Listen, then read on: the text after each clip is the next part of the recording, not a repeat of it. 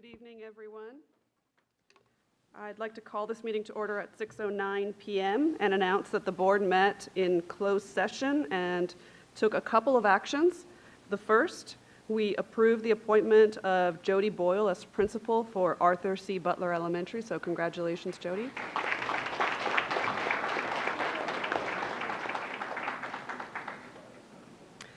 The board also took action to approve the resignation agreement of a classified employee, and that vote was taken with all members voting aye unanimously.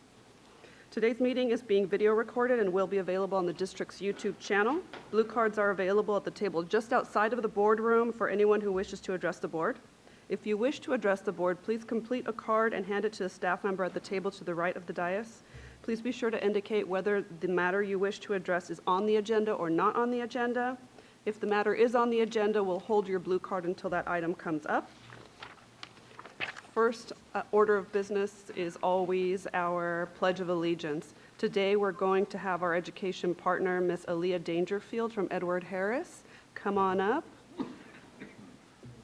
Do we have her here? Please come up to the microphone. Mr. Charles Amy, are you here with us?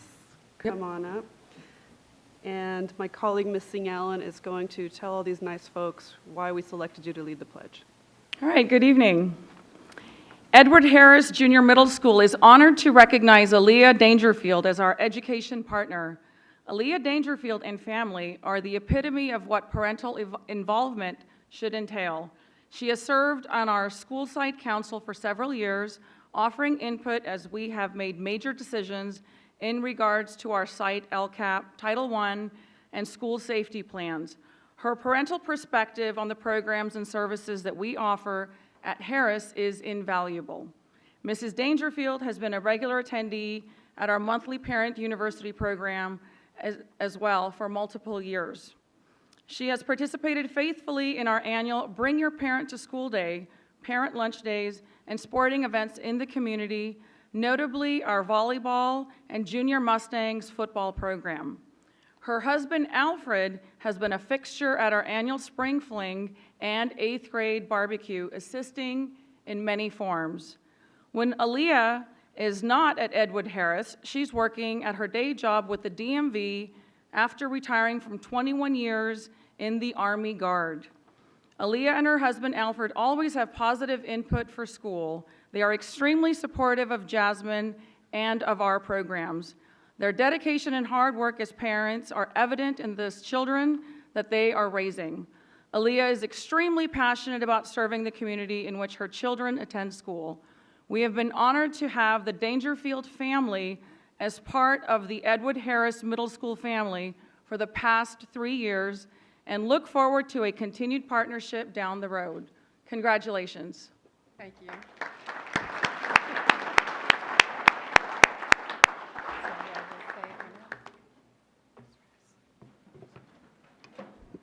Okay. I pledge allegiance to the flag of the United States of America and to the republic for which it stands, one nation, under God, indivisible, with liberty and justice for all. Oh, I just want to say thank you for recognizing me. I mean, this is my first time, so I really appreciate it. Thank you, Mr. Amy. Thank you. Oh, thank you.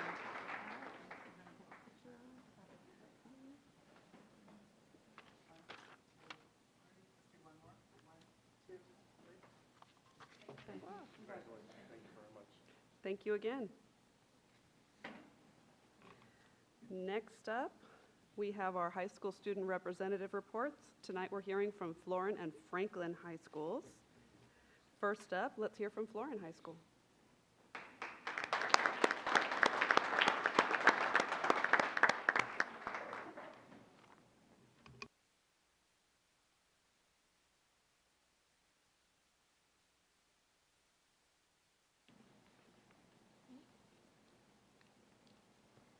Good evening, President Charles Espinoza, members of the board, Superintendent Hoffman, and Ms. Avalos. My name is Ronisha Smith, ASB co-president. And my name is Abby Chow, ASB Co-President. It is our honor to be here tonight representing Florin High School. First, we would like to thank the board for the numerous renovations that have been completed. Our new all-weather track and field are in use by our soccer teams. We're loving the new furniture in our classrooms. Our school restroom facilities all have been improved, and our walkways have been smooth, so that I'm not tripping over uneven cement anymore and then playing it off like it didn't happen. To kick off the new school year, our senior class of 2019 held their senior sunrise on the first day of school with music, activities, free beverages, and donuts. They also had the privilege of being the first class ever to officially step foot on our new turf field. Not only were the seniors celebrating their start of a new school year, but Florin High School's Link Crew gave a warm welcome to the class of 2022 at our freshman orientation. This year's orientation was our biggest yet, bringing in roughly 300 freshmen and parents to build spirit, learn about our programs, and have a little fun. Link Crew also sponsored a freshman tailgate, which consisted of a free barbecue, friendly bonding, and playing games between the upperclassmen and the freshmen. Freshmen who attended were admitted free to our first home football game of the season. During the month of September, Florin celebrated homecoming with the theme of 90s pop bands. We kicked off homecoming with our annual assembly, followed by a week's worth of 90s lip sync competitions performed by staff and students. Acts included TLC, the Backstreet Boys, Spice Girls, En Vogue, Eden's Crush, and many more, judged by campus Army recruiters and other staff. We ended the week with our parade, our homecoming game, our best attended homecoming dance in over a decade. In the midst of this busy week, the class of 2019 seniors held their annual senior picnic with more than 90% of the class participating in games, sports, and enjoying a free barbecue. On October 18th, Florin's Be the Change Club hosted our annual Challenge Day. This year, approximately 100 students participated in the event. The day was filled with the sharing of heartfelt stories as well as team-building activities. With tears shed, and we mean good tears, this event ultimately brought our students closer to one another and formed unbreakable bonds between them. Not only is the Be the Change Club working to unify the students on campus, but they are also trying to give back to the community.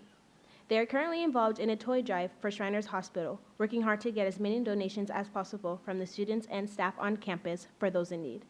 Be the Change Club is truly living up to their name. We tried something a little different this year to recognize our Florin scholars. Instead of having the traditional awards night, ASB held our first fall awards breakfast in an effort to increase attendance. Students and parents packed the library to collect their awards, enjoy a little breakfast, and win some great raffle prizes. The turnout was so big that next year we'll have to find a new place to do it.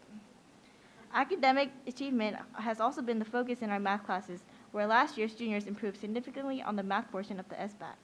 In addition to that, we would like to recognize 8 Florin High students who completed internships with the Elk Grove Civic Summer Program this past summer and had the opportunity to work with city officials.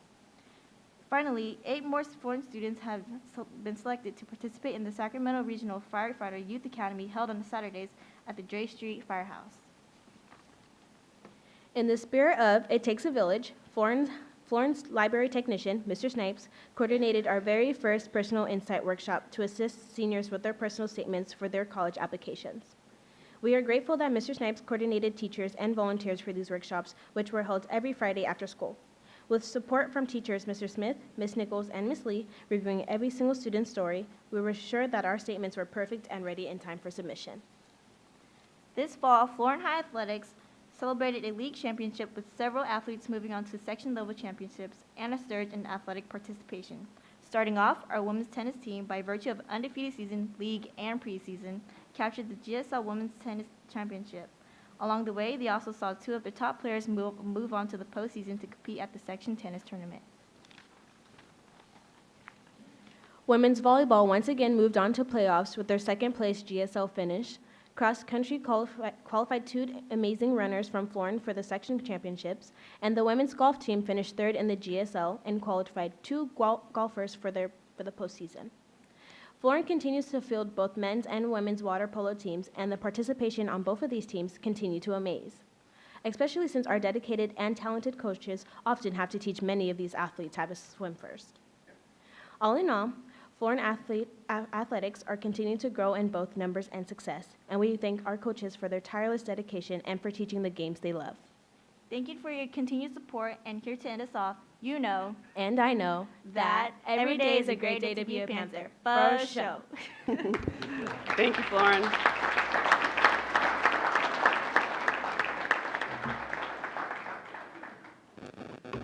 Next up, let's hear from Franklin High School.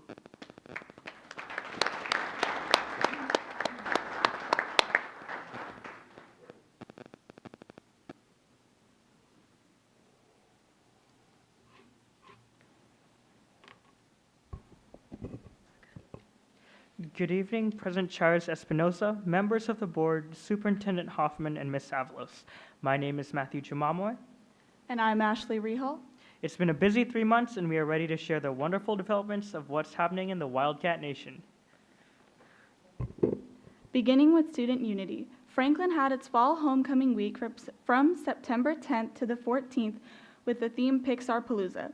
On Friday the 14th, our school showed its massive spirit with a long parade down Whitelock Parkway and Franklin High Road, revealing extravagant floats that dozens of students worked on to show their school spirit. In the end, in the competition of most spirited, the sophomores won, and in the competition of the best float, the juniors won. On October 25th, our school held its first challenge day of the school year, helping students find connections and compassion from peers whom they have never talked to before. Participants were able to enjoy emotionally supportive, productive conversations on mental health and happiness that left a lasting impression of togetherness and strength towards their fellow students and the world. Last week, our Challenge Day team hosted Franklin Voice to help raise funds for our school's next Challenge Day, which will occur in April. The event was held in the MP room as hundreds of students and family members attended to listen to the amazing talent of our Franklin students. Everyone had a great time. In wake of the campfire in Paradise, Franklin students showed their compassion and kindness by collecting needed supplies like lightly used clothing, toys, gift cards, and more. Items filled up 2 huge trucks and were driven up to the Chico area by Franklin staff members, where they were donated to help the devastated residents of the foothill town. Moving on to academics. Our school has almost completed its self-evaluation with the Western Association of Schools and Colleges, exemplifying our school's long-standing commitment to quality education and national standards. Students on the WASC committee have been working with our principal, Mrs. Albiani, and in different focus groups to prepare for the upcoming visit in March. On November 30th, our school's chapter of the National Honor Society, led by Counselor Ms. Jennifer Hubbard, welcomed new members of academic prowess and community service leadership to their ranks, providing a new wave of exemplary students to serve the community over the next 3 years. Of course, the highest occasion of academic preparation came on November 30th, marking the due dates of most college applications. Students were able to attend workshops before and after school to receive help from their counselors on confusing parts of the applications and are currently working to finish their FAFSAs. We also enjoyed special visits from great universities all over the country in our very own Career Center over the last few months. Our seniors are now eagerly awaiting the results as they will decide in the spring where they will attend college next fall. Last Thursday, our school had its Fall Academics Awards ceremony, where hundreds of hardworking students maintaining excellent GPAs received recognition for their academic achievements during Q1. They also had a chance to win a Nintendo Switch, Apple AirPods, and several other prizes, as our ASB budgets annually allocate money to give away fun items for students to encourage them to do well academically. In fact, academic success is so high right now at Franklin High School that 50% of our students on campus received a 3.5 GPA or higher during Q1. Nine of our senior students also received recognition for their achievement on the preliminary SAT or National Merit Scholarship qualifying test. Keep up the great work, Wildcats.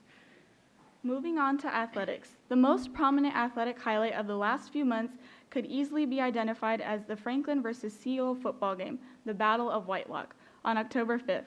The anticipation for the game was outstanding, with bleachers filled up to the brim full of cheering students and alumni showing off their Wildcat spirit. Our fall sports teams have all wrapped up now, and now our winter sports teams are in full gear. Men's and women's basketball, wrestling, and men's and women's soccer are all off to great starts. In fact, both our men's and women's basketball teams are ranked in the top 20 in SAC B, and our women's basketball team just won the championship game in the Oakmont Winter Tournament last weekend. Our wrestling team is also off to a wonderful start with a handful of wrestlers ranked in the state rankings. They also won the Ponderosa Dual Tournament a week ago. We wish them luck for the remainder of the season as they begin Delta League play next week. Among our talented school population, a number of excellent senior student athletes signed their letters of intent as payoff to years of amazing hard work. Kwabena Boateng signed to UC Irvine for soccer. Courtney Saravellan signed to Sonoma State for golf. Zach Martin signed to Stanford University for gymnastics. Zach Medding signed to the University of Nevada, Reno for baseball. Grant Stevens signed with the University of Pacific for baseball, and Mackenzie Vega signed to CSU Monterey Bay for softball. We congratulate all of these students for their intense dedication to being scholar athletes. President Chair Espinoza, members of the board, Superintendent Hoffman, and Ms. Avalos, thank you so much for your time and consideration this evening. We hope you are able to attend some of the many events and performances coming up in the next few days and months ahead. It's been an exciting, fun-filled year here at Franklin, and we look forward to our next report with you. Thank you. Thank you, Wildcats.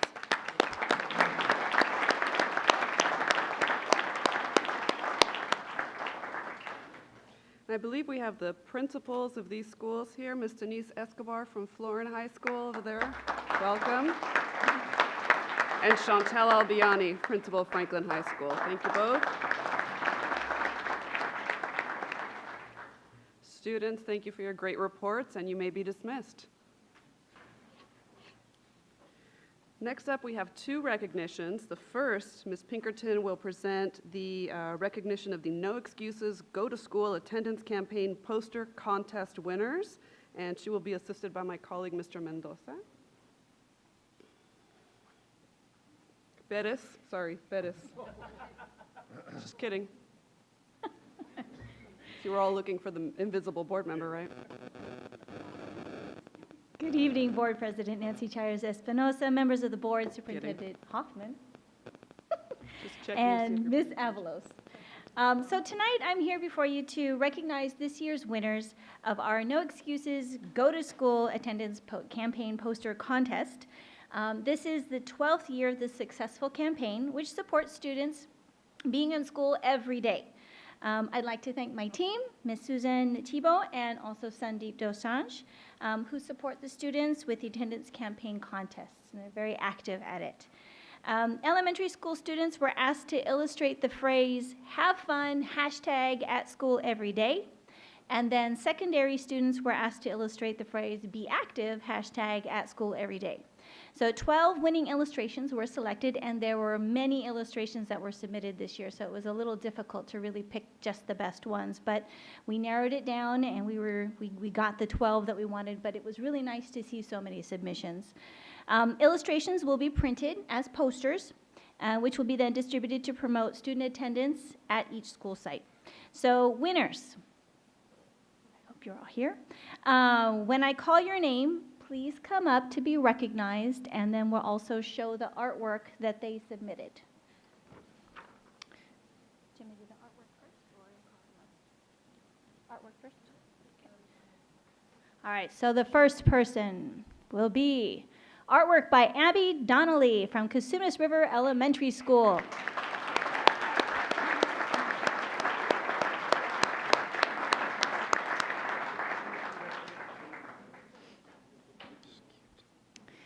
And next will be Rishika Soni from Isabel Jackson Elementary School.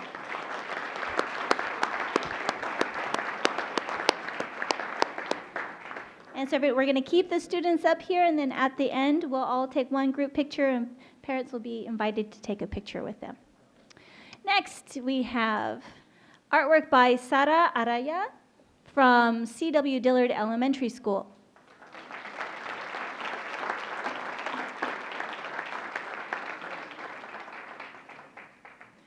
And then we have artwork by Leah Pham from Edna Beatty Elementary School.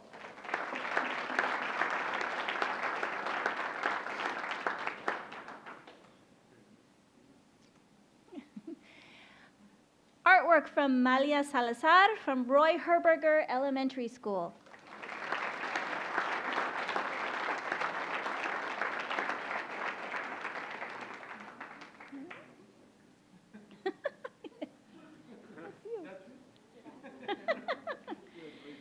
Next up is Aven Rodriguez from Florence Markhofer Elementary School.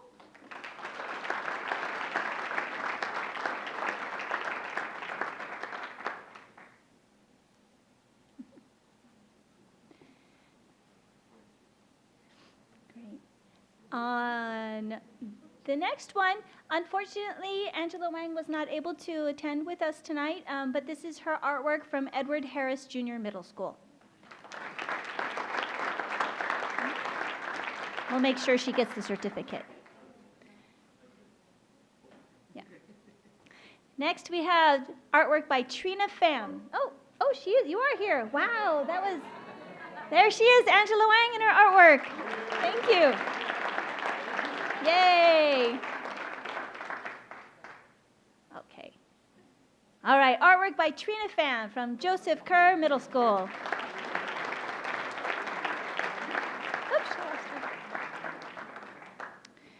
And then we have artwork from Lolisa Seifan from Joseph Kerr Middle School.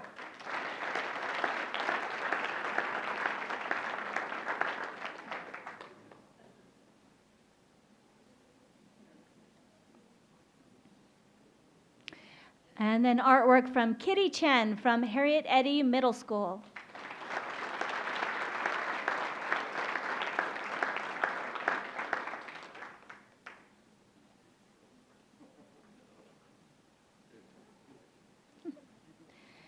All right, now I'm going to check artwork by Farisha Khan. Yeah, she's here. Okay, woo! Come on up. Monterey Trail High School.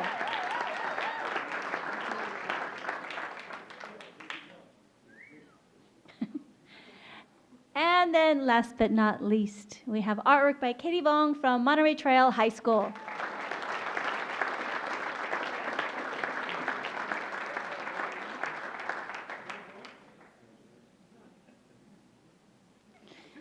So yeah, that's it. We're going to take a group photo, and I want to say congratulations to all of the students. Wonderful work. Give them a big applause for everybody.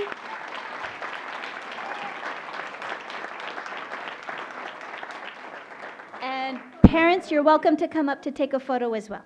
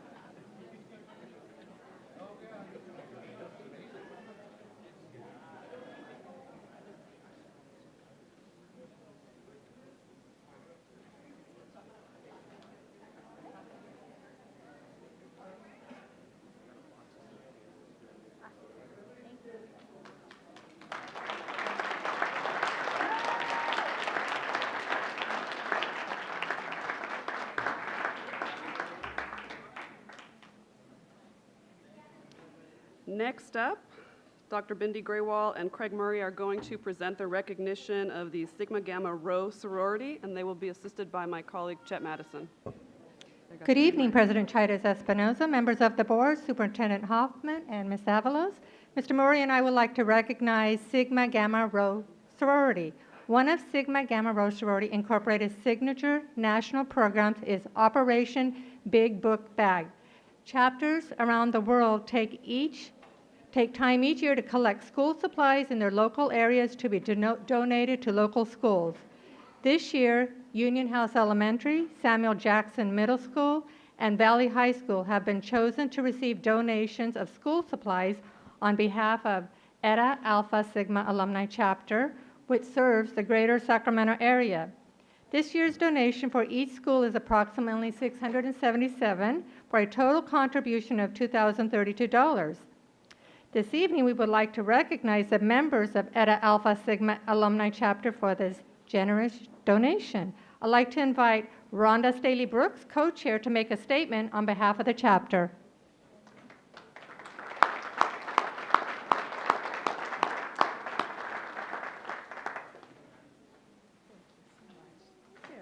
Thank you so much.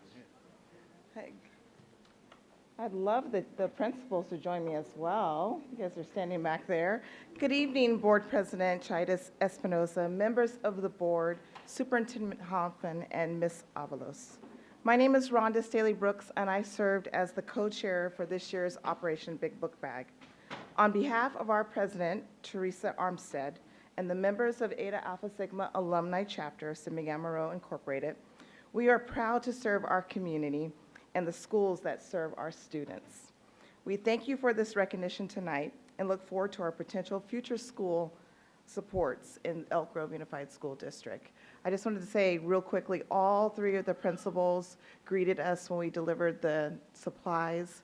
They were warm and welcoming, and we are beyond grateful to partner with you.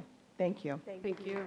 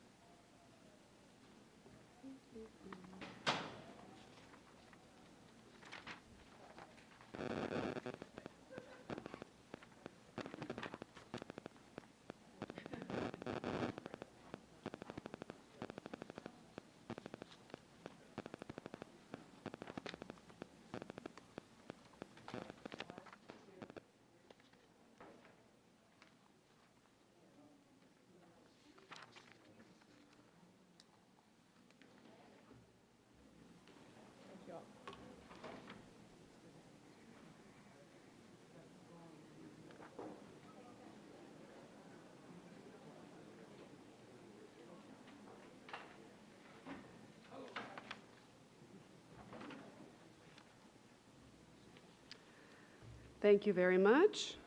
Our next item is the oaths of office for our newly re-elected members.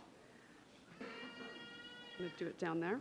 So I'm going to ask Beth Albiani, Dr. Crystal Martinez-O'Leary, and Bobby Singh Allen to please go down to... Let them do here, that way people can see Okay. them. Facing the audience, please, near the podium. While they're working their way down, I want to take a moment to acknowledge and thank our colleagues from the City of Elk Grove City Council, Councilmember Darren Soon and Councilmember Stephanie Nguyen, who are in the back. Thank you for coming, and also our colleague Rod Brewer from the Cosumnes Community Services District Board of Directors. Okay, it's my pleasure to have you do the oath. Welcome back. We are very glad to have you. So at the beginning, I'll do the I, and then you insert your name, and I'll try to do it as in short bursts as possible so we can get this all taken care of. So I, Bobby Singh Allen, do solemnly swear do solemnly swear that I will support and defend that I will support and defend the Constitution of the United States the Constitution of the United States and the Constitution of the State of California and the Constitution of the State of California against all enemies, foreign and domestic, against all enemies, foreign and domestic, that I will bear true faith and allegiance that I will bear true faith and allegiance to the Constitution of the United States to the Constitution of the United States and to the Constitution of the State of California, and to the Constitution of the State of California, that I take this obligation freely that I take this obligation freely without any mental reservation or purpose of evasion, without any mental reservation or purpose of evasion, and that I will well and faithfully discharge the duties that I will and faithfully discharge the duties upon which I'm about to enter. upon which I'm about to enter. Very close. Okay, we're going to go. You guys are official. Congratulations.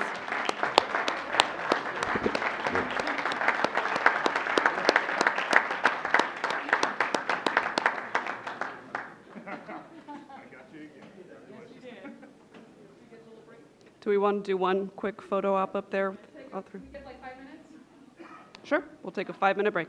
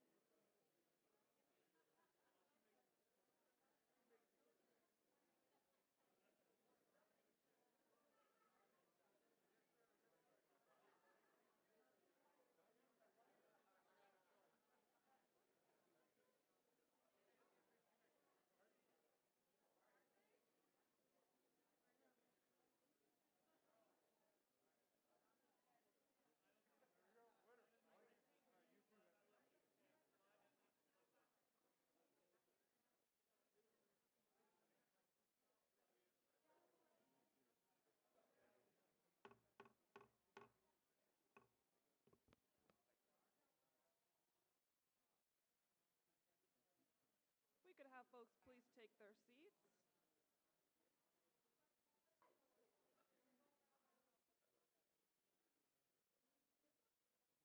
Do we still have Dr. Martinez-Alire? Is she outside? That's okay.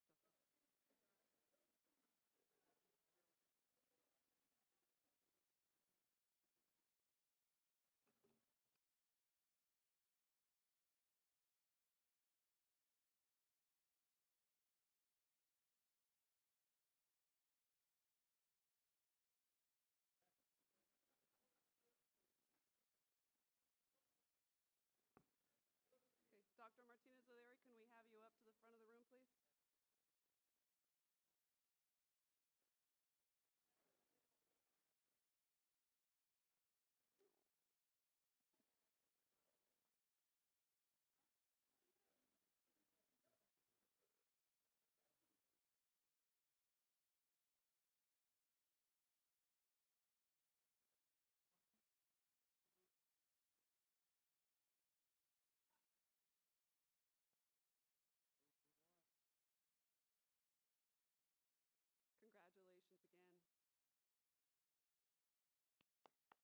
Congratulations again.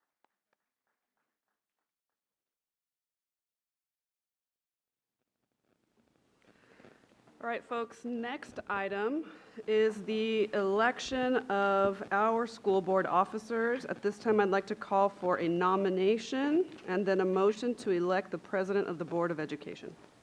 I'd like to make a nomination. Sure. All right, tonight, Madam Chair, I would like to nominate Chet Madison for president of the Elk Grove Unified School District Board of Education. Chet has and he continues to serve on numerous important board committees. He's been a champion for underserved students, addressing the achievement gap, inclusion, and fiscal responsibility. Chet is a respected member of the education community, experienced, and poised to once again be president of this board. I'd like to second that. Okay, moved and seconded. Trying to think procedurally, are there any other? The votes? Do we do the votes, or do I ask if there are any other? Roll call. Yeah. Okay, but do I ask if there are any other nominations, or do I do the vote first? We can vote on this one. Yeah, first and second. Okay, all right. First off, Mr. Madison, do you accept? Yes. All right. Mr. Madison accepts. There's been a nomination and a second. All in favor, please signify by saying aye. Aye. 1, 2, 3, 4, 5. Aye. And I counted 6 and 7. Well, yeah, congratulations, sir. Yeah. Let's see, can I do all of these? All of these together? And then pass the gavels? Yes. Okay. Call for nominations for clerk of the Board of Education. Do we have any nominations or motions? So I would like to actually renominate Ms. Albiani. In talking to Ms. Albiani a few weeks ago, we just discussed if she was ready to be president yet, and she wasn't quite there yet. But she's going through all of the requisite courses with CSBA and getting the professional development and making her personal life available to step up to that role when that time comes. But until then, I think that she's done a great job this last year, and it is a great opportunity to learn and grow as the vice chair. So I would like to nominate Ms. Albiani. I'd like to second that. All in favor, please signify by saying aye. Aye. I didn't even ask if you accepted. All right. In that case, passes unanimously. Congratulations to you both. We have one more here. One more before we pass the gavel and rearrange ourselves. Nominations and a motion to elect board representative to the Sacramento County Office of Education. Establishment and date and time. It's been Beth, hasn't it? Oh, that was. Yeah. Would you like to stay? Well, I think, It doesn't make any difference, right? what do you mean? Do you want to stay? Just like the CSBA delegate assembly, is that something you'd want to stay, or do we want to look at other candidates? I'm just asking the question. Beth's done it for 3 years, so I'm hearing she's, Chet is this year? Chet's currently at this year. would you like to continue, sir? No. I don't know. Chet is happy to continue, so would you like to nominate him? I'll nominate Mr. Madison. First and seconded, all in favor, please signify by saying aye. Aye. And that passes unanimously. Congratulations, Mr. Madison and Ms. Albiani. Thank you.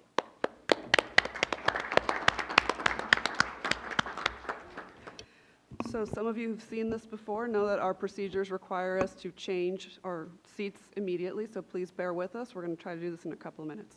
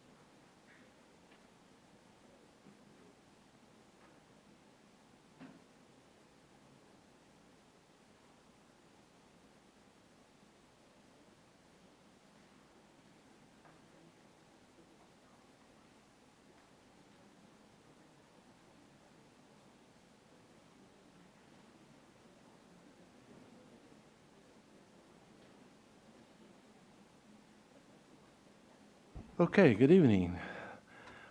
As we move on here, I just want to recognize the fine job that our previous president has done for us in the leadership capacity, and I want to miss Charis Espinoza a gavel that she can have in her safekeepings and her personal belongings, and we really appreciate the job that you've done this past year. Thank you. Yes. Mr. Madison, may I say a few comments as well? Yes. I too would like to recognize the stellar leadership with Ms. Charis Espinoza. It's a tough job as somebody who's done this twice. It's hard because, you know, staying razor focused on the agenda and keeping us all on track takes a solid effort, and then all of the other expertise that you bring to the table with your day job. Sincerely appreciate all the work and dedication you do for our school district. And then to Mr. Madison, I know that we're in trusted hands. You've done an amazing job in years past, and looking forward to your leadership, continued leadership. Thank you. Thank you. Yes, go ahead. I'll be very brief because I know we have a lot of business before the board, but I just want to thank you, colleagues, for the opportunity to have led this team of leaders for a year. And I want to echo Ms. Allen's comments to say I too am excited to be under the leadership of the most experienced member of this board. Thanks so much.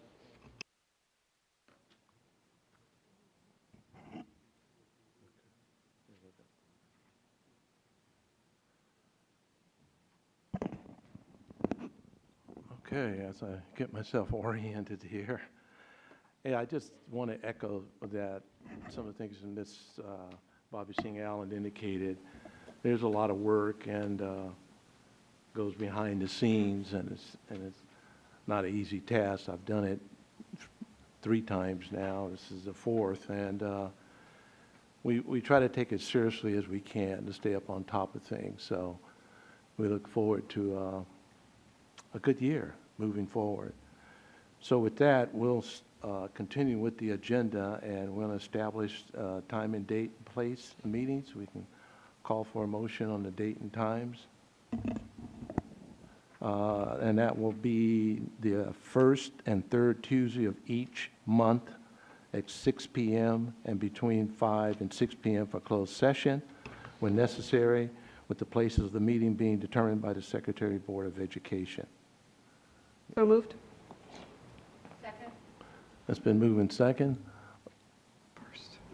All those in favor? Aye. Opposed? Okay, motion carried. Thank you.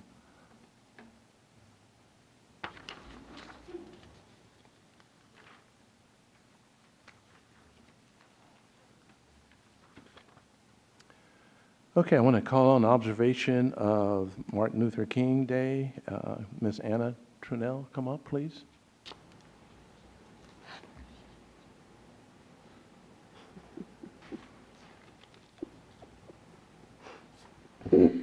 And let me say I'm honored to be the first to say good evening, Board President Madison, Thank you. members of the board, Superintendent Hoffman and Ms. Avalos. The Board of Education is asked to adopt Resolution Number 34, which resolves that January 21, 2019 be affirmed as a celebration of Dr. Martin Luther King Jr.'s birthday. When Dr. Martin Luther King Jr. proclaimed the words, "I have a dream," he changed the course of civil rights in America. Because of his sacrifices, the American people have made progress toward his dream for a world in which people are judged on the content of their character rather than the color of their skin. Dr. King's nonviolent approach alerted the American people to the injustice of the treatment of people of color and have served as an example for all who wish to correct inequities.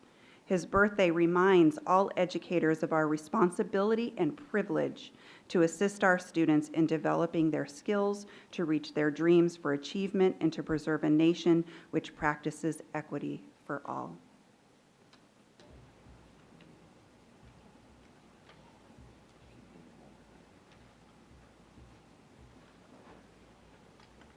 Okay, I ask the board, are there any questions on this resolution? If not, call for a motion.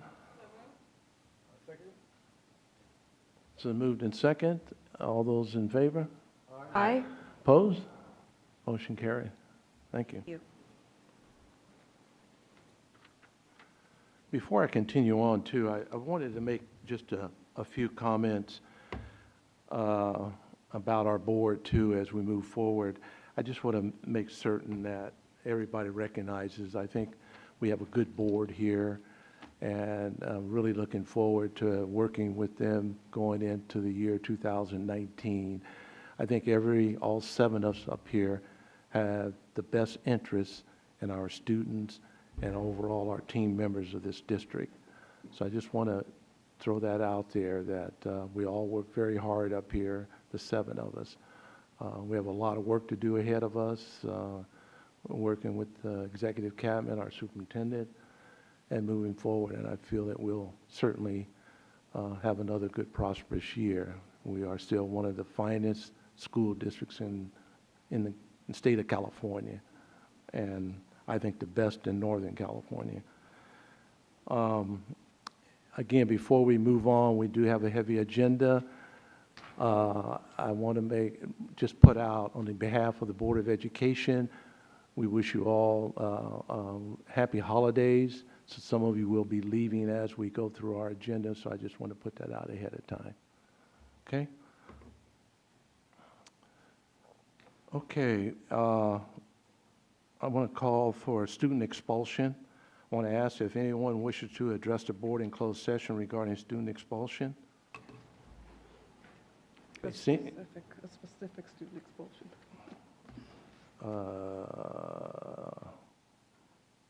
Yeah, student expulsion. Yeah. Okay. I want to call for a motion. Seeing none, we'll call for a motion.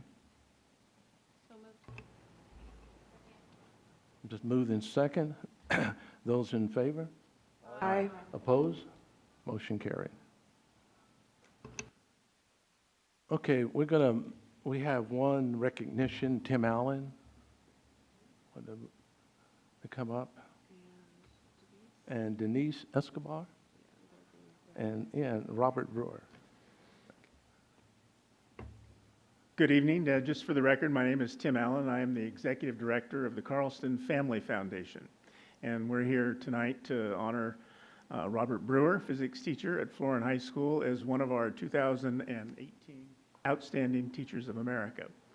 So let me just tell you a little bit about our foundation and a little bit about this award, because we believe that it's much different than most other Teacher of the Year awards.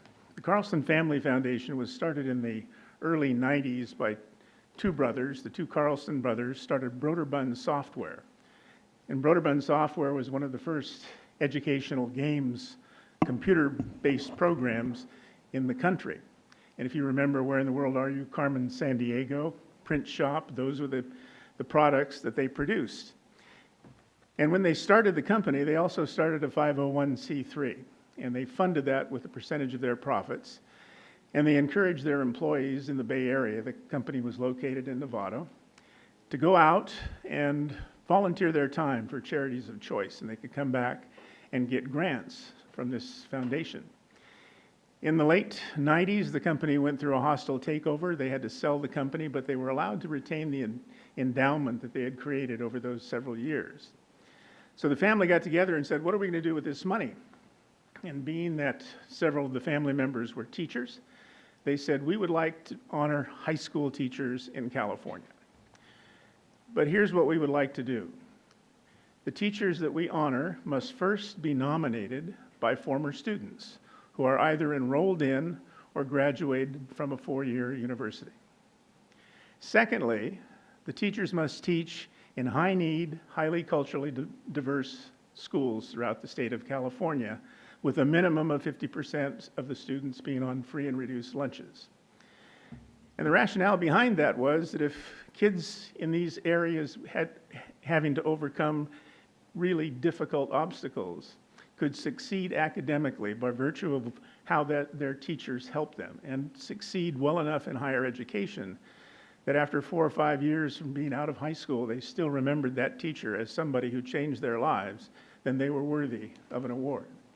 So each year I get in excess of 100 nominations from throughout the state of California. I narrow that down to about 20, and we go through a very extensive process. Once a nomination comes in, I try to find at least 6 or 7 former students that span the career of the teacher. I want to know somebody who taught first, second, or somebody who was in a class when the teacher was teaching the first and second year, and somebody who graduated last year, to see if that energy and that passion is still there. I interview the principal. I interview at least 2 colleagues. And by then, it's time to interview the teacher, and I know more about that teacher than the teacher knows about him or herself. And once I've interviewed the teacher, I go out and watch him teach to see if everything that I've been told is what I will see in the classroom. I give the board between 10 and 12 candidates. Out of that, they select 5, and each of those 5 gets a total of $20,000. 15 of it directly to the teacher for his personal use, and $5,000 is a grant to the school. But the key here, Denise, is that the teacher determines where that money will be spent. It does not go into the general fund. So Robert, I had the pleasure of talking to, 14 or 15 of his former students. And I would like to read you just a couple of things that they say, because I interview at least 400 young people every year about what makes a good teacher. And what I read in these 30-page dossiers that I give to the board is really a textbook of what excellent teaching is. So I'd like to read to you just a couple of things. Mr. Brewer was an intelligent and compassionate teacher who took the time to support the efforts of his students. He was very enthusiastic about teaching. He was passionate and inspirational. He told us how difficult his class would be, but he promised it would be fun and that he wanted all of us to succeed. He helped us see learning as the key to our success rather than looking at it only for a grade. But probably the most important, in a school that was so racially mixed, he never saw the color of our skin. In his class, we were all the very same level. He treated every one of us with the respect that he thought we deserved and never allowed any other student to show disrespect to any other student. Mr. Brewer teaches with a great deal of enthusiasm. He loved teaching, and he would tell, and we could all tell, because he always found a way to praise students for doing good work, which encouraged us to try harder. This is what I remember most about him, because I did not believe I was smart enough to do well in his classes. However, Mr. Brewer convinced me to try, and he said he would help me every step of the way. With his help, over the 2 years he was my teacher, I continued to get better, and my confidence grew to where I finally believed in my abilities. It was his continued encouragement and enthusiasm that were the most memorable aspects of his teaching. The thing he did very effectively in class was to give support to those who might be a bit slower, to learn a complex topic, and at the same time was able to motivate and challenge the students who were a bit more advanced. Hallmarks of great teaching. One more quick one. Mr. Brewer respected his students. He treated us like we were young adults, and that went a long way with us. Students were more inclined to listen to him because he understood us and how difficult our lives were at home. He did not allow himself to believe that students gave up because they didn't care. He knew there were other issues going on at home or in our neighborhood, or he had not yet found a way for that particular student to learn. And he worked harder to make that happen. But he never gave up on his students. He knew the concepts were difficult, so the combination of his expertise in physics, his knowledge of his students, and how he presented his lessons in class made for an entertaining class that helped make learning difficult concepts much easier. His classroom oozed with acceptance and understanding. And the day that I spent in his classroom, I saw everything that these kids said. We honored Mr. Brewer and 4 other teachers in an award ceremony in November. And so this is the second part of it. It is my pleasure now to present him with a check for $5,000. Congratulations, Robert. Glad to have you part of the family.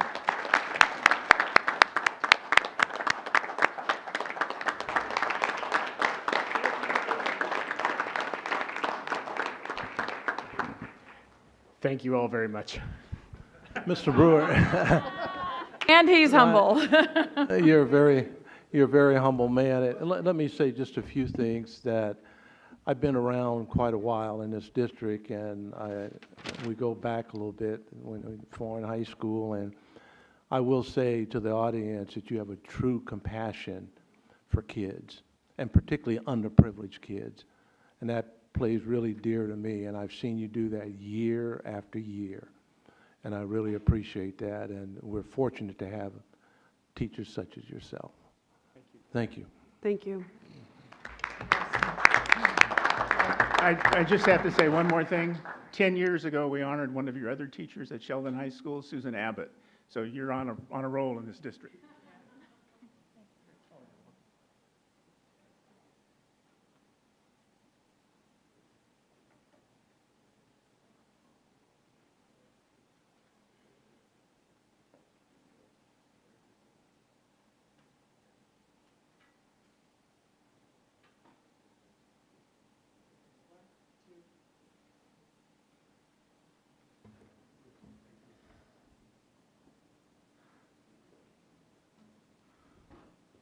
Thank you, Mr. Brewer.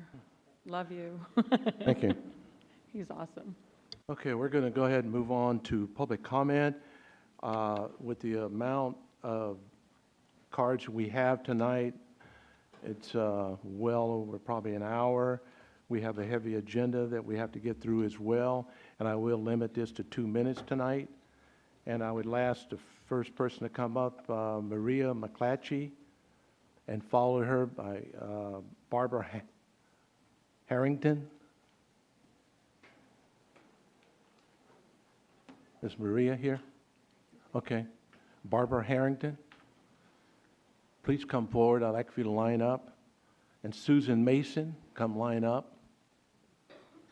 State your name and start. Hi, my name is Maria McClatchy, and this is my first time at one of your meetings, so thank you all for doing what you do for the children of Elk Grove.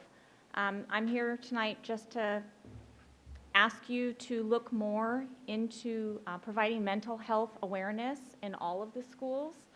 I have two children that have attended Elk Grove High School, and both have mental health issues.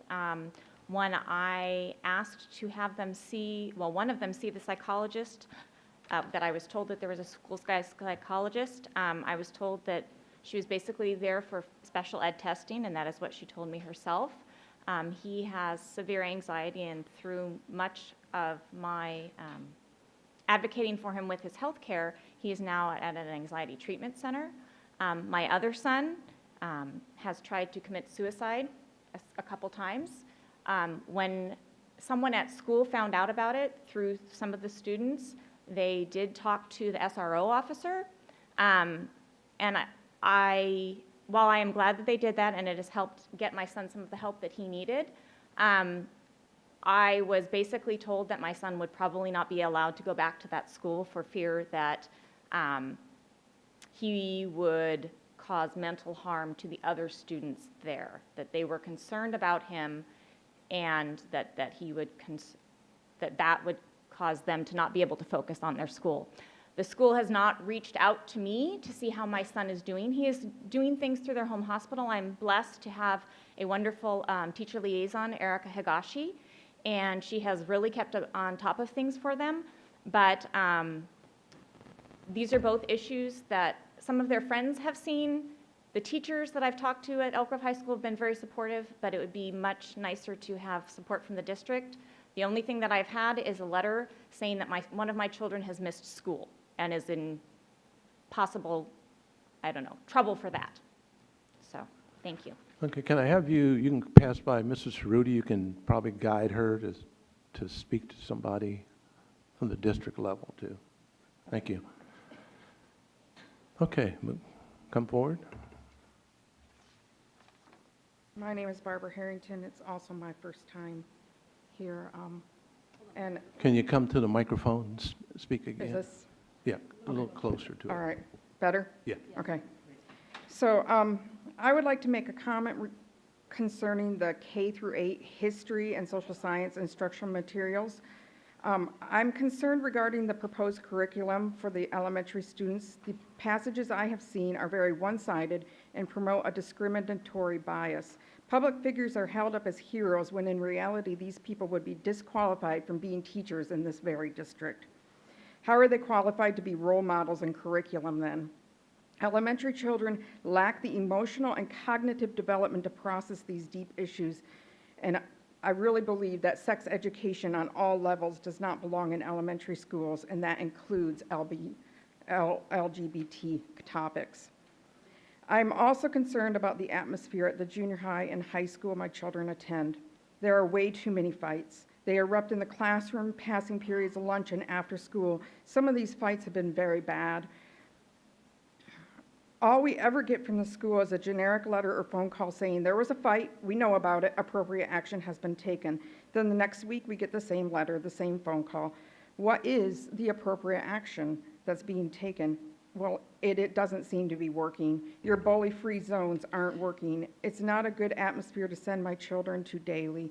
My senior can't wait to get out of there and get away from her bullies, and I'm concerned about sending my 8th grader into the high school. She has suffered enough bullying in the junior high. It's not likely to lessen in the high school.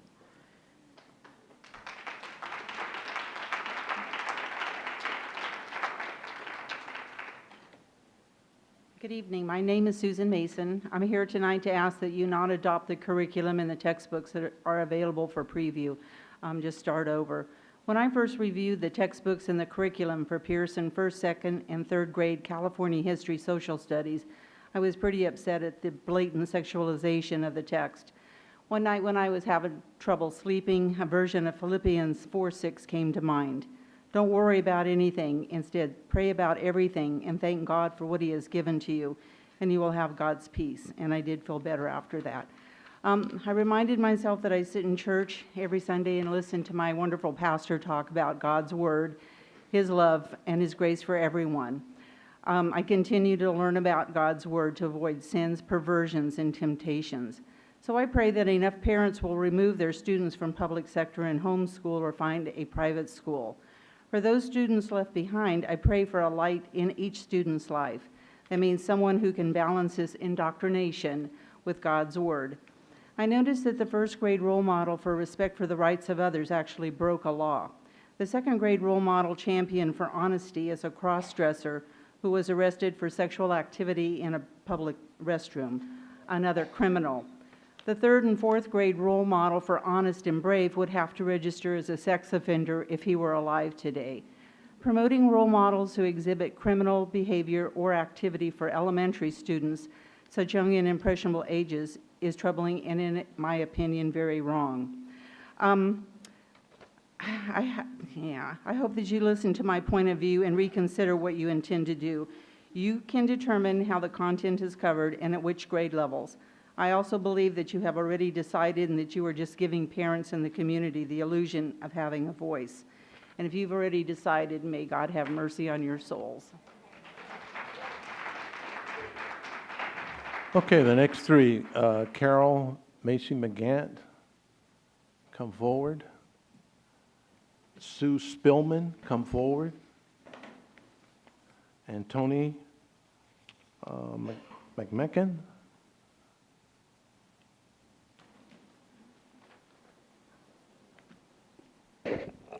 Good evening. I'm Carol Massey McCanson. I've had children and now a grandchild go through the Elk Grove Unified School District. I have two comments tonight. I don't know which one you're looking at. Well, you have two here. You got 2 minutes. You have one you want to talk about. Well, do I talk about both in the 2 minutes? Yes. Oh, I didn't know I had to talk about both. Okay. So the first one has to do with start times for middle school and for high school students. Back in September of this year, Governor Brown actually vetoed Senate Bill 328 that talked about no start times earlier than 8:30 a.m. But he vetoed it not because it wasn't a good idea. He vetoed it and punted it back to the districts. So I'd like the district's school district, Elk Grove Unified School District, to consider later start times. There is research, a very large body of research that supports better performance by our students with later start times, given music and sports and various other activities. And a lot of the experts say the teenagers are not getting enough sleep. So that's my first issue, in that it's happening in Davis, it's happening in the Bay Area where these schools are starting later, and they are seeing some differences in performance. Secondly, financial literacy. I'd like to see that taught in our middle and high schools. There's real benefits to that. Just as former Supreme Court Justice Sandra Day O'Connor had an iCivics website established to help children to learn more about civics and civility, I think we need to have something similar for financial literacy so kids can understand the importance of budgeting, the importance of savings, the importance of investing. People like Warren Buffett, people like Melody Hobson are advocating all the time for earlier education for our children when it comes to financial literacy.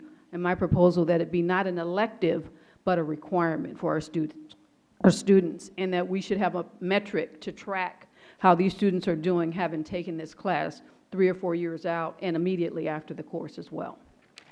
Thank you. Thank you.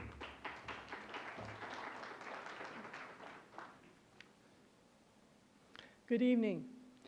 My name is Sue Spillman, and I have a Bachelor of Arts degree in elementary education, and have devoted myself to teaching elementary school-age children and training adults to teach children for 46 years. I'm presently a leadership training instructor. First, I want to express my appreciation to you, our school board, for your commitment to our children's education and well-being. It concerns me that the school board is considering using the Pearson My World curriculum in our Elk Grove elementary schools for the history and social science instructional material. In examining the materials, I find it disturbing that the curriculum presents individuals like the famous drag queen Jose Surya to teach honesty to second graders. Jose Surya told the truth that he was gay. He advocates cross-dressing and homosexuality. Sexualized topics do not belong in the second grade classroom. The moral character of Jose does not deserve to be on the same status as Martin Luther King and Abraham Lincoln. First graders are presented with the example as Gavin Newsom as a champion for people's rights. First graders are not ready to take on a topic like gay marriage. Current celebrities and politicians should not be celebrated as historical figures in the history and social science instructional material. Third graders are taught that Harvey Milk is an example of someone who is honest and brave because he pushed for gay rights. This will raise too many questions for those third graders, as they're not ready mentally or emotionally for a discussion such as this. These books are supposed to be teaching history, not promoting sexual behavior. These topics are not appropriate for elementary school-aged children, and especially first through third grade. Thank you very much.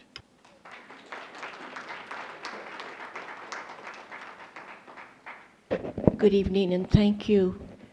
You say you care about children. Do you really care? That's my question.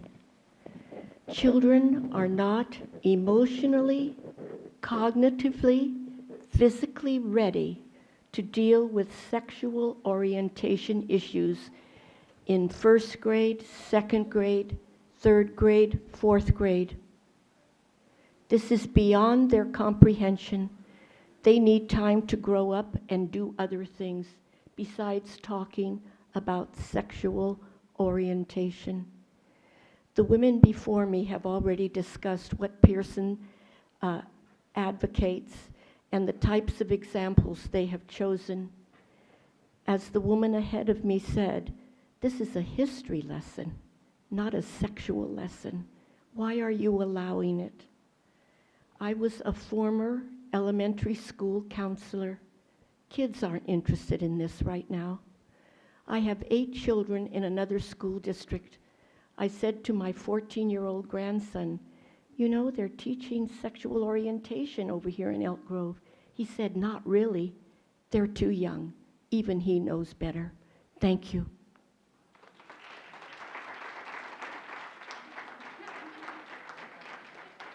Okay, the next 3, Rona Wilkins, Maureen Pryor, Dorothy Stalker.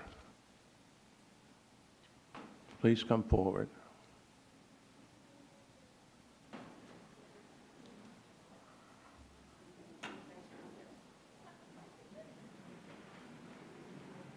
Good evening, board members. I would like to first start off by saying I am Rona Wilkins and I am a concerned community member. I was here at your last board meeting. I'd like to start off by thanking Dr. I want to pronounce her name correctly, Graywall, who was very respectful and was the only person from this school district who gave me a sincere apology for the racial slurs that my son had to endure for over a year. She was the only one that gave me, I felt like gave me some type of recognition that it was not justified, and I thank you for that. I am also standing here before you to ask that a formal investigation take place at Barbara Comstock Morris Elementary School to look further into acts of sexual misconduct perpetrated against students on campus, as well as bullying and physical assault that Principal Umi is well aware of and has been aware of since the beginning of the school year in August. We are concerned about the safety of our students.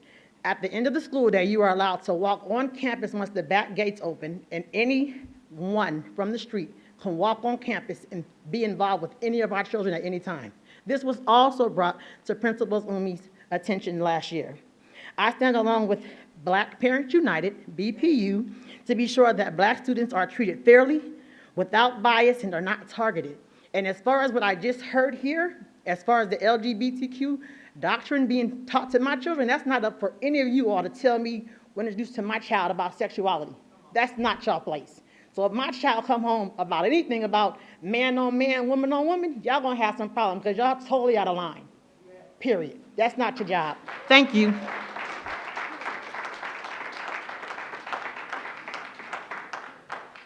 Good evening. It's been 221 days since I've asked for certain information, and I do acknowledge that I was given some information, but it was not what I asked for. So I wanted to make sure we are clear on what I'm asking for the next go-round. I want to know from Cosumnes Oaks High School, how many students are sent to OCI, what is their racial breakdown, and who is sending them there? We are trying to establish a pattern because there is a problem on that campus. How often are SROs being used in the commission of discipline on CO's campus? Police are to police criminal, not conduct. We need to know who's doing what. How many arrests have happened on that campus? I've been looking for that since last school year. How many arrests have happened on that campus, and what is the racial breakdown? As I sat in the audience tonight, I heard about your No Excuses Go to School campaign, and I believe there should be an asterisk at the bottom of your posters, unless you are experiencing bullying, racial taunts, and teacher targeting. Our kids can't have fun at school if they're being targeted in several different ways. I had a chance to sit in at Barbara Comstock Elementary with Dr. Graywall and Rona Wilkins, and I was actually astonished because her saying sorry was the first time I had heard it in regards to Miss Wilkins' child. And we have to do a better job as people who are elected to represent everybody of acknowledging when we've hurt someone and then making amends and trying to find steps to correct that behavior. That's what we expect of you as our elected representatives, and that's what we're going to hold you to. Thank you.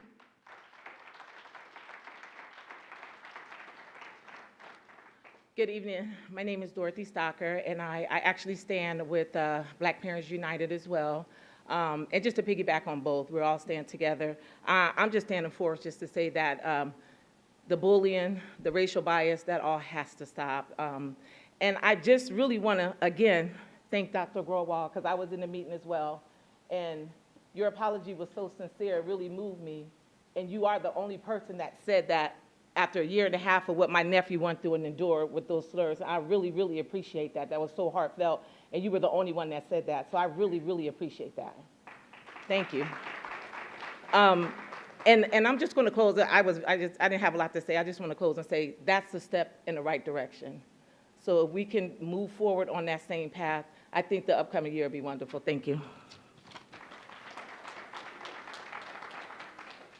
Okay, the next three, May, Lou, come forward. Chelsea, can't make your last name out. Latiginti or Latinti? Ligadov, sorry. Come forward. And Ms. Lopez, Daisy Lopez. Forward. Are we ready? State your name, start. My name is May Lowe, and I have two children who graduated from the Elk Grove Unified School District, and I am here with the Wilkins family because they're very close friends of mine and have been for some time. I want to read a text message that my daughter sent to me, who is at Stanford right now, and she was also a teacher in the Sacramento Unified School District for 5 years. She's getting her degree there, but she's very upset about how Stanford, because it's Stanford, doesn't relate to the needs of Black children, and she's a biracial person. She said she did a presentation on why low SES students perform the way that they do in the schools, looking at neurological deficiencies using MRIs and EEGs, which is the same thing that people in power have always done to anyone that is different than them, and that people who listen eat it up.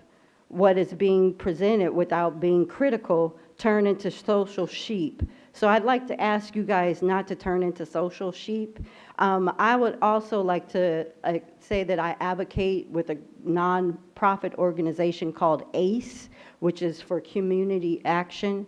And I was at a retreat this weekend where they are trying to privatize the schools in LA. So trying to make them corporate schools.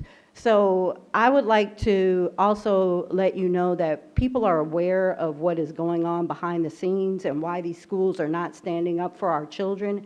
And you all really need to consider not doing that in this district. I have a son that is gay also, and my son tried to commit suicide. So when I saw this literature here today, just now, that is appalling to even me, and I have a gay child. And it would even be appalling to my son if he was to see this literature. It's appalling. Children are not old enough to register that type of information at that age. Even psychiatrists know that children who are inclined to be gay don't decide if they're going to actually live a gay lifestyle until they're 21 years old. We're 30 seconds over. So If you for can you close, to please. present that to children in kindergarten and first grade is not, it's not a good idea. It's not Thank you, Ms. acceptable. Wilmer.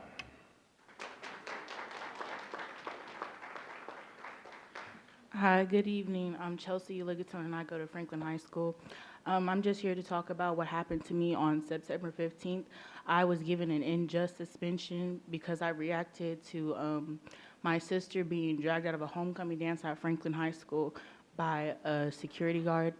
And I feel that I got an unjust suspension, and I feel like they tried to make the man, a grown man, a victim of something that happened to a 15 and 14-year-old at a dance. And I feel that is very wrong, and I feel hurt, and I feel that no one listened to me, what my sister had to say the day that he decided to write down a suspension for me and my little sister. And I was hurt because no one realized that me and her were the only two black girls in that office that night, when there were plenty of other children that were taken into the separate gym for inappropriate conduct. And I feel that it was wrong, and that decision was made, and I don't think it was clearly thought out. And I'm just really hurt. And I don't apologize for what happened, because it's a shame for something like this to happen, for it to be brought up to you guys, and for it to happen like this. I feel like it should never happen. But if it opens your eyes and it opens your ears, that you're listening to me and the other students of African American descent at my school. It happens way too often in our schools, and I felt that I feel like you guys don't listen to us. You have BSU clubs, but are you guys really advertising? Are you guys really letting it be known what's going on in the BSU clubs? Are you guys letting them see what BSU is really about? Because the other students, when I asked, it's just a black club for black kids, and that's not what it's about. It's about educating them. It's about letting them know where you come from, who you are. And I'm just hurt that that decision was made. And I honestly, truly believe it was made off of fear from the adults. Okay. Thank you. Thank you.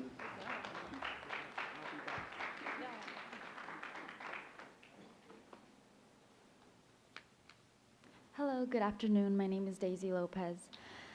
I'm here today because my brother's being bullied at Pleasant Grove High School, and we just learned about this because my mom overheard his primary care doctor talking to him about it.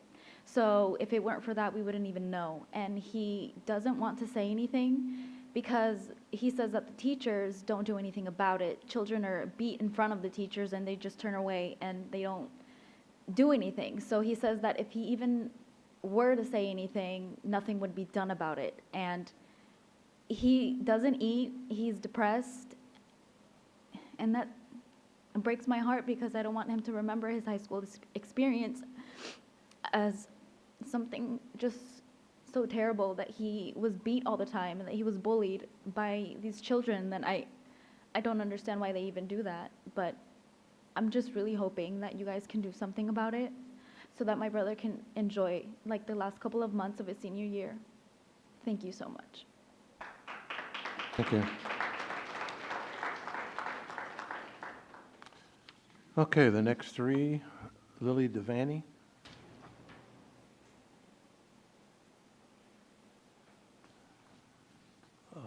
Yeah.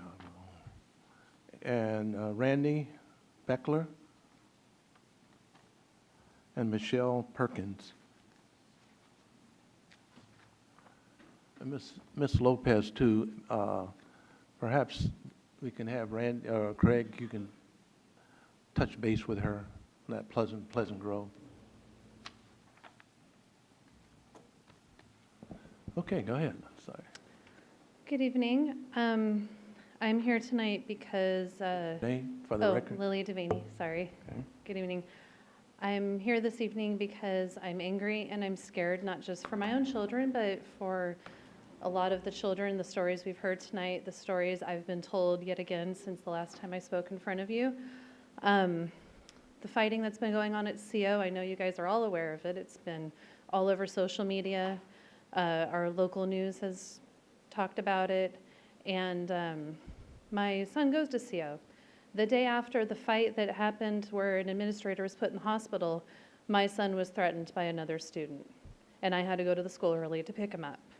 And I'm thankful that my son came to me and went to me instead of fighting back and possibly not making the basketball team. What the vice principal was amazing, Mr. McCracken. I really like him, but he was being threatened at lunch and targeted at lunch and went to one of the campus supervisors who did nothing, literally doing circles around the campus supervisor. She did nothing. She just told them, hands to yourself, even though no hands went on anyone. And my younger son was also targeted by a student at Pinkerton, my son that has never ever had any problems or anyone bullying him, not the one I've talked about over and over again. And when I brought it to their attention, well, your son said this, and I mean, are our kids just supposed to be taking this crap? Are they supposed to just sit around and be told awful things about their parents? This other kid was saying sexual things about me to my 13-year-old, and my 13-year-old was talking back to him. Is he just supposed to sit there and take it like this? I mean, it's like we're not empowering our kids. I want to know this is a school, the school is a safe zone. Which school? Please wrap up. It seems like none of them are safe right now. Thank you.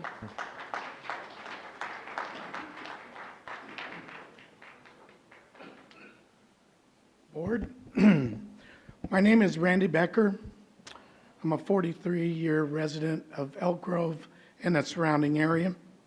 I've had 2 sons come through the district and are now young adults. I know some of you, and I am alarmed, and that's why I'm here. By seeing the bullying that goes on in the high schools, what the kids have to deal with, what their parents have to deal with, the parents that come here, they're at their last end of the rope. They've already started in the system, but your site administrators, not all of them, I'm sure, but some of them are not engaged. Why aren't they engaged? Why does this keep coming up? As a community member, you should know that the community is watching. We don't need to come down here. I watch all these meetings videotaped. I came down here to support those that are being bullied and their parents, because as someone that has lived here as long as I have, enough is enough. We either need to demote, replace, fire, change, whatever it is. We can't be good, as you've stated in your remarks, if one child goes to school scared is ridiculous. Lastly, your mutual combat language does not address bullying. It doesn't, and it should. I get why it's there. I understand it. We don't need a boxing match or a repeat of this last week. I get that. But it doesn't address bullying. Thank you. Thank you. What happens when bullying comes from the adults?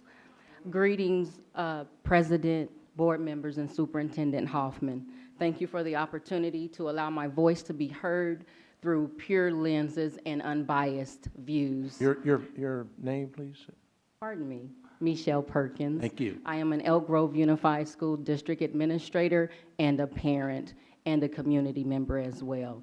I appreciate this opportunity. Courage is doing something in the face of adversity and fear. And let me start out by saying this is very difficult for me to stand before my peers and my colleagues and present to you an incident that occurred on behalf of my children, Chastity and Chelsea Uligatone. They were attending a dance, as my daughter stated, September the 15th. The officials that were on duty that night were John Harrigan, Vice Principal, and Theodore Herrera. I repeatedly asked for information concerning the suspensions. My daughter Chastity is still too afraid to come. It's taken me 3 months to muster up the courage to get here to stand before you. I haven't heard from the principal. I have been avoided of information regarding the suspensions. Chelsea was handed a 5-day suspension, and it's an error and it's erroneous. It said that both children caused physical harm to an employee. I asked for the report, if there was a hospital report, where are the injuries? Willful defiance is very subjective in nature, and disruptive and assault and battery. Assault and battery is a charge. I want to send a shout out to the Sheriff's Department because I filed a complaint and they immediately responded and submitted an apology letter. So thank you, Sheriff's Department, Sacramento County. I'm still waiting for the district that I love to work for and represent to respond to my children accurately. Thank you.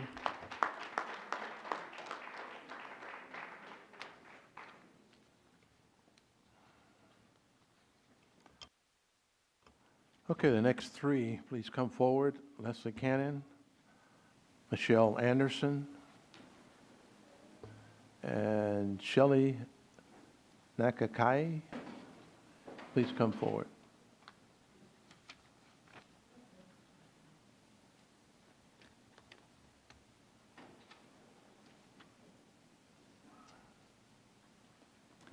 Good evening. Again, my name is Leslie Cannon. I'm the mother of Julian Cannon, who was falsely accused of stealing earbuds at Consumers High School. But I want to let you guys know that his case was dismissed, and the judge stated as if it never happened. So we're grateful for that. However, it should have never happened. He was in the system. It's going to be erased and everything, but just to have him go through that formality has caused him very much pain on him and my family. I had to pull him out of your district, and I'm going to tell you why. I pulled him out of your district because first of all, there was no policies and procedures in place for things of that nature to have happened. It shouldn't have happened. No investigative skills. SRO shouldn't have been involved.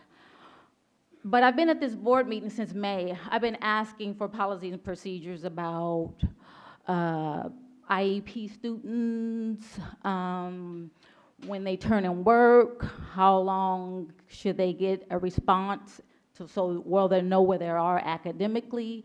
I've asked for information on your SRO officers. Why do they have access to children's files about teachers inputting things, behavior reports in people's files, but no one is monitoring it? What is the policy on that? I said it the last time I was here. I want to know what the policy is on that. And parents, if you're in here, get a copy of your child's behavior report. You will be appalled what's in there. I know they can put stuff in there, but who's monitoring it?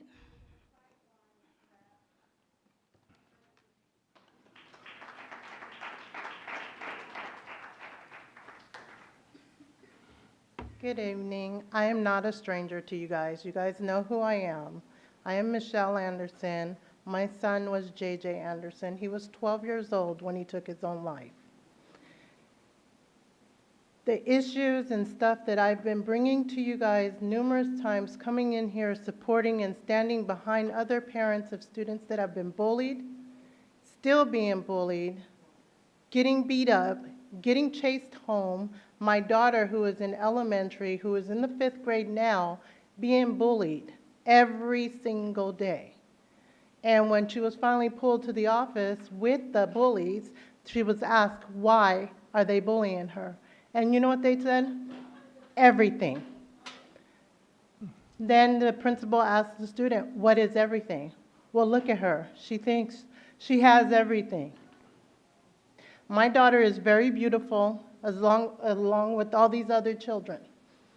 Every time I come in here, you guys say, and you're going to do stuff, you're going to put stuff in place. Nothing has happened. My tears now are anger. I'm not going to lose another child to suicide because a bunch of grown people don't know how to stand up to children. It's ridiculous, and I'm done. I am done. If I need to bring a picture every time to these meetings of my son, in every month, every day that he went to school, and every day that my daughter is going, I'm going to do that because I'm tired of pleading and asking you guys to do something. You guys want a solution?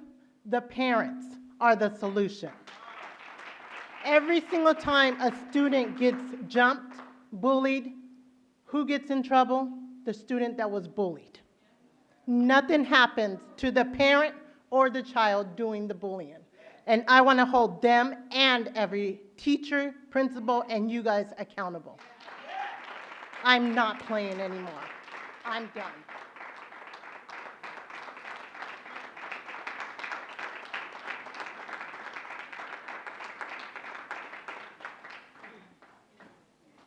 Hi, my name's Shelley Nakagaki, and I'll get right to the point. 2.5 years ago, my son was supposedly a hero for stopping a bullying incident, although the school district didn't want to recognize him. He's of mixed race, which should have not a damn thing to do with anything, but I'm starting to see a different light. My son recently has been encountering racial slurs, and so we spoke to the school, and their solution was, let's change your lunch, let's change your classes, and in the midst of doing this, you're going to lose 2.5 credits. My son deserves those 2.5 credits back. You're not accommodating two little punks that want to use ignorant slurs, and their parents just want to say, well, he has ADHD. That's not my problem. If you can't teach your kid at home that this is not appropriate, then the school district does, because it takes a village. But the school has chosen to turn a blind eye and make my son carry the burden for these kids. And that's not okay. It's not okay. So I want solutions. I want my son to get his 2.5 credits back, and I would like to see it before the first of the year. I don't feel that it's out of your jurisdiction to do this, because it only took him 5 minutes to take those 2.5 credits away from him. And he was the one who reported it. He didn't. My son's a big kid. He could have hit those kids, he didn't. He showed way more restraint than I would. I'm a 3rd generation of Elk Grove Unified School District, and my son is, and this is appalling what I'm hearing here tonight.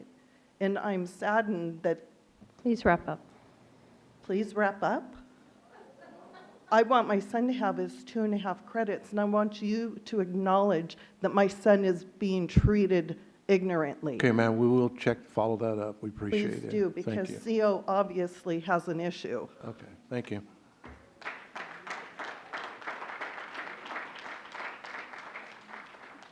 Okay, the next 3, Catherine Durant. Dexter Poe, and Rolando Wilkins. Please come forward.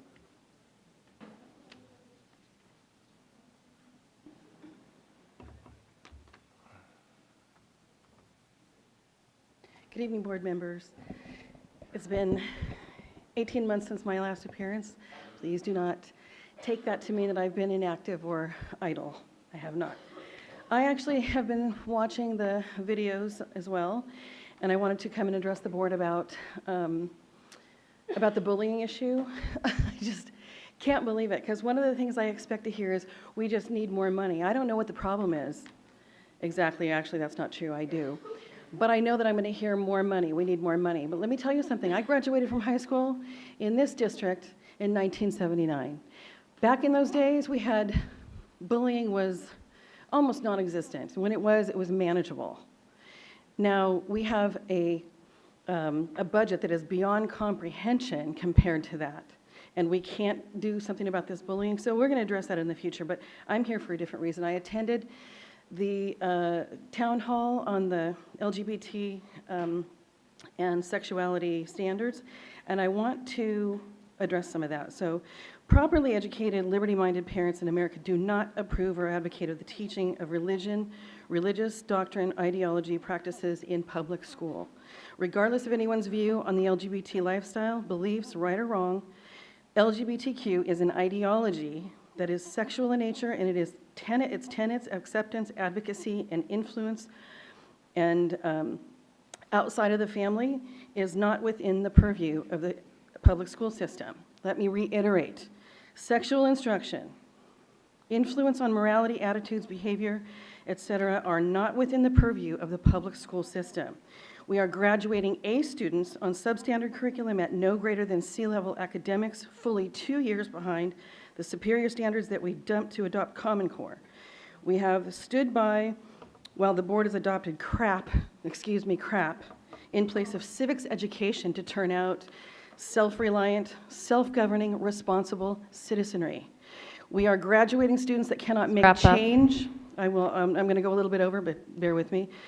We are graduating students who cannot make change without familiar devices. They do not know that America is not a republic, that it is a republic and not a democracy, because we are spoon-feeding them agenda-driven curriculum to advance the globalist agenda. Ms. Durant, Sure, this sounds like a conspiracy theory, and I'll be done in a second, please. Would you wrap it up, please?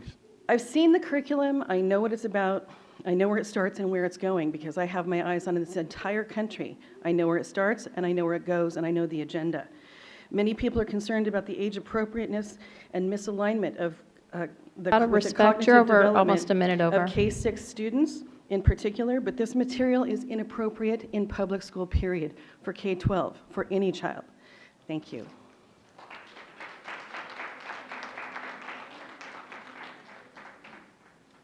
As we move forward, too, please use appropriate language here, the respect of the audience. Thank you. Go ahead, Mr. Brown.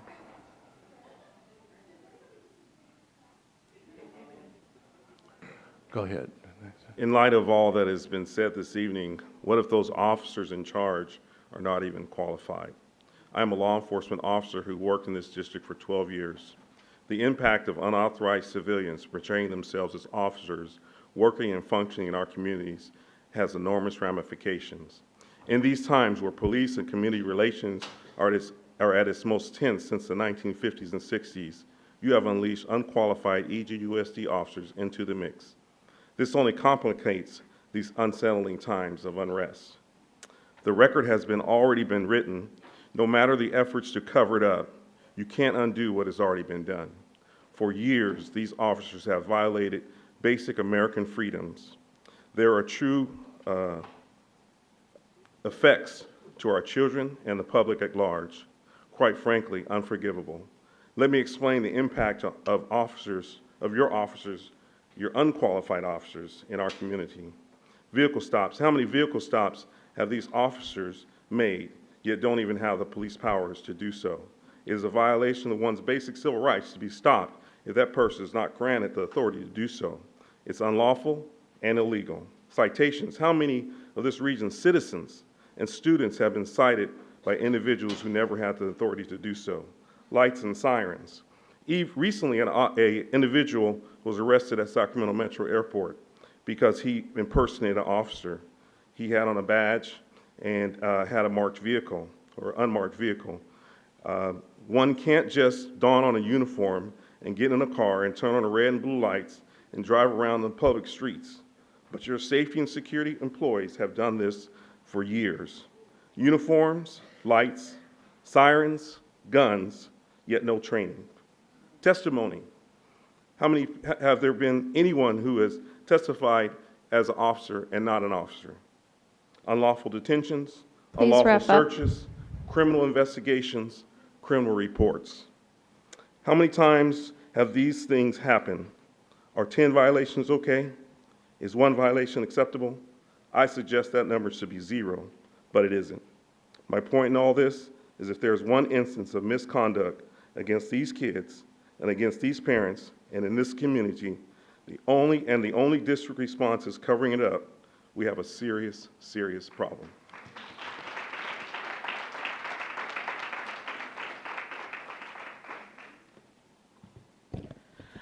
Good evening. My name is Rolanda Wilkins. I'm a community activist. I'm a citizen here in Elk Grove. And before I make my very short statement, I was sitting back. This is the second meeting I've been to. And I'm constantly reminded of a time in this country where black folks were terrorized through slavery, through taking away our language, our culture, our mores, our religious beliefs.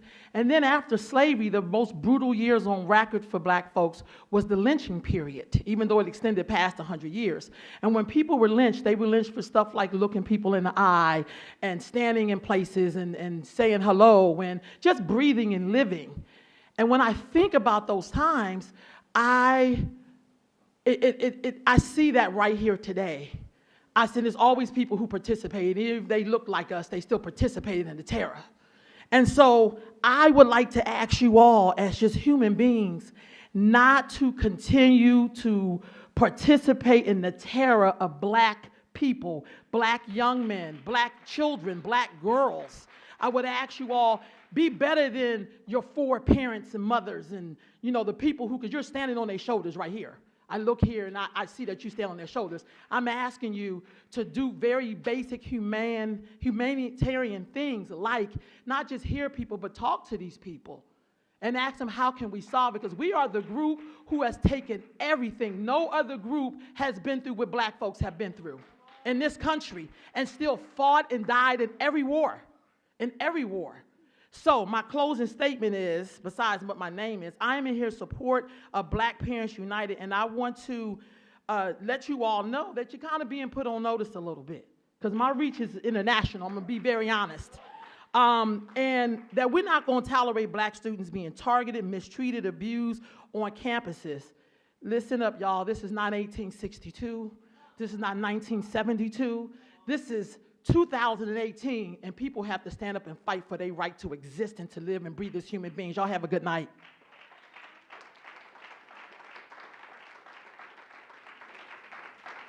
Okay, I'd like to have Letitia Gilmore come up and Charles Taylor to join us.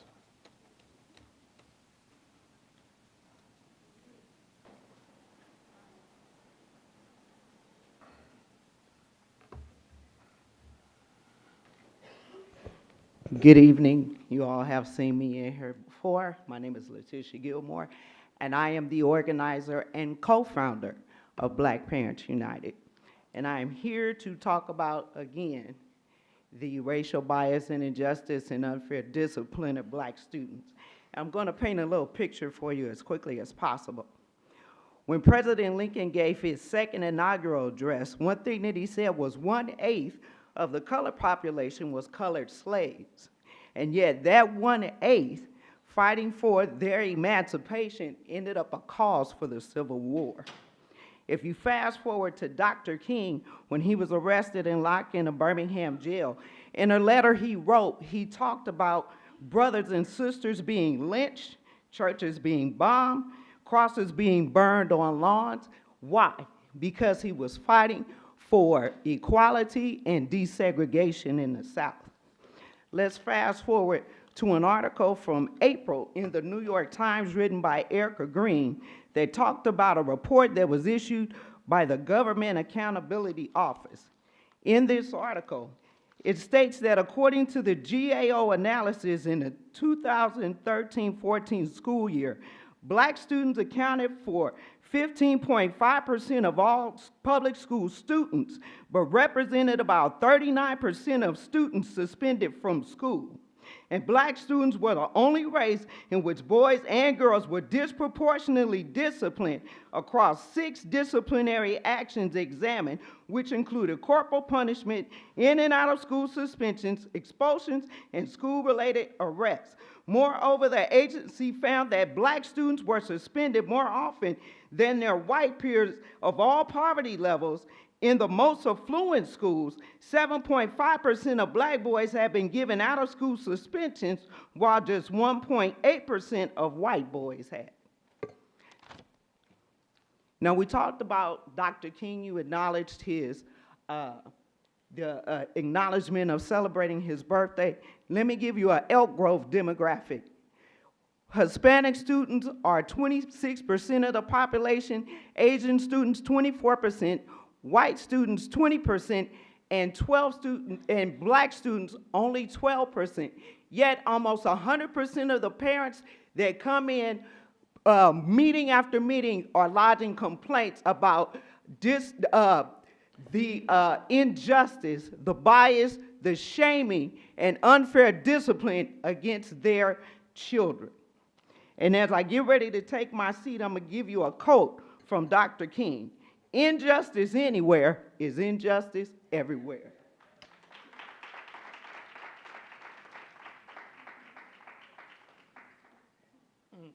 Good evening. My name is Charles Taylor. I'm a village advocate and part of BYOP. I'm here to discuss with this board. We have come to you on numerous occasions asking for policy. We're working on policy, and the policy changes that are going forth are not going forth fast enough. When a Black student is involved in a situation, it is publicized and everything is put on the table. But when white students are in the same situations, it seems to be not as publicized. There was a Black student at Monterey Trails that was accused of a sexual assault. This district publicized that all over. There's a white student in your district that was accused of the same thing. Nothing to the media, nothing was said about it. We're talking about equal and fair treatment. That's all we've been asking for, and we have yet to receive it. And we want that treatment, and we want it now, not tomorrow, but today. You guys are in the position to make things happen. You need to make them happen. Thank you.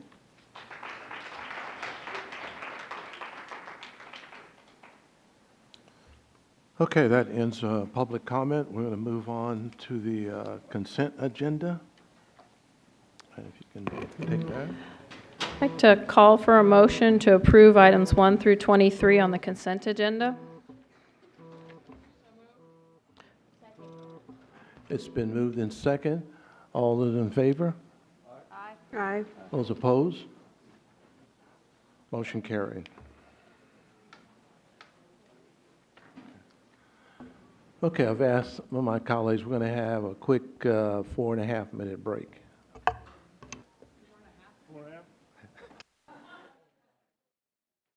4.5.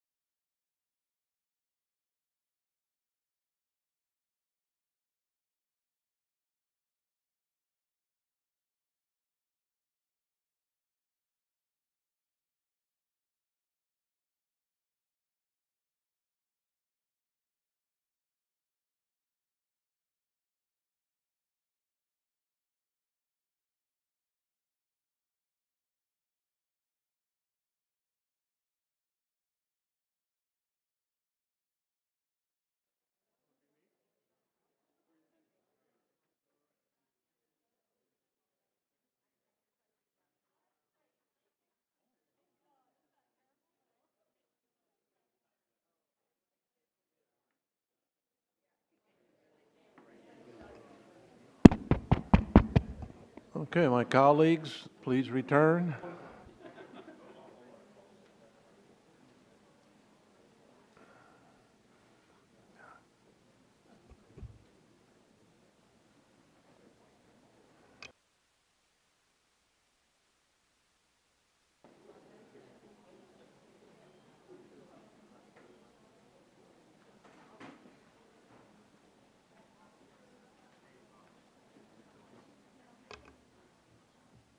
Okay, would they close the door on me?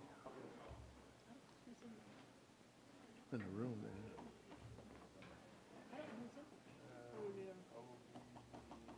I don't know. It might have closed, because Rob was in there and David was in there, that was it. Who are we missing? Bobby? Bobby's the only one. Yeah, she had to go. That's, David will get them. Okay, we're going to move on to next item, educational equity. Zante Pickard.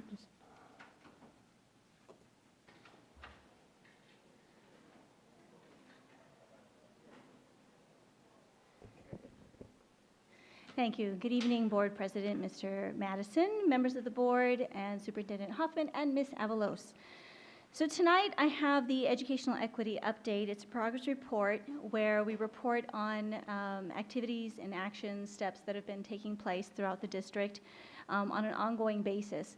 By no means is this a report on anything particularly final unless a particular task has been finalized. These are really work that's ongoing, and its response to some of the things that occurred earlier in the year in February and March. And it is also in response into the strategic equity plan that was adopted later this year as well.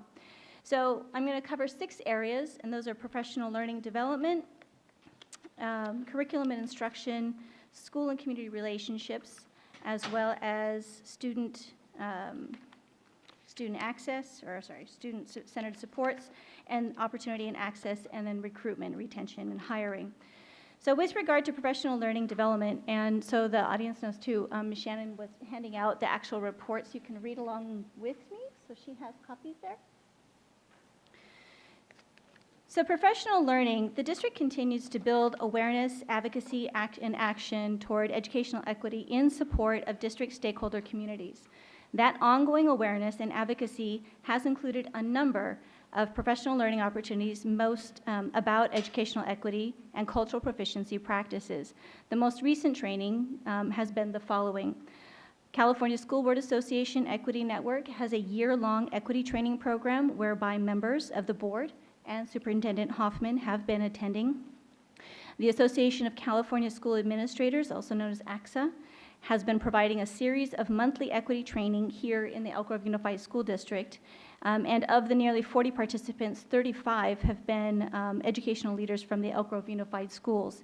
The particular training that these folks are taking on, one of the things that they're going to be walking away with is also a set of tools to measure the implementation of equity practices that will help to provide tools for leaders and also tools to provide to leaders when observing classrooms so that we can see if they're looking through a lens of equity.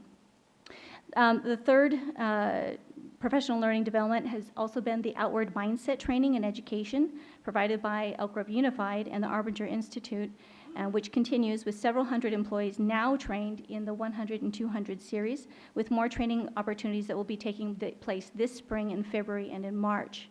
For particular action for implementing equity-based strategies, those things are moving forward on many fronts and specifically related to professional development. One thing that I wanted to raise was that the state of California will be rolling out the new preliminary administrative services credential exam known as the Cal APA.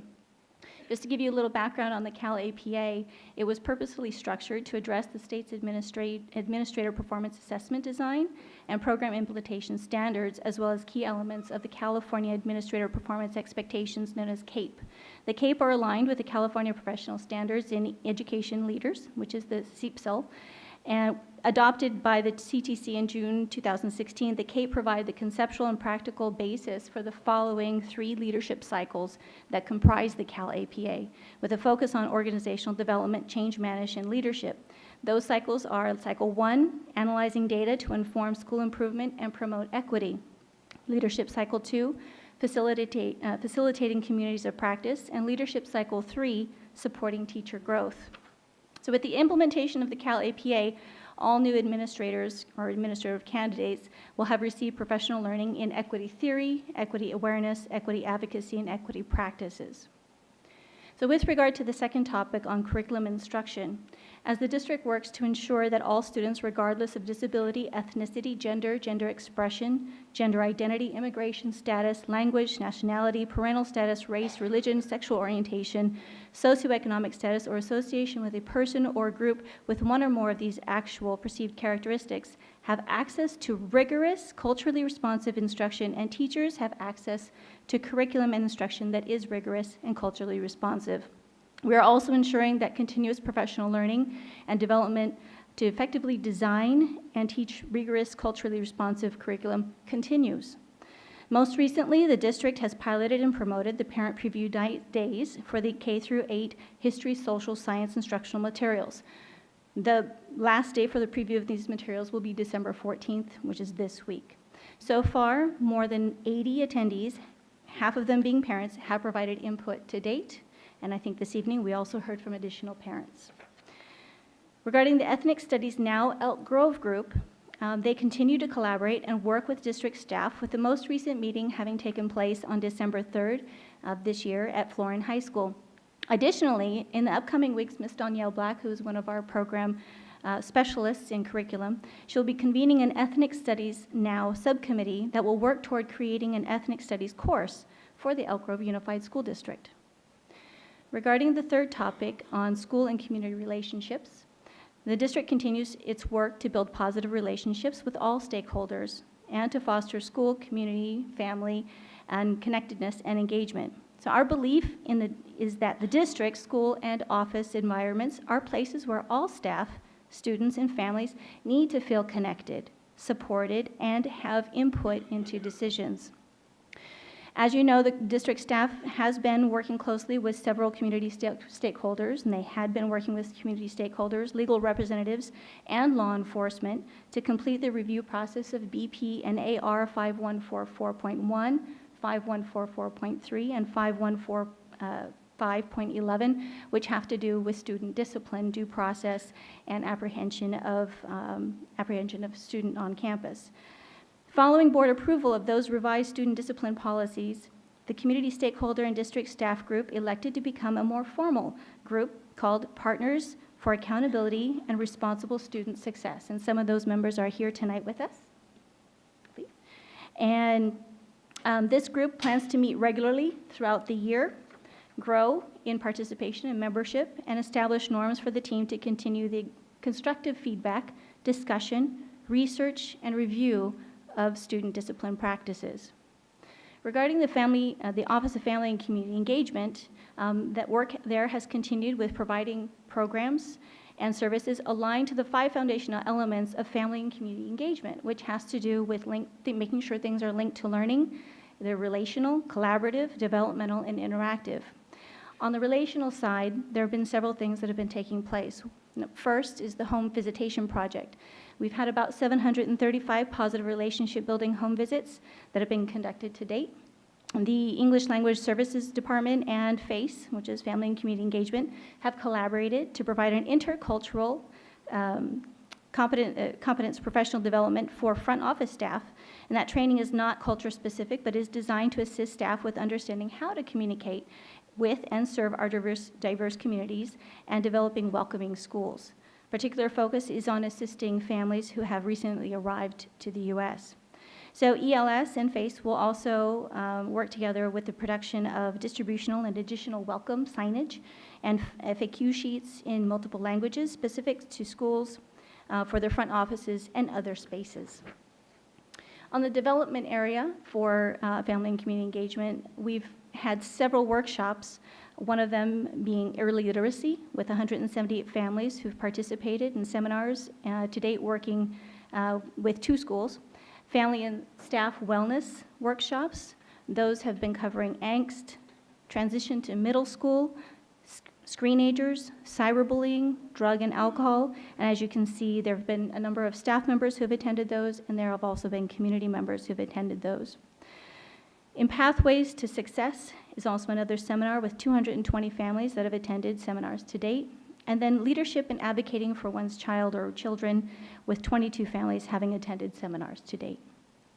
Under Collaborative and Interactive, with regard to our schools, we've been working, the Education Services group, along with Communications, have developed a campaign to promote parent engagement with the LCAP survey. Things that we developed together were graphics and messaging that all related to things that were collaborative. We also produced a video to help explain the LCFF and LCAP process in terms of site plan development, and we will be putting out a reminder in the year. This has all been in coordination also with the Research and Evaluation Department and several other team members from secondary ed and elementary ed to make sure that our parents understand and our staff and our students know they have a voice to be able to give feedback in terms of what kinds of priorities they need to have focused to make sure our students are college, career, and life-ready graduates. With regard to student-centered supports, the district is focused on providing support systems that are designed and implemented to respond to the diverse needs of students.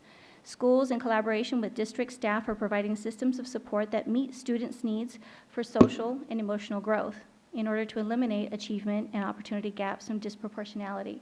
There are about 5 things that I noted here that we are working on. One of them is the district's Positive Behavior Interventions and Supports Program, which continues to provide training and evaluation of Tier 1, Tier 2, and Tier 3 implementation of PBIS. Also, Student Support and Health Services has partnered with Communications to produce a public service announcement, or PSA, to help remind students and parents about the supports that are available to all students. Also, Student Support and Health Services is currently in the process of developing a comprehensive behavioral health model for students. Recently, on ABC 10, Monica Woods has reached out to our communications department to collaborate to produce and promote a new Teen Talk series that gives high school age students in the Sacramento region a voice. And it's not just for the Elk Grove Unified School District, but it's for several districts that they're reaching out to. And they most recently talked to students at Franklin High School. Lastly, the anonymous incident reporting system is continuing to progress. We are working on the last parts of the forms that will be used when you go through the site, and training will begin into early 2019 with teachers, staff for both elementary and secondary sites. Regarding opportunity and access, the district strives to ensure that all students have an opportunity and access to programs and services that support their academic achievement and social-emotional needs, and that the academic achievement and social-emotional needs of all students are supported with high expectation and non-bias. Opportunities continue to be provided to access programs such as Gifted and Talented Education, Honors, Advanced Placement, International Baccalaureate, Advanced via Individual Determination, AVID, Pre-Scholastic Aptitude Test, the PSAT, Career Technical Education, CTE, etc., all in an effort to eliminate underrepresentation and disproportionality in enrollment in those particular programs. Some of the things that we've actively made invitations for access to programs for students has been district and school promotion of the HBCU and the EGUSD college and career events, as well as the Cash for College nights. The district and schools have also co-promoted the Map Your Future event to highlight and encourage the enrollment in career technical education. And we've also made sure that we've had the ongoing promotion of CCGI, which is the California Colleges application, online application that many students used and accessed prior to all the deadlines coming up this year for college. The school also has, or district and school has coordinated partnership with the Sacramento Valley Manufacturing Initiative at 3 high schools to share manufacturing and engineering information and opportunities. And then Curriculum and Communications collaborated to revise, upgrade, and simplify the middle school and high school course catalogs to make them easier to read and integrated into Synergy. The new catalog design aims to help parents and students plan courses towards college, career, and life readiness. Lastly, the last point that I wanted to bring up in the progress report has to do with recruitment, hiring, and retention. The district is committed to recruiting, hiring, and retaining qualified and diverse staff using effective methods of recruitment, hiring, development, and retention of staff practices. that are continuously evaluated and improved. EGUSD aims to attract staff that are well qualified, reflected of the student population, and contribute to and benefit from a culture of professional growth and innovative practices that support all stakeholders. There are a number of things that we are working on. One of them is we have EGUSD. We welcomed Mr. Matthew Espinosa as the new Educational Equity Program Specialist, and I believe he's here this evening. Welcome. And also the Human Resources team and communications are working together on the talent acquisition campaign that is already showing promising results in the reports that we're getting, where we're doing advertising of career opportunities through traditional and contemporary media. We're participating in virtual, in-job, and in-person job fairs. In fact, we have 2 job fairs coming up, one on February 2nd and the next one on March 16th. They're just around the corner, and we're getting ready for those. Also, the promotion of career opportunities with higher education institutions. Ms. Shelley Clark has been very active in going out and talking to current cohorts at several of the higher education institutes to let them know about the opportunities we have in the district. And then also, the last one that's something a little innovative is the posting of career in education posters in EGUSD classrooms, and I'll show you what those look like. Those are posters where we're trying to promote to our students the idea that they might want to work and get a job in education, either as a teacher, a math teacher, a foreign language teacher, bus driver, working in administration, et cetera. So I'll just show you the pictures.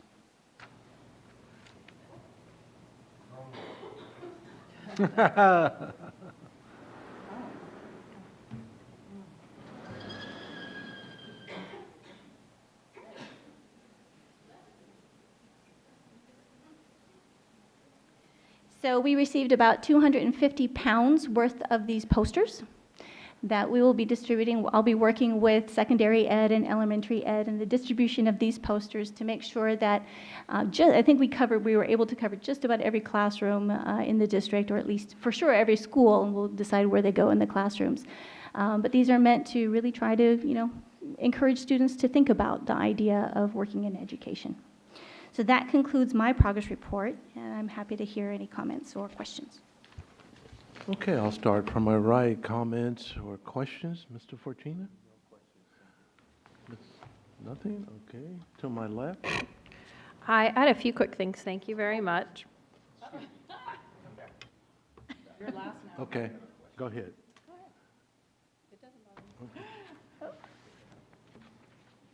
Go ahead, Carmen, yeah. Thank you. Okay. Yeah, I wrote things down and then ignored them. Where are we with the reporting system in terms of a timeline before a new school year starts? Yeah. Steve Mabel is here to be able to report on that.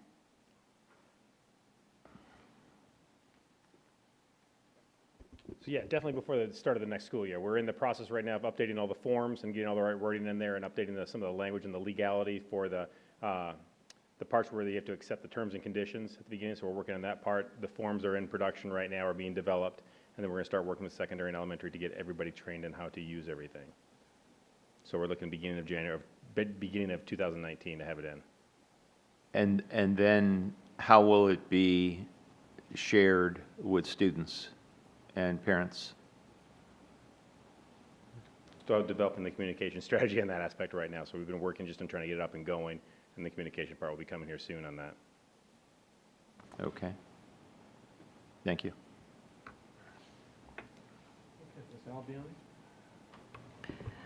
We have a lot of things we're working on. And I just wanted to confirm that we have installed some data gathering so we're able to measure what is successful. And if that is a yes, what is the time period we're trying to look at? A school year, months? Well, depends on the measures. We have to go into something more specific, but things we talk about is you have end of year or terminal data like we just got with our with the state testing. So that's one set of data that we use, but we're also paying attention to, and I have to check with Mark on a timeline on when we're going to work with the new the term. It used to be a rubric, and now we're calling it a continuum. So we have the program continuums, which will actually be ongoing opportunities where things like PBIS, where we're actually going to set out and clearly determine that these are the expectations of a program that's fully up and running.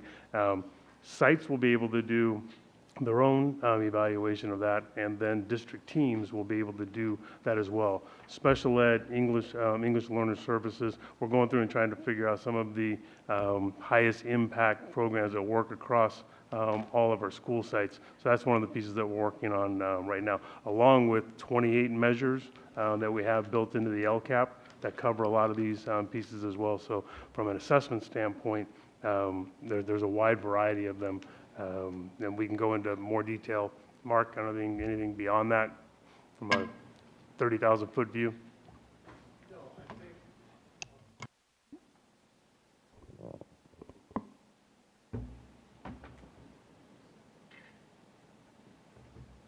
No, I think Superintendent Hoffman captured it accurately. Ms. Albiani, if there's a specific data set that you're interested in, we, of course, can provide data on that. But in terms of the our LCAP metrics, they come out over the course of the school year. We present that to folks here. And in terms of program review, that's what Chris is talking about. That's, at the last time I was up and we were talking about, so how are we going to engage in conversations regarding knowing what's working and what are we seeing as causes for the results we're getting? And that's the work that we're working on, and that's what we'll be implementing next year. So there's specific programs, and I'm happy to come back. And the reason I'm not trying to be cryptic about it by any means, it's successfully and putting valid measures together for programs. So for example, I'll use the example of our English learner program, because that's the one that's we refer to them as program implementation continuums. It's a rubric, and it's looking at levels of implementation. And so we actually have it completed, and there's data in there, and we'll be beginning to talk about how we use those, how we're using them with administrators, how we report those to the board.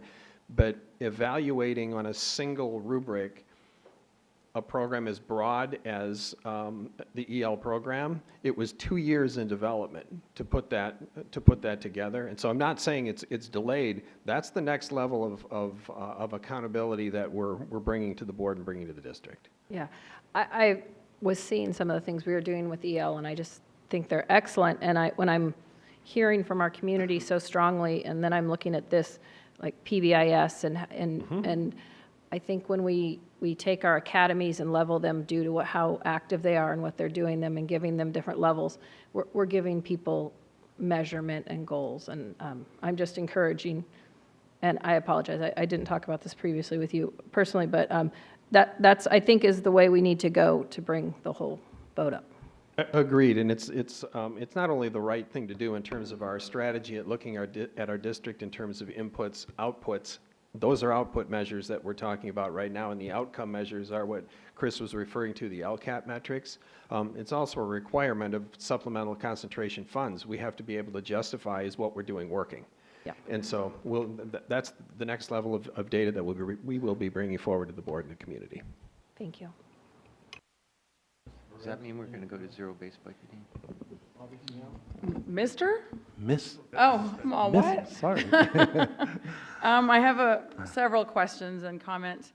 On page 1, so just out of curiosity, it might have been an oversight, but curious, why was the word race removed from educational equity update? Is that deliberate, or is it just because we've always had it as race and educational equity? Correct. And then the progress report? Correct. The original generation of this particular progress report was in response to the Race and Educational Equity Community Forum that started back in February. Since that time, the Educational Equity Strategic Plan was put into place. And one of the things, if you'll notice on curriculum and instruction, one of the things that's important about the Educational Equity Plan is that we work with all of these groups. Which is why we're looking at disabilities, ethnicity. So ethnicity has to do with the race, but there are other areas that we need to make sure we're mindful of and that we have a lens towards. So those are disability, ethnicity, gender, gender expression, gender identity, immigration status, language, nationality, parental status, race, religion, sexual orientation, socioeconomic status, or association with a person or group with one or more of these actual or perceived characteristics. So, I mean, I appreciate that, but is this now going to be a sort of just a new progress report on educational equity and not race and educate? To me, I mean, because we've only had it both, and this is a component of the second part, the educational equity. I just think it's dangerous when we leave out something so important, particularly since a lot of the comments and the work still addresses those issues. It does. So then to leave it out, I think, I personally don't favor that. I think it shows that we're not working towards the goals that we've identified, and we are, and they're captured here.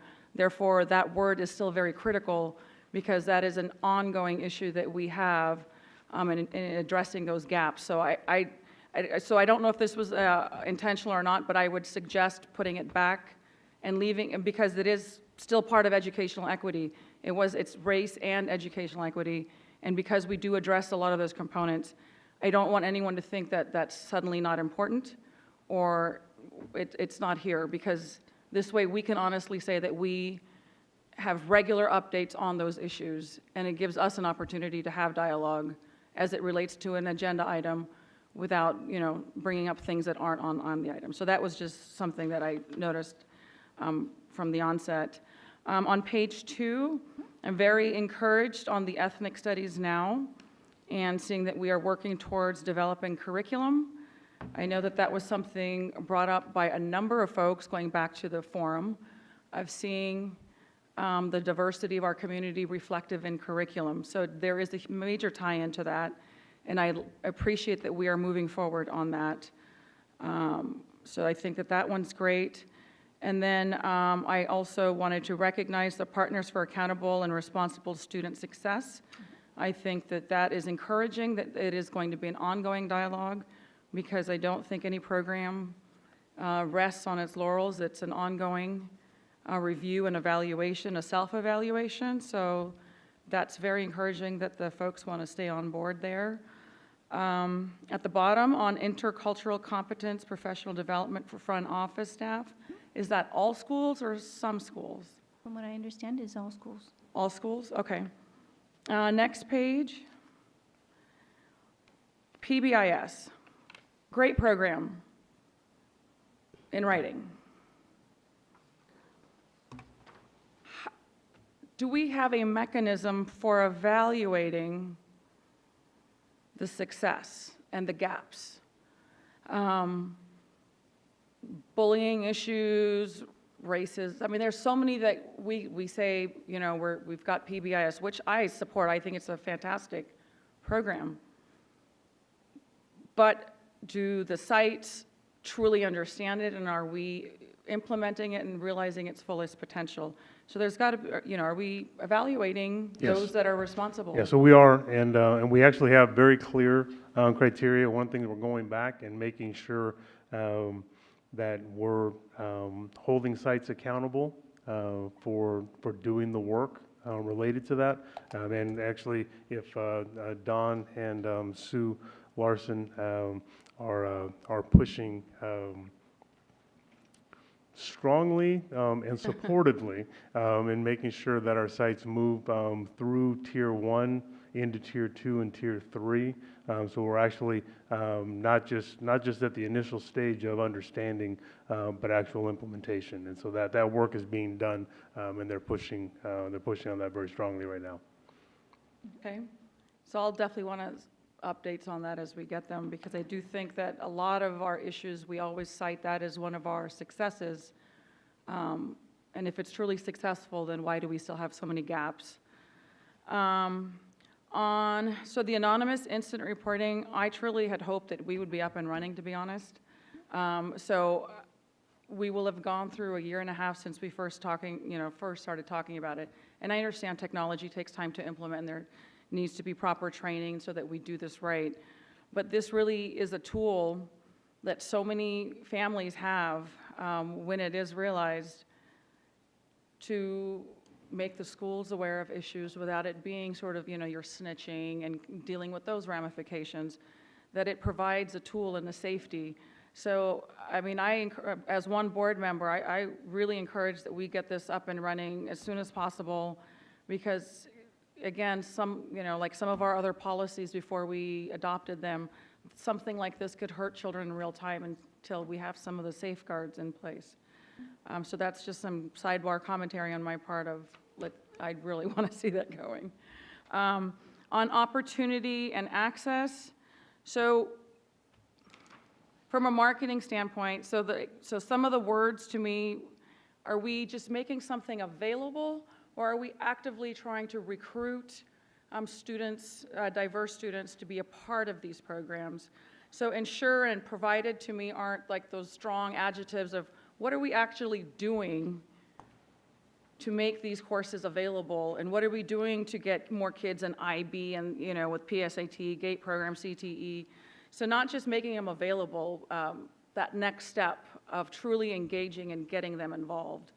I'd like to see some, like what are those efforts. And then last, just comment on the recruiting, hiring and retention. I'm very encouraged to see the progress that we're making there, and the results will be evident in our hiring process. So great efforts, and looking forward to seeing some of those benefits on the other side. Thank you for your report. Thank you, Ms. Singh Allen. I just have a few comments just on the follow-up what Ms. Singh Allen talked about, the opportunity and access. I go through a lot of data, and the data that I look at, and particularly when we talk about the honors IB classes, our students of color are really underrepresented. And the statement or the comments they're making here, to me, is just kind of surface. I think we have a mind frame that has to change in terms of our counselors, our teachers. All students are not going to be, in my opinion, 4.0 that they're looking for to put in these classes. I certainly wasn't. But I'm here to tell you there's some brilliant students out there, 2.5s and 2.8s and 3, kids of color that need to be recognized. And the only way we're going to get more representation into our advanced classes and honors and AP is for us to search for them a little bit. They don't have the parent backgrounds to help them. Most of our advanced and our honors classes, IB, parents are behind that. And most of them are 3.8 to 4.0 type students. And I get really discouraged when I look and see the data on how many African Americans and Hispanics represent those classes. And it can be changed, and I think that should be really noted in there, how we're going to change the mind frame of our teachers and the counselors. And I think the counselor, that's part of their job as well, too. There's many kids walking around those campuses. So I guess I'm asking, we need to recruit more to get into those classes of representation. It goes along with the ACT test. It goes on, and they are there walking around. So I just want to expand on that a little bit, what Ms. Singh Allen brought up. Can I add something? Yeah, go ahead. I want to thank Ms. Singh Allen for noticing the change in the labeling of the item, and apologize for not noticing it myself. For the benefit of the board members and our new president, the creation of this item, when we discussed this, it was very explicit that race should be in there, because these are two different and co-equal, very important goals of the board. And I hope this is just a one-time mistake. Otherwise, I would advocate for leaving race in there. It's as important as a reminder for the board that we know where the work is, what our to-do list is, as it is for members of the community to know where they should be looking for us to address issues of concern to them. And secondly, I also want to echo the comments about, as I take it, to be more explicit and more aggressive in our targeted outreach towards students of color and underrepresented students in general. You've heard me ask these questions over time when we discuss this item about things that are kind of general interventions or general communications or services that are presented under the equity item. And my question tends to be, how are we doing this differently, or how is this tied to educational equity? Because by definition, if we're doing the same thing for everyone, that's equality, that's not equity. I want us to be less timid about our outreach to the students who need our help the most. And it's just, I feel like we're continuing to see this equality as opposed to equity approach, and we need to do better. Okay, and then just in summation of the board, we're looking at the evaluation process, technology to go along as rapid as we can, and the race headline on the Absolutely. reports there. Okay. Thank you for your report. Thank you. Okay, moving. We have public comment on this item. Oh, that's right, I'm sorry. Ms. Pryor, if you want to come forward, and Ms. Rogers, Carol Rogers.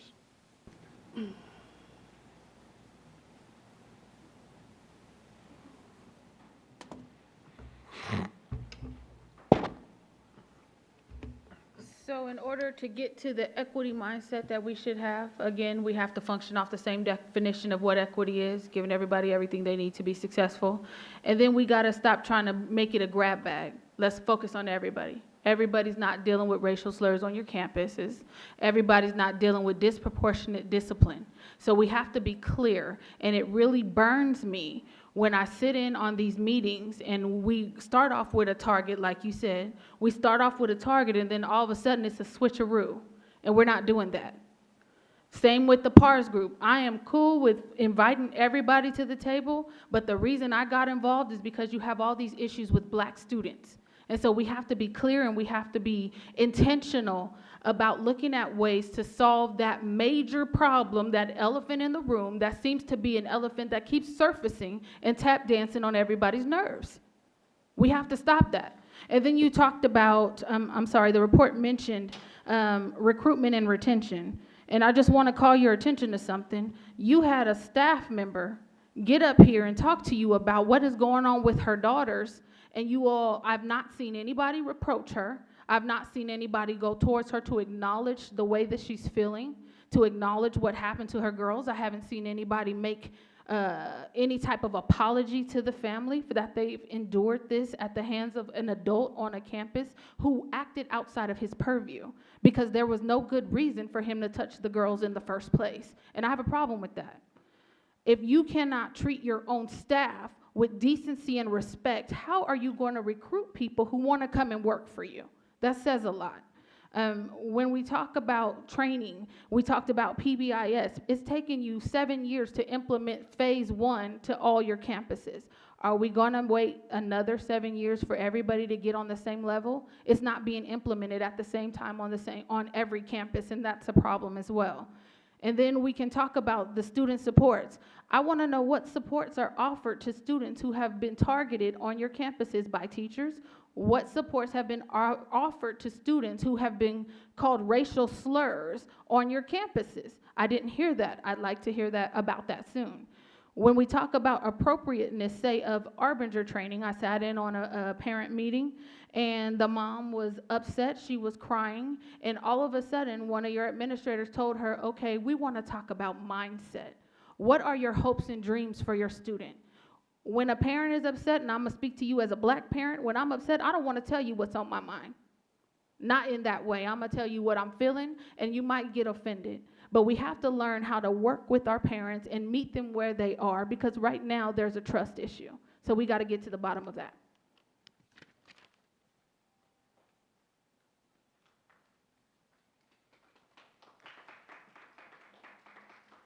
Hi, I'm Carol Rogers, and I too was concerned about dropping the word race and from the title of the report. So I'm appreciative of Board Member Singh Allen raising that, and like to see that on the report in the future. I was curious about the content in under professional learning and development. I'm not sure what those things mean, and I would hope that they come out with a stronger understanding of the racial disparities, the things that happen to our kids, you know, not just an equity awareness. Let's see, we're all equal? No, we're not all equal. We're not all starting from the same standing point. When I worked at Marcus Foster Educational Institute and reviewed scholarship applications, so many of the young people in the Oakland community were talking about gunfire in their community all night long, and then they had to go to school and they had to study and do their work.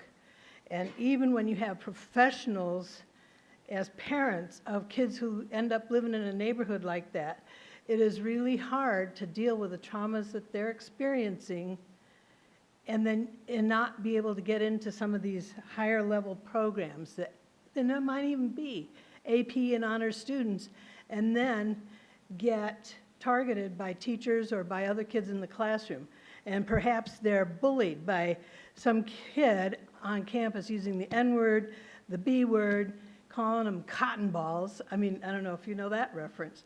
But they're telling immigrants to go back to their country, and that's sitting in the classroom. The teacher's either unaware or ignoring it. And so these traumas from their community, the triggers at school that may end up causing them to fight or flee or freeze, you know, that inhibits their ability to learn in the classroom. Then they're considered disruptive if they fight back. They're considered you know, disinterested and unengaged if they flee. And certainly if they freeze and they're sitting there staring off in the zone, their brains from the trauma response, their brain is overwhelmed, they freeze, and they're like, you know, hey, hello, are you there? And teachers don't always understand that, and they should be able to talk with that student privately and help them get back on board and back engaged in the classroom. Please wrap up. We're 30 seconds over. So kids are afraid to report bullying, and they're afraid that they won't be heard. I know that when my granddaughter reported a stalker in her art class, she's the one that got moved out to another class rather than the bully.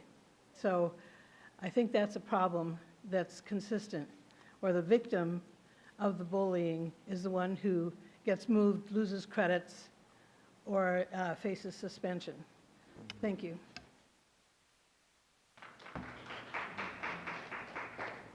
Okay, are there any bargaining units who'd like to come forward, speak? Okay, thank you. All right, we have Finance Committee Annual Report. Ms. Shannon Hayes.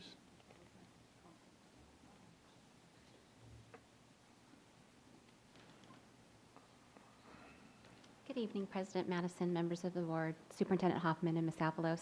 It's my great pleasure tonight to introduce our Vice Co-Chairperson, Angie Wainsgard. She's here tonight to go over the Finance Committee's work. As you know, they meet 10 times a year, and their dedication and their thoroughness is always exciting for me because they ask really good questions, and you know, we live and breathe this every day. They don't. So it's been a pleasure working with them. I get the opportunity now to attend all the meetings with them, and so with that, I'll let Angie Wainsgard give you the report. Forward,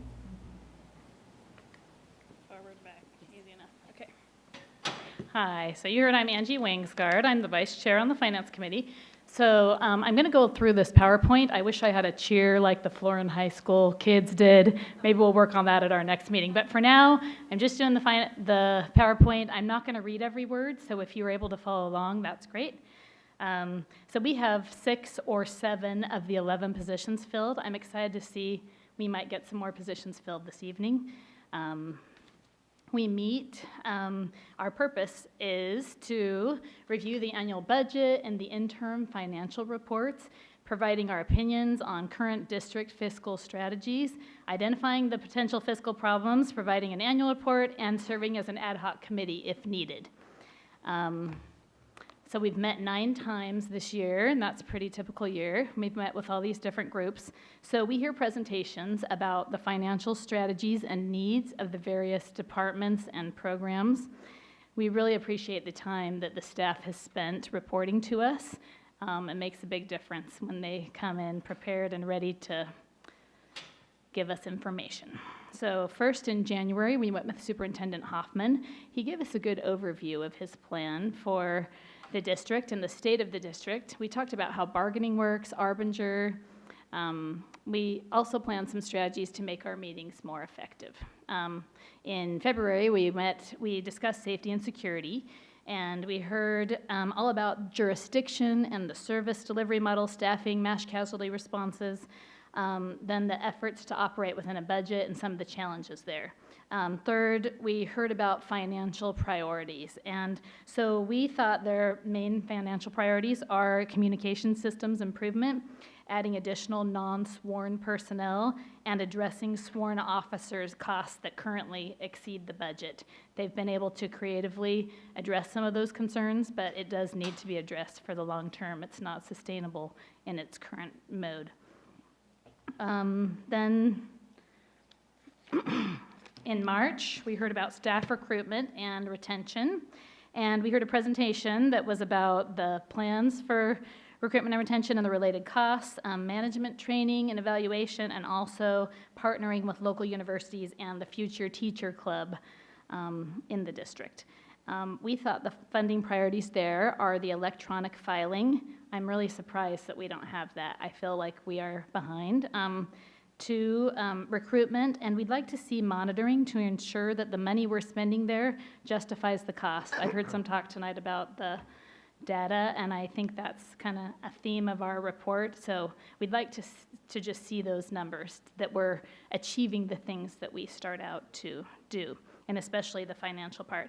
And third, the continued support of mentored teacher programs. We really appreciated the way they're thinking outside the box for recruiting, and we'd like to see continued data about how those efforts are working.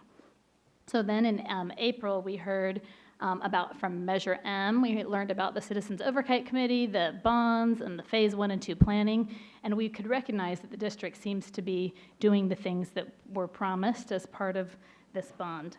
And the Citizens Oversight Committee appears to be doing their job. In May, we heard from FACE and GATE. So FACE, the main focuses were wellness workshops, encouraging home visits by the teachers, the early family literacy workshops, and supporting schools in their efforts to make campuses more welcoming to the families. And we recognize the need for a community partnerships coordinator if we're going to want to truly reach out to the community. So we just have to decide as a district if that's what we'd really like, because if we do, then the committee felt that we need to fund that position. And we'd really like to see data measuring the effectiveness of the home visits. As far as the GATE presentation, we heard about the changes in GATE over the years and how the sites are doing their best with very little funding, just nothing from the federal or specifically state government, but the LCAP funding. We heard that the money is targeted to be spent on GATE students, but is not spent exclusively on them. The committee recognizes the needs of GATE students and recommends that the district should continue supporting GATE and especially providing funding specifically for GATE students in order to achieve those goals that are set. We'd like to see continuing monitoring of both FACE and GATE, including data-based results related to their spending. Okay. In June, we heard about adult ed, and we identified 2 of their program priorities were paraeducator and custodial training and addressing the lack of adult education facilities. So we recommend that the district support those training programs and also explore funding for either a permanent adult education facility or maybe the use of existing school sites at night. So it's just something that needs to be addressed. Okay, in October, that was my favorite meeting of the year. It was really, I skipped September because I'm so excited about the October meeting, and I am. But let me tell you the September meeting quick. It was a good one, too. It was so much information in one meeting. So we heard from an in-depth presentation from Student Support Services and about homeless education. We heard how student health needs are treated at school, difficulty in hiring nurses, and about PBIS and its positive outcomes. So the committee recognizes that PBIS seems to be on the right track, but we also suggest the need of continued evaluation to measure those results to justify the financial impact and make sure that we're meeting the goals that we set there for PBIS. We also recommend continued outside-the-box thinking to fill those gaps in nursing, especially the telemedicine and using agency staffing. And we strongly recommend more opportunities for educators and staff to attend suicide prevention training programs that are reportedly filling up within hours of being offered. So we felt there was no reason that our district not provide more opportunities. Okay, so back to that October meeting I was so excited about. We heard from the student representatives.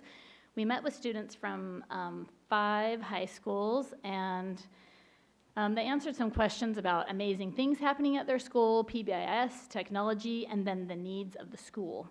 So the students discussed lots of effective programs. It was fun to hear the different things going on. We recommend that the board could support students meeting together for best practices between the high schools.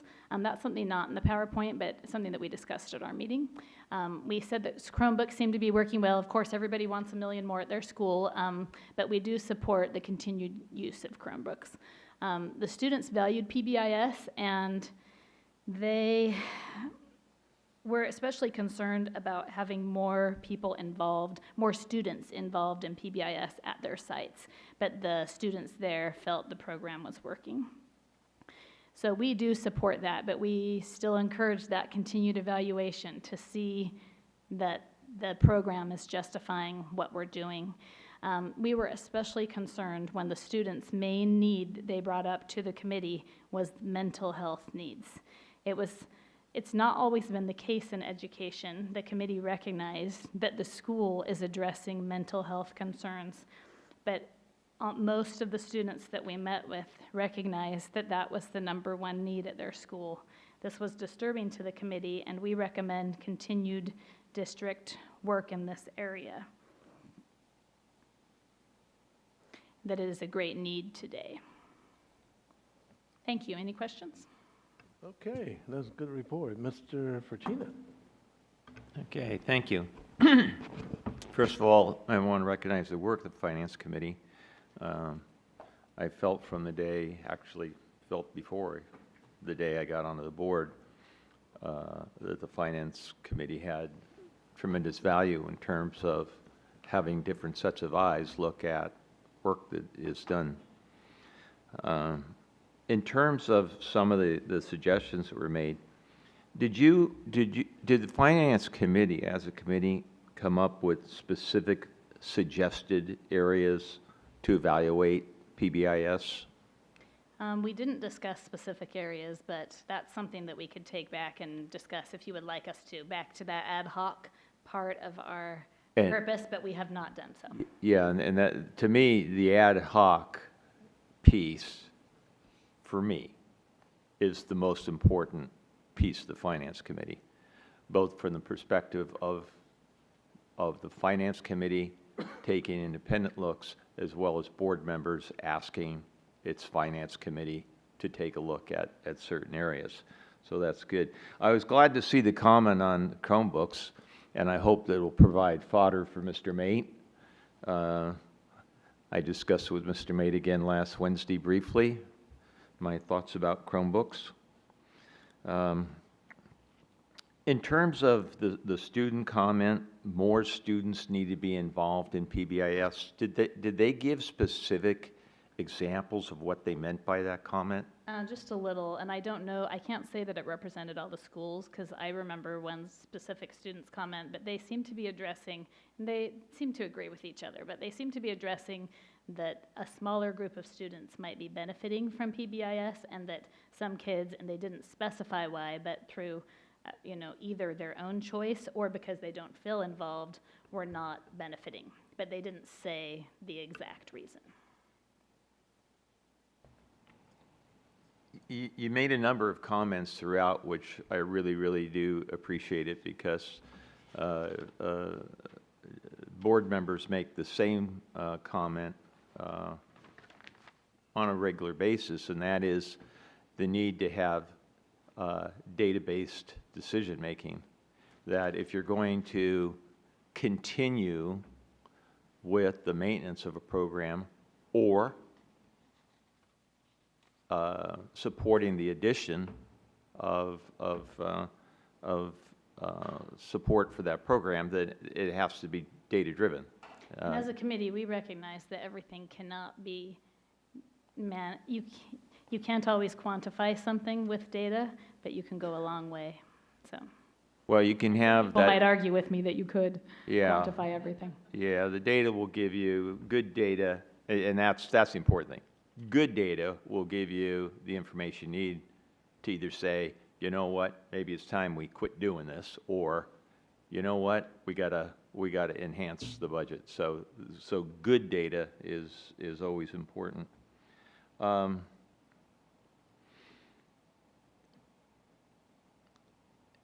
From the perspective of at ad hoc, I think that going down the road, I would foresee the asking of the board subcommittee to look at some issues. While we are fiscally solvent, things are not going to necessarily be as bright as we would hope them to be going forward. And that always gives the school district some choices, and that's where I see value of finance committee. If we believe A is important and we have to add to it, then we need to take away from B. Those are tough decisions, but they're decisions that are appropriate to be made. You don't have to continue supporting something just because you've had it for a long time. If, again, the data suggests that the money could be better spent. So again, thank you, and I'll look forward to seeing you again. Thank you. Ms. Shari Espinoza? Thank you. Thank you for a great report and the work you've been doing along with your colleagues on the Finance Committee. I'm not sure if I picked it up on the item that came with this or in the minutes, but I was really intrigued by the students themselves saying that their most pressing need was more mental health support. Yeah, can you tell me a little bit more if they shared with you kind of within that what they were seeing? My notes from that meeting, let me look. Mental health awareness, to understand each other, maybe doing a mental health week this year at Laguna Creek. Mental health, especially of AP students. Mental health because of the pressure, and also social issues for individuals. Thank you.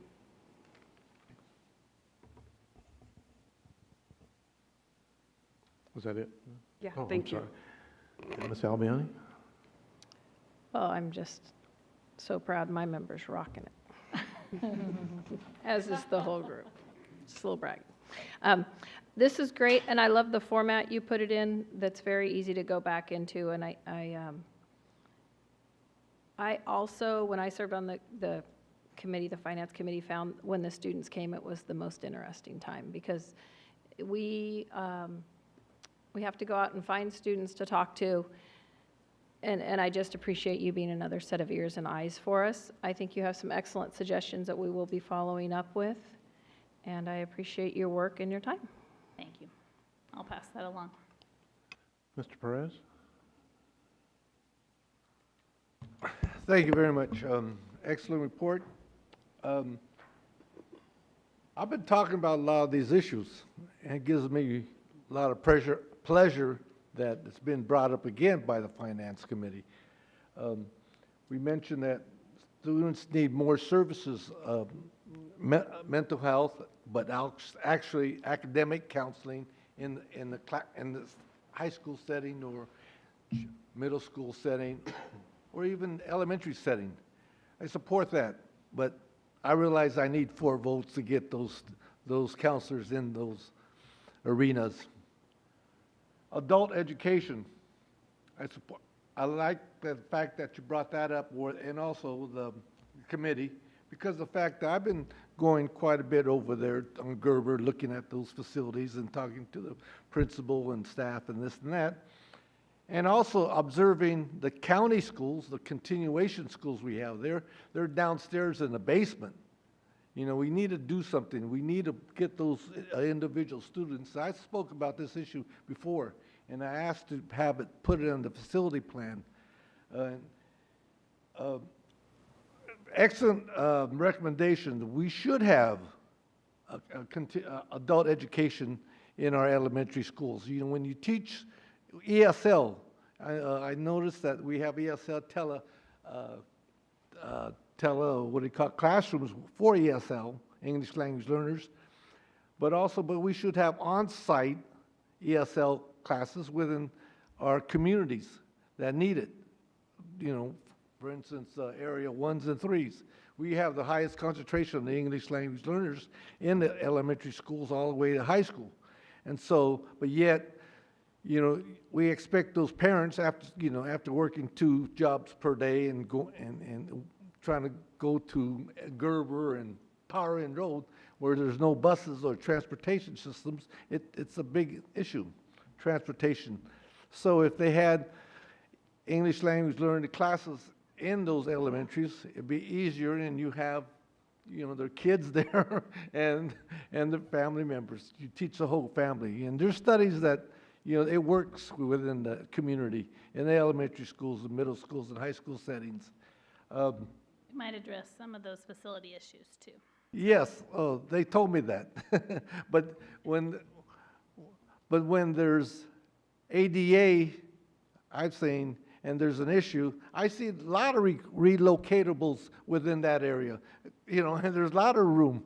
So to me, that isn't an issue about facilities, the need of facilities. There's plenty of room, you know, and there's infield within this communities that I've seen, and our schools are overcrowded. You know, they're jammed in their classrooms, you know. So I'm glad that they brought up this issue regarding we need to look at our facilities for adult education, all the way to, you know, having classrooms within our communities.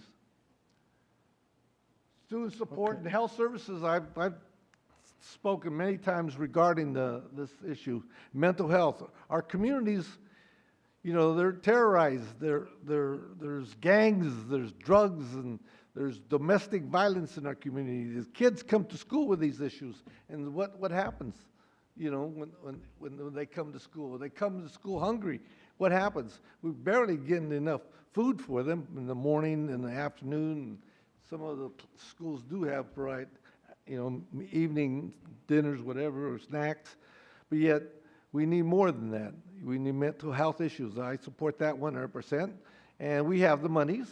And with your leadership, Mr. Madison, we could have a mid-year addendum or amendment to our LCAPs at each school that we feel that we could have, you know, these services that are greatly needed. And so, I was looking at Title I. You want to stick to her, the okay, report yeah. that she presented, okay? Can Yeah, you do okay. that, Ms. Perrette? Yeah, but regarding these facilities, there's monies in Title I's for this type of ones. So there's no issue regarding monies or financial things. We receive monies for, you know, for Title I classes, but also for the indigent, for the, what do you call it, the delinquents. There's pots of monies for those arenas, but we haven't gone out there and actually, you know, applied for those types. I've been studying that issue very lately, since we had this report to us that we're going to get more money for the TSIs and the CSIs. So, you know, it's just a matter of just getting down and seeking those funds. And you know, we all went to the California School Board Association, and yes, there's monies that are coming down our ways. So if, you know, we need to prioritize again, well, we want to spend that money. You know, I've seen a lot of people at a conference that they want to use it base, you know, base funding. So I support that also. Mm-hmm. Okay. Thank you, sir. Ms. Bobby Singh Allen. Going to bring about change. Thank you. Thank you first and foremost for your presentation. I value the work of the Finance Committee, your giving of your time, and so I thank all of the members for stepping up. I also really liked certain components here that I just wanted to single out as well. Mental health, being reported as the #1 need. That is certainly something I will take back when we discuss budget. It's in sync with what I've heard from my own visits to schools and in talking to families and children, and even probably over the last year from the comments that we hear from public comment. The heart of so much of that is mental health, mental health, mental health. So that's not lost on me, and I'm sure most of the board here, the importance of that. So I particularly appreciate that that was brought up. You brought up something I thought that was very interesting, a mechanism to evaluate the home visits, how effective they are. I think that that was an important issue that you raised, going back to the data decision-making process, so thank you for that. And it sounds like some of the concerns that I had, well, not so much concerns, but some of the issues that I raised with PBIS in terms of its truly being evaluated properly, implemented properly, and the training and so forth. So I see components of that here too, so thank you for that. Thank you again, Finance Committee, and looking forward to adding some more members here shortly. Thank you. Very good. Thank you. Okay, I think my colleagues covered it all. I just want to add a few comments. I mean, I go back, I served on the Finance Committee many, many years ago, and I will say that this report has been one of the best I've seen. Your presentation, very succinctly, and it's right on target. So if you can pass on back to the committee. I'll do that. We really appreciate it. Good report, and we appreciate all the things you guys do. Thank you. Thank you.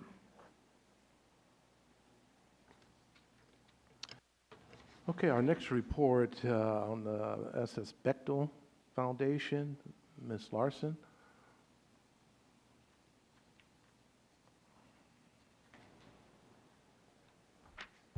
Good evening, President Madison, members of the board, Superintendent Hoffman, and Ms. Avalos. Tonight's report is going to be a kind of a finale and a sequel. We are going to present to you a report regarding a grant award from the S.D. Bechtel Jr. Foundation that started in 2013. It ended in 2018. It was a grant of around $6 million. And the purpose of the grant was to support and accelerate the implementation of the Common Core state standards for mathematics in grades kindergarten through 8. The report's going to outline the work of the math grant over the school years from 2013 through 2018, and then also will outline the next steps in supporting Common Core mathematics sustainability. So I'd like to invite up the power team over here, Anna Trinnell, Julie Villeneuve, and Diane Wilson from CPL to provide you with this report. Thank you, Sue. Good evening. I want to thank Sue. Thank you for that introduction. I want to thank Julie Villeneuve, who is our K-6 program specialist for mathematics, and Diane Wilson, our 712 program specialist for mathematics, who are going to be co-presenting with me tonight. So tonight's presentation is going to cover these main points. We're going to give you an overview.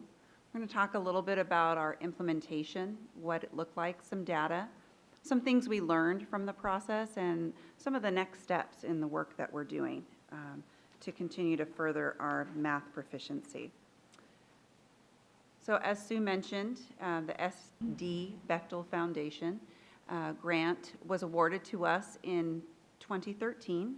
We began the work in fall of 2013, and we concluded the work that's specified within the grant in June of 2018. That doesn't mean mathematics instruction ends or that the work of mathematics ends. We will continue to build and develop and work with our entire district team towards that end. We had 240 stellar members of our classroom teaching staff here in the district, made up of 51 different schools, K-8, who were involved in this work with us over time. Some entered later, exited early, but we had a very strong team overall who was working with us, and we called them our leaders in mathematics, or our teacher leaders. One of the requirements that was a part and in agreement with EGEA is that the teacher leads would host a mandatory PLC or professional learning community meeting after school hours, as well as one optional meeting. Not optional for the lead to be present, but definitely for teachers to choose to be in attendance. The focus of those meetings was instructional strategies for mathematics and general implementation of the standards. And as Sue mentioned, it was close to $6 million. We can't do this work alone. There were a variety of departments who helped to lead this work with us, as you can see, from various departments. We had a series of planning teams from kind of the 100,000-foot level all the way to the ground level, as well as outside partners. We have a list there that you can see from institutes of higher education to our county office, near and far, Silicon Valley Math Initiative. So we had a variety of partners helping to develop professional learning for our educators here in the district. And I'm going to hand it over to Diane Wilson for further detail. Thank you, and thank you for having us tonight. So our scope of work, you can see there, primarily it was based around the release days that we had with teachers, and the release days happened at every elementary school as well as at every middle school. And you can see there how many there were. Sometimes it was at the school site, sometimes it was here in the office or other locations where we could get 50 or 60 teachers in one place. There were also after-school trainings. There was professional development for our principals, as well as Saturday seminars for the teachers. And in year one, this was the getting started year. And so we spent a lot of time helping teachers learn how to be PLC leaders and to also educate teachers about what we chose as the core 4 strategies to achieve the standards. And we started with a few partnerships. We didn't have a lot at the beginning, but as you will see as we go through the 5 years, this list grows. So year 2, we focused on lesson design, and also there was more PLC training. We talked more about strategies. We continued the partnerships. Year 3 is where things changed a lot. Our district, as well as most of the other 10 districts, that year decided our focus would be student discourse in mathematics. And we all felt like that was what we needed to go after so that students could make sense of what they were doing. And year 3 also led us into focusing with a lot of district partners and California Ed partners another piece of the grant, because another piece of it was spreading what we were learning across California and the nation. And so Ed Partners started facilitating groups of the leaders in the district to present at state and national math conferences. And so Julie and I have been able to present for 3 years with Ed Partners as the umbrella organization. And then this year, Julie and I are both presenting at state and national conferences on our own instead of with a group. And that's good for our district to get the exposure, but it's also really good for us to see all the other ideas that we get to see when we go there, and our coaches go sometimes too. Everything that we are doing at this point, we have learned at the conferences we've gone to. And so, or I shouldn't say everything. Everything we've learned at the conferences, we are implementing now. However, there are lots of other things we are doing too. Year 4, we keep adding on layers of professional development. And we really haven't dropped anything along the way. We've just kept adding more layers and more layers as teachers become more and more skilled. We also started 2 new partnerships in year 4, Silicon Valley Math Initiative and the UC Davis Math Project. And in year 5, new professional development, again, still focused around student discourse, and you'll see some statistics about that and the changes that have come about as a result of that. Also started using more, or giving more professional development about the use of manipulatives, and Julie gets to talk about how we spent the money. Good evening. In our 5th year, we also started talking a lot about sustainability and how we would be able to continue this work without $6 million. And you can see the progression of how we spent the money. A lot of it was based with, a large portion of the money was spent on personnel. All of our personnel that was hired to support the grant has now been infused into other positions, coaching positions, and my own position as a program specialist.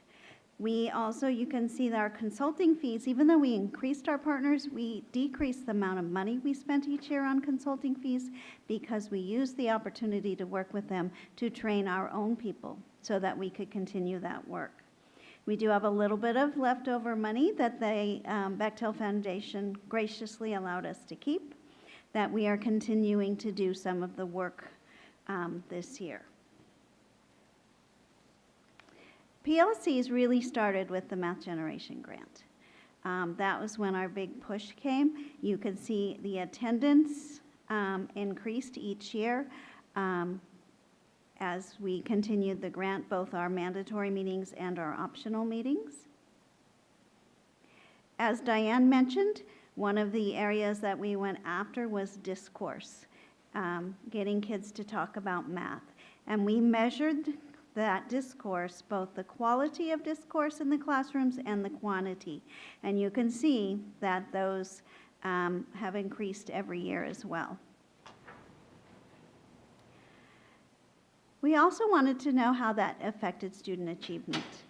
It's great that our kids are talking and they're making advances on what they're talking about, but does it make a difference in their student achievement? And the green bars are the ones that show the difference between classes that had good quality and lots of time to talk on the SBAC scores, how far they are from meeting standards, compared to the blues bars that show those classes that still struggled in that area. When we started the grant, our teachers were very unfamiliar with Common Core standards, and they were a little overwhelmed. But you can see in the survey that we gave them by the end of the grant, our teachers are feeling very familiar, very comfortable with understanding the Common Core standards of mathematics. They also are saying that they are often, and very often, even daily, implementing Common Core standards in their classrooms. And that they are now feeling like not only are they, particularly in elementary school and middle school, which is the clientele we served, that they are able to apply those standards and they are able to take their materials that we purchased in Go Math, and they're able to be critical consumers of the product and really start to apply the teachings of Common Core and be more creative with it. So just a little bit about our math achievement as it applies to the SBAC or CASP scores.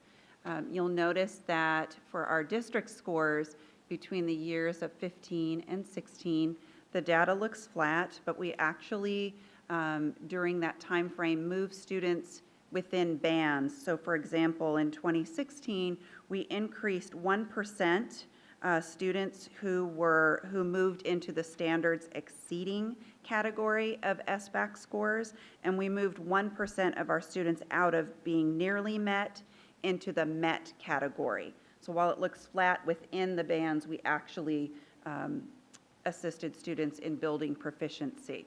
And then as you can see over time, we have progressively demonstrated improvements in mathematics proficiency.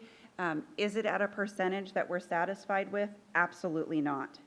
Do we want our students to be performing at a higher rate of proficiency in mathematics? Absolutely. So what have we learned? We've learned that we need a consistent team over time to do this work. Over the 5 years, our team shifted and looked different over time. And by the 5th year, we had an extremely strong team who was well-trained and also who began to deploy resources at the site level to build the ownership and continued development at the site level. We provided an explicit focus on key elements of the professional learning community process over the course of the 5 years consistently. And so consistency, again, is a main learning from this process. We also learned that we need to not just start with teachers, but that we need to include our administration as well, and also get the involvement of our students in their learning process as we do this work. Lastly, collaborating with other districts has been huge for our growth as far as understanding as well as professional learning and resources, and the ability to present in other places, again, has afforded us that opportunity to continue to learn and grow and support in ways that are meaningful and have positive outcomes. So one of the things that we talked about and that Julie mentioned is sustainability. So we knew that year 5 was coming, and over the course of years, we've had discussions about what does this mean. When we looked back, if we look back, I'm going to go very quickly backwards. When we look at the budget, that piece there where we're talking about personnel, the majority of our funding was spent in stipends to teachers to be PLC leaders. And so we're not literally meaning that we have a number of staff who were completely dedicated, although we did, but those funds also included stipends for teacher leaders. So I want to be sure that that is clear. So how can we continue to do this work without paying teachers stipends to continue this mission and vision? We've been able to sustain our math leadership as far as our program specialists. Our coaches have now received very deep training that they're actually carrying forward this work. We continue to provide site-based learning for sites, and they are choosing when those occur, and they're taking full advantage of that. So that's part of the sustainability. How do we continue to go forward? Mandatory math PLC meetings had to end, and with that, the growth in conversations at the site level during their natural PLC meetings is expanding. All right, and the next steps at elementary math. Julie. The last 2 years of the grant, we actually were able to provide individual site release days with the leadership teams at each site and come up with an implementation plan for every site on how they're going to move math forward. And we are able to continue those release days this year. We have also, when we surveyed our teachers, our teacher leaders at the end of the grant and said, what do you want next? They asked for continued time to collaborate as grade level teams. So we are offering after school PD by grade levels. Those are being taught by our coaches and some of our teacher leaders. We have had a discourse cohort the last couple of years, and each year we start a new one. We are able to do that again. And then to continue to follow up with our discourse cohort, we actually have a new cohort this year that's working on writing and mathematics. So we have teachers that have volunteered a full day and 4 evenings to come in for that training, and we're continuing that also at least at 3 of our sites. We have continued our partnership with SVMI, and we're exploring and gathering data on how many minutes each school designates to math instruction.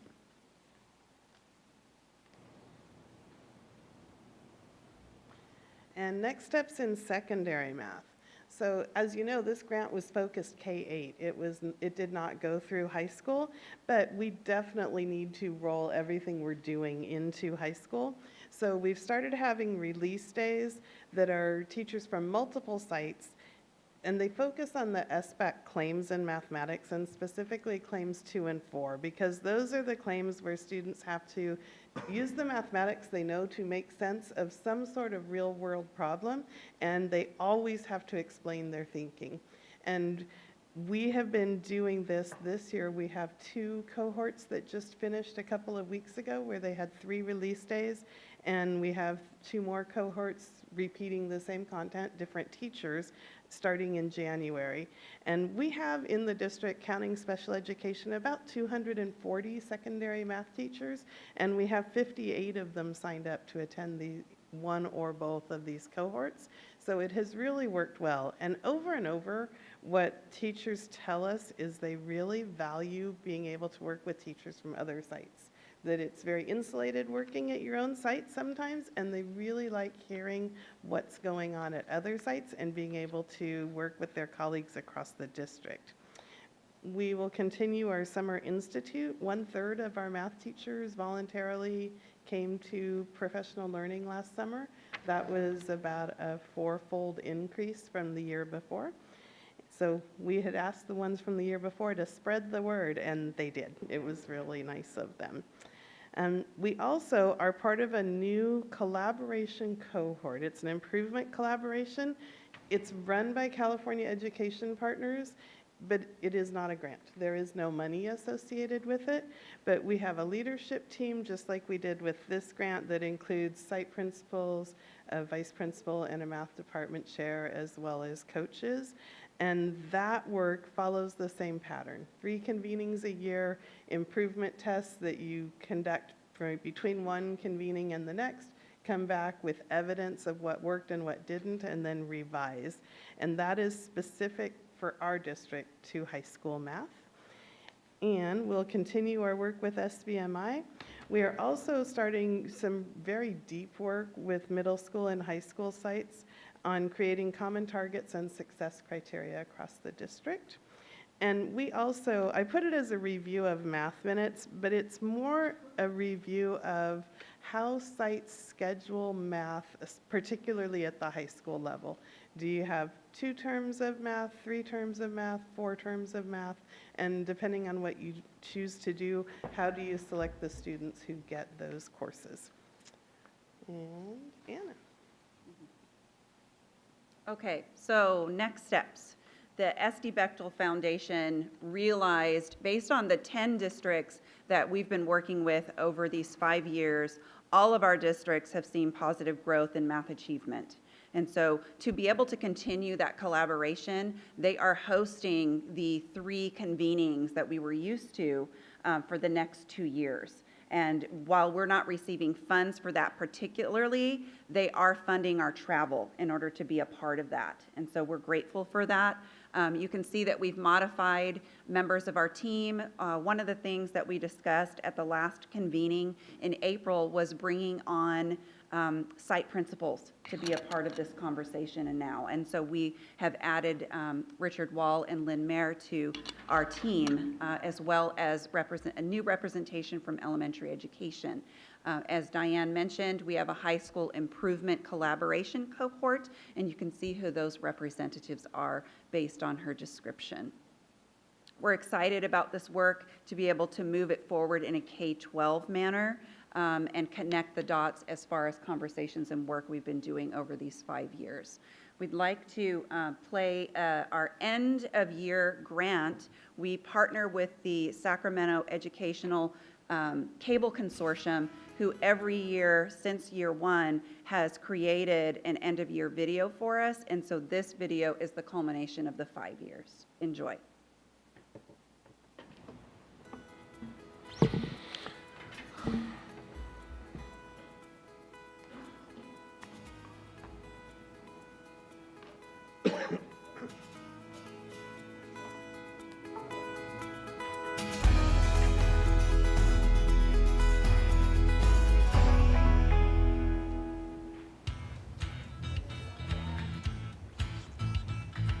The Elk Grove Unified School District, with the generous support of the SD Bechtel Foundation, has partnered with 9 other districts in the state of California to support the implementation of Common Core state standards in mathematics for grades K through 8.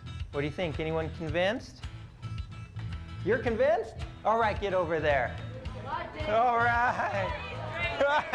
Math Generation seeks to improve mathematics instruction through developing teacher content and pedagogical knowledge to ensure every student is learning mathematics in every classroom, every day. Through the establishment of high-functioning professional learning communities, or PLCs, teachers are equipped to prepare students to be college, career, and life-ready graduates.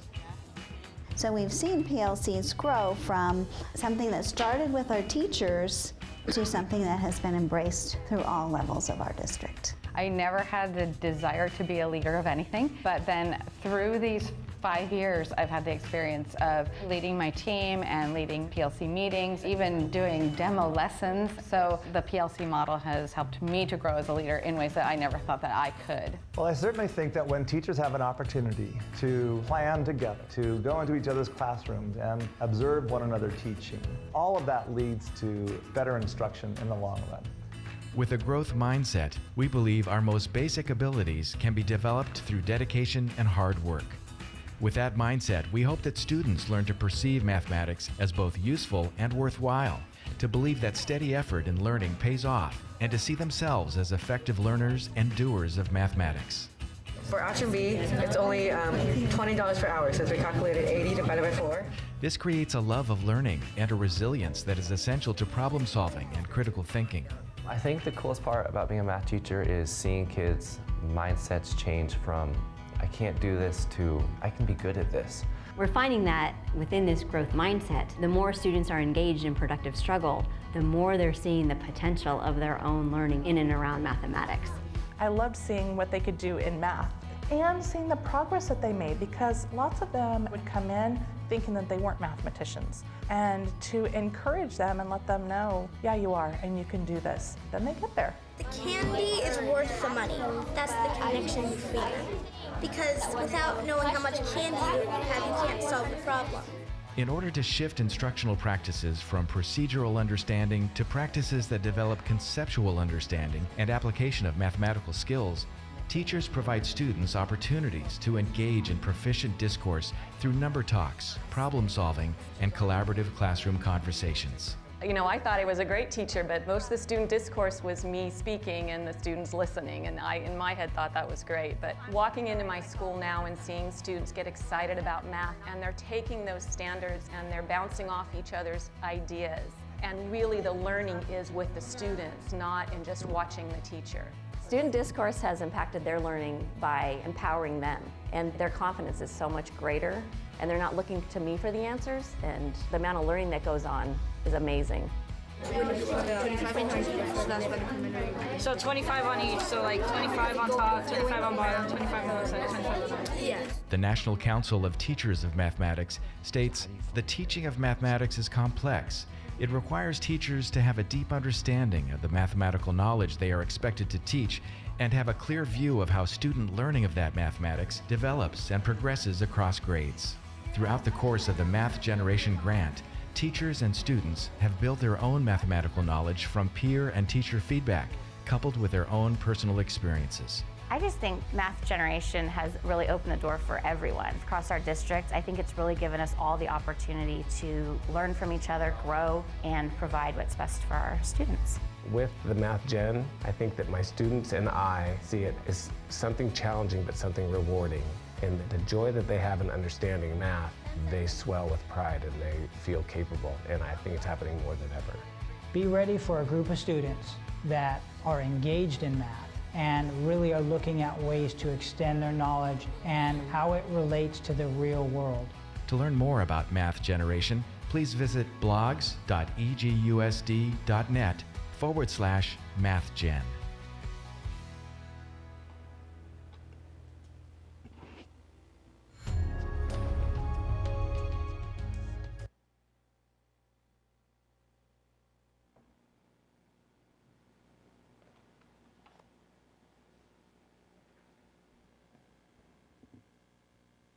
That's it. Okay, and we just have several people that we need to thank who have been a part of this process over these years.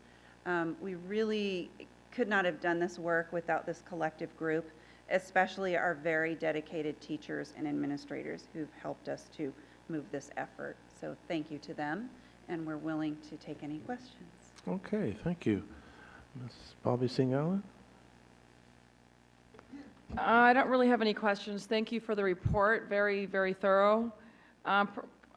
The one slide that really stuck out, I think, Anna, you made the excellent comment that year 5 is coming. And the sustainability plan, I think, is very important, so we don't lose the success of this. So thank you all for your presentation.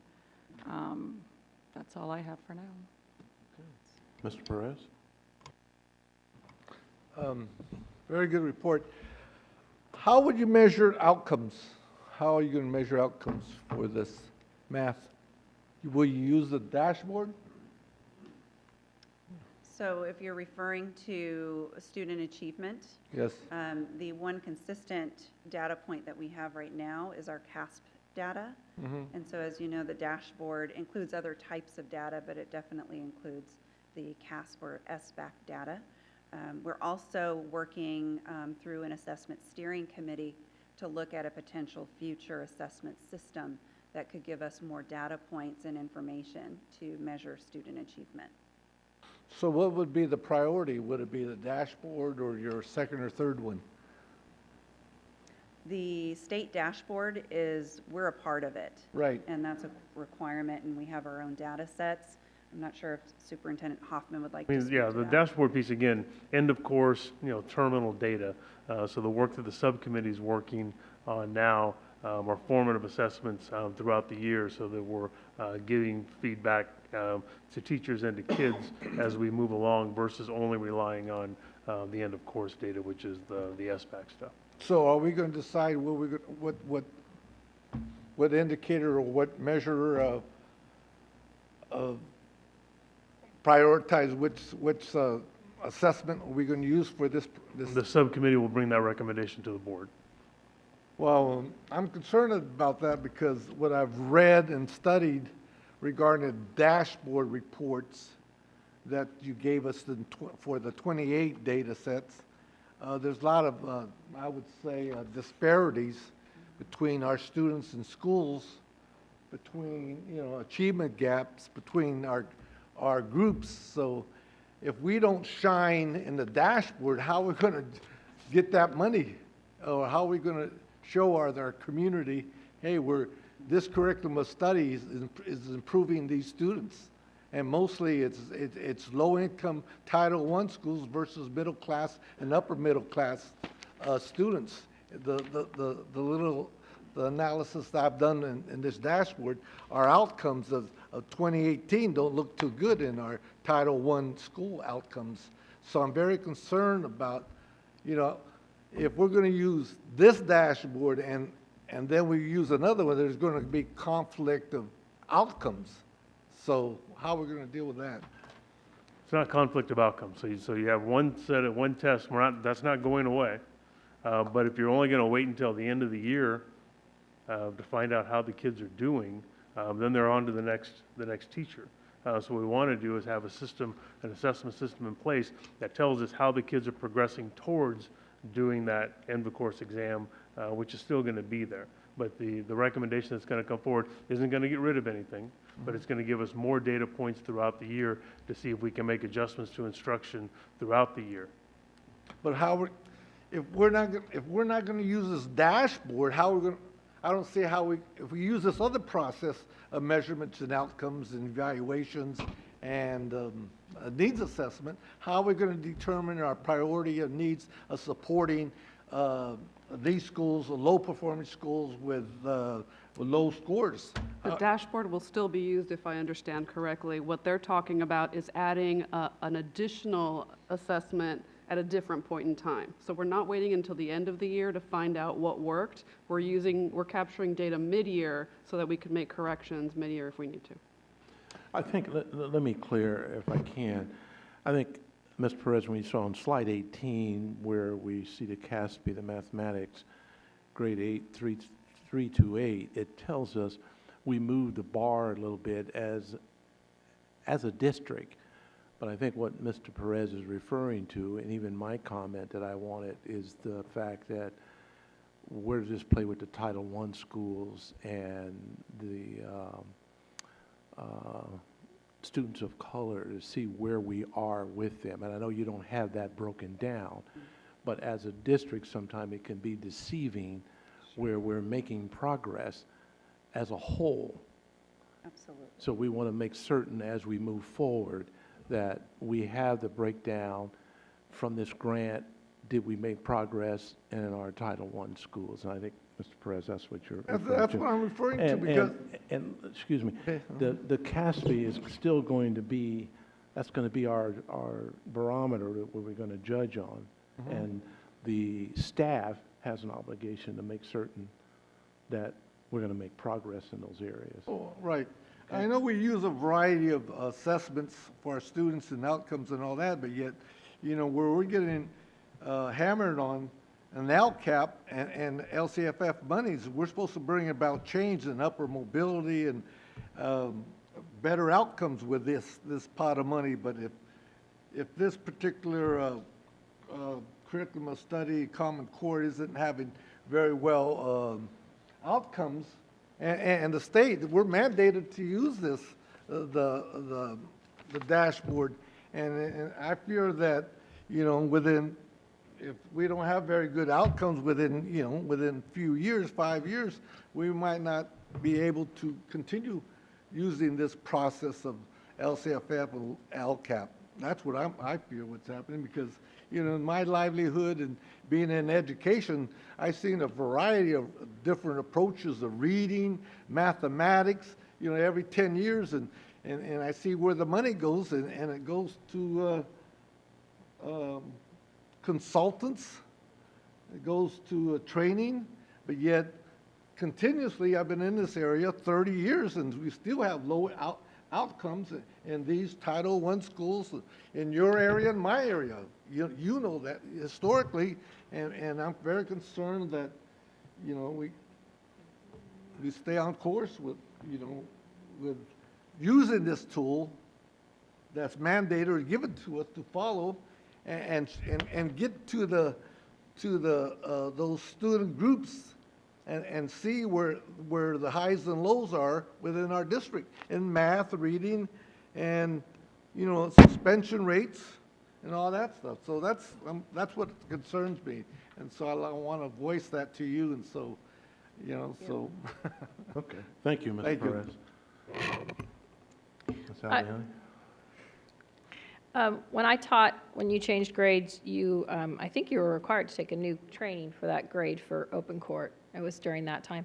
Do we have grade-specific training for the math, and are they required or offered that opportunity to take a math class when they switch? We do provide grade-specific professional learning every year, and for all of our new hires, we provide training to them. We offer it. We have not made it mandatory, but we do provide compelling information for them to be present. Thank you. How many coaches do we have? Math coaches do we have? So total for the Curriculum Professional Learning Department, we have 27 coaches total, and then 15 of those are elementary coaches that are concentrated, which means that they have designated schools that they're at every day. We have 2 consult coaches. One of those is a math coach who works with the other 12 schools. Thank you for doing the math for me. The other 12 schools. And I can go into a complete other conversation about what that model looks like. In secondary, we have 5 concentrated math coaches and 1 consult coach. Great. We won't need to do that tonight. I can ask you furthermore later. Thank you. My last thing is I just really was encouraged by the fact that we took our one-time money and taught our teachers how to be teachers to the others. I can't say that's just the best use. Thank you. Creating common targets and success criteria, I'm a huge fan of, and I'm very interested to the results of your looking at math instruction, structure, and how it's being tied to results in high school. I think that's something that we need to dive into, and I appreciate that's on your agenda. Thank you for a good report. Thank you. Nancy? Thank you for an excellent job, and I'm even more encouraged seeing what your plans are going forward. It's easy to forget where we were a few years back when we were facing the impending change, the really huge philosophical shift in Common Core math in particular. So thank you for your leadership in helping us get through this big change. As a board, we've got a broad range of responsibilities, and I regret that we don't get to spend as much time as I would like us to spend on actual teaching and learning, which is our core mission. So it's been quite a treat to get to hear about that work going on.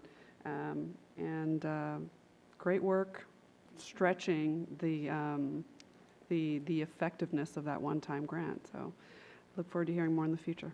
Thank you. Mr. Porcina. Thank you. I'm going to make a comment quickly, not directed to you. Well, only to the extent that you're part of the whole. You know, we categorize kids as slow learners and average and above average, accelerated.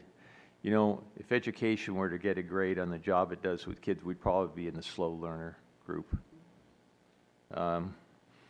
In terms of what you've presented tonight, and especially the going forward part, what's going to be the interplay between your work and the budget discussions in the spring? That's a great question. Do I have time? Yeah, we can take all night. I don't think we have the time to address that, and I know that there's information that I'm presenting to groups of individuals. I would love to bring back some more information for you so that I'm not just speaking in jest. But So I can just add a quick piece, is we have built some things in along the way. So the math, if you look at, we had coaches that were on the one-time funding list for several, and we wrote in, those folks have now been rolled into ongoing funding. So some of the pieces, as we've gone over the years, we've slowly been able to go through and do some things that were grant funded them with one-time dollars, and when there were opportunities, move those things, especially our coaches and our people, into ongoing dollars. So some of it's already built in. The positions of the folks that are speaking today, those positions didn't exist previously. Now they're built into the budget moving forward. So we've already done some of that sustainability work moving forward, but we have a lot more to do. You know, I asked the question because I don't certainly diminish the importance of the work, and this is going to be a little side comment, so I'll probably get slapped on in a second. But as we go forward, we know that there's going to be many worthwhile competing interests for the dollars that are available. And it gets back into that question again is of what do you keep, what do you expand, and what do you get rid of if indeed you have worthwhile efforts. You know, earlier tonight we talked about equity, and equity is achievable. There's no one can argue that with me. The only issue on equity is how much are you willing to spend to get there? That's the only question. It's really doable. That's why I say, to me, education would get a grade of F in a lot of areas. We're slow learners. Then it gets also to the point of, well, are we a slow learner, or are we making conscious decisions about where we want our effort to be? Because it's all about money. And that's one of the things. I know we added the coaches. That's just been a concern of mine for 40 years in education is going after grant money because they'll allow you to do something you want to do that has value. And then what do you do when the grant money wears out? Well, what we've done is to go ahead and fund a lot of the positions, but without a lot of additional discussions about where we need to be in the future and how we're going to utilize our resources. So I'll be interested to see what comes forward. In terms of the work you're doing, because a lot of it, to me, centers around the whole notion of helping teachers learn how to teach differently. I mean, that's what it's all about. Which gets us to another point, is that we are doing the university's work. They're supposed to send us teachers that are ready to go, but we know they don't do that.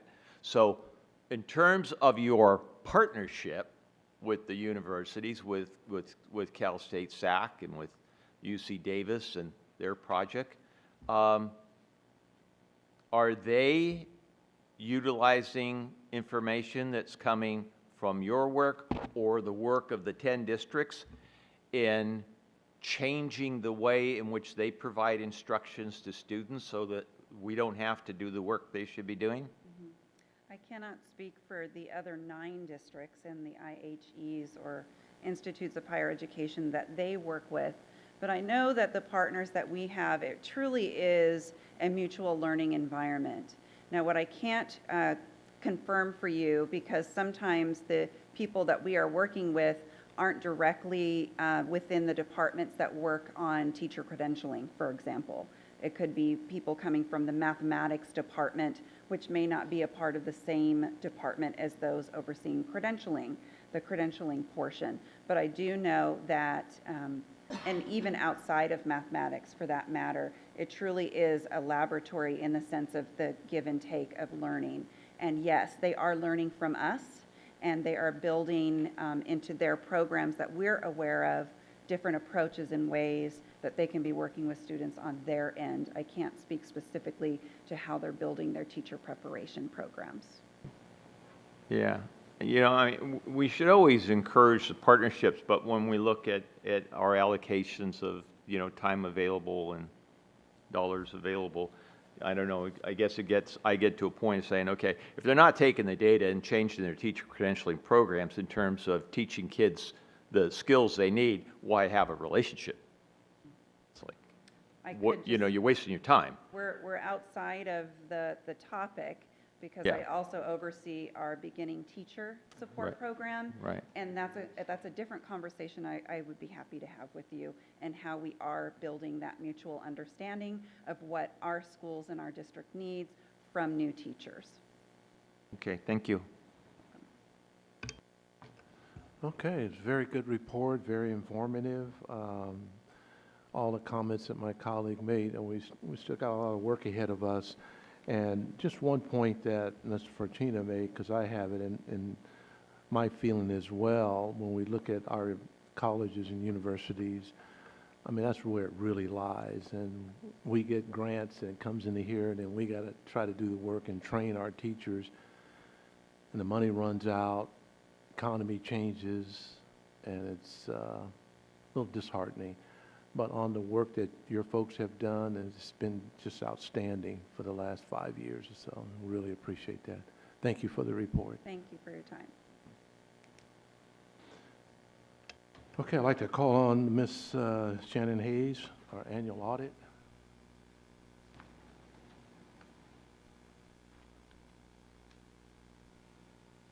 Good evening, members of the board. I'd like to introduce to you Jennifer Hall. She's a CPA with our audit firm Crow, and she's here tonight to report out on our 2017-18 audit report. Good evening, thank you. And I believe you all have a copy of the report and have read it page by page. We did spend some time, all the important pages, yes. Just the important. Each year it gets longer. We did spend some time earlier and met with the audit committee to go over the report in more detail. So my presentation tonight is very brief, and I'll summarize some of the pages that maybe you should take a look at.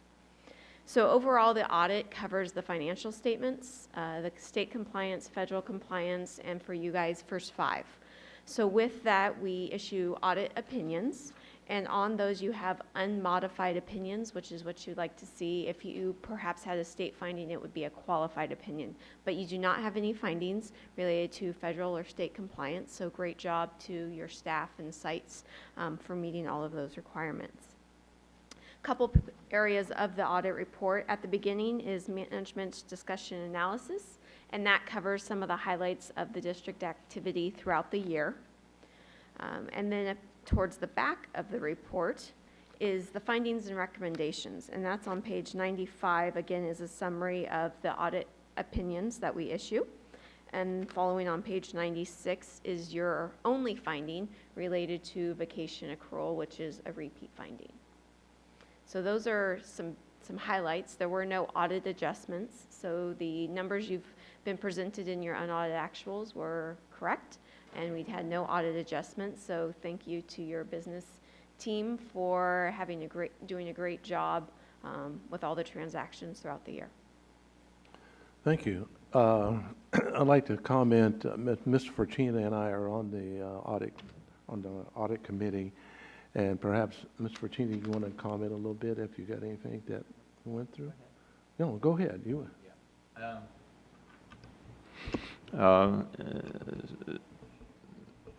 The audit, as once again, it was favorable for the district, which is nice to see, and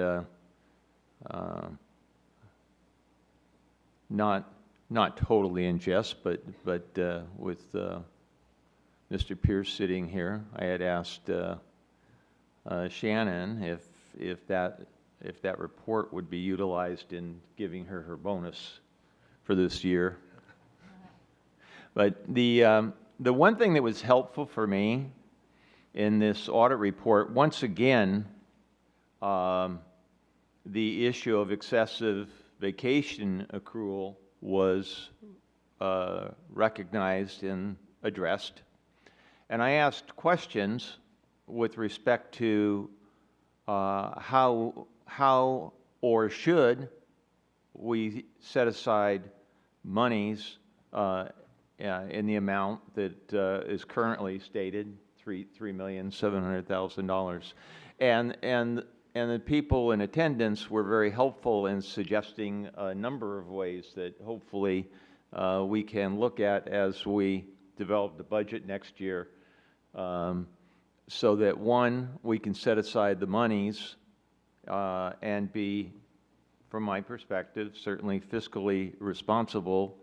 Two, by doing so, it takes money off the table and decreases reserves, so people can't say, oh, well, you have money in the reserves to do more things. No, we have money to pay for these liabilities that we have because you didn't go on vacation. And now, recognizing there are some people who can't, and that's an issue that's being addressed certainly with the bargaining units, but the audit team had some very good suggestions with respect to how we could go about setting up a fund. And once again, the audit team was very responsive and very helpful. So, thank you. Thank you, Ms. Fortuna. I think you covered it pretty well there that we discussed in our meeting. Nancy? Thank you. Ms. Perez? It's I don't know if you got the book, but it's a lot of reading and a lot of figures. Yes, to look at, to go. I do have one regarding compliance with the first 5, Sacramento. Sure. So, Tony, you got a page? what? Page 92. Page 2? 92. 92 is towards the back. 92. So,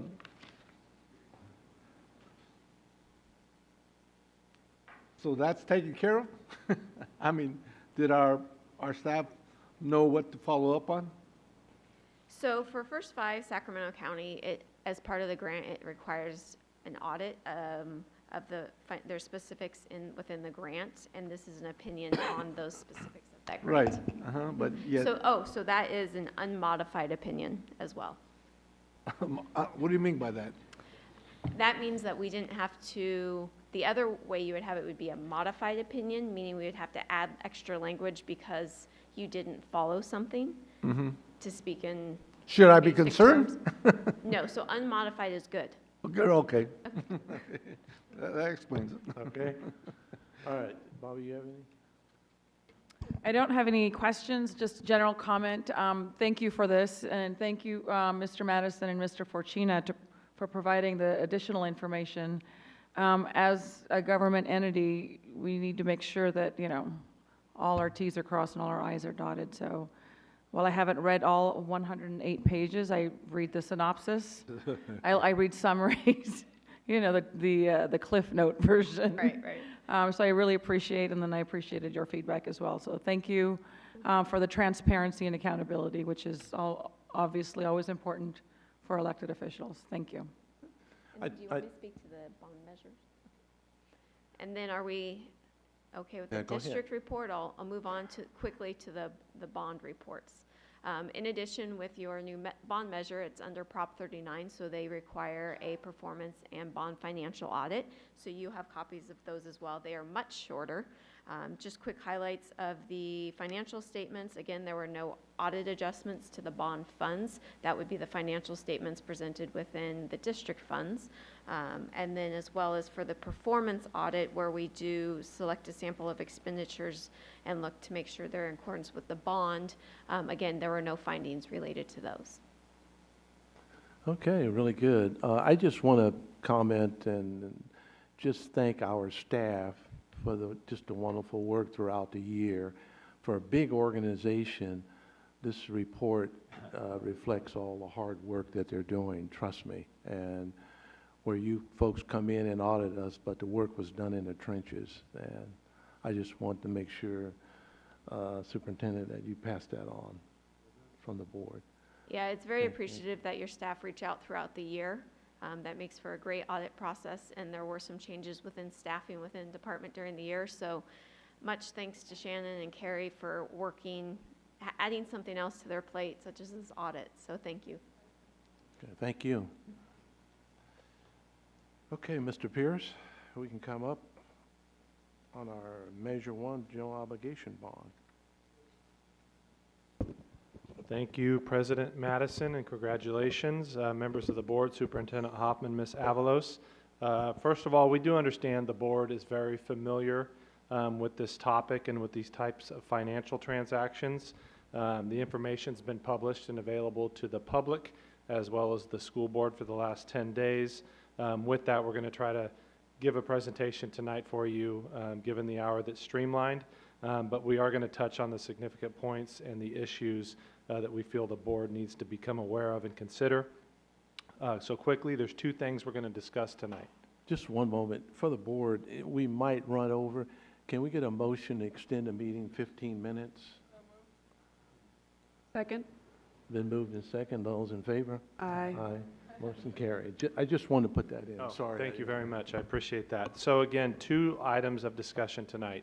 The first, and I'll say the simplest perhaps, is just the second series of Measure M bonds that we're going to be recommending to the board.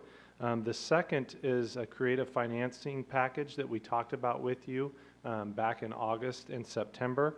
It's to generate new dollars under our Mello-Roos tax base, and essentially that's going to help you fund the new Franklin Elementary School. That, of course, is in the absence of state funding, very similar to how you were able to make up for the lack of state funding for Robert McGarvey and also Zender Ranch Elementary Schools. Both of these items will be back before you if you concur with the recommendations tonight on January 15th, and that'll start a course of action. As I introduce Ms. Lori Ranieri, I just want to thank her and her entire staff for all their hard work and diligence that goes into this report. There's a lot more work between now and February when the bond sale should occur that Lori and her staff will also be conducting. So with that, I will gladly turn it over to Ms. Ranieri.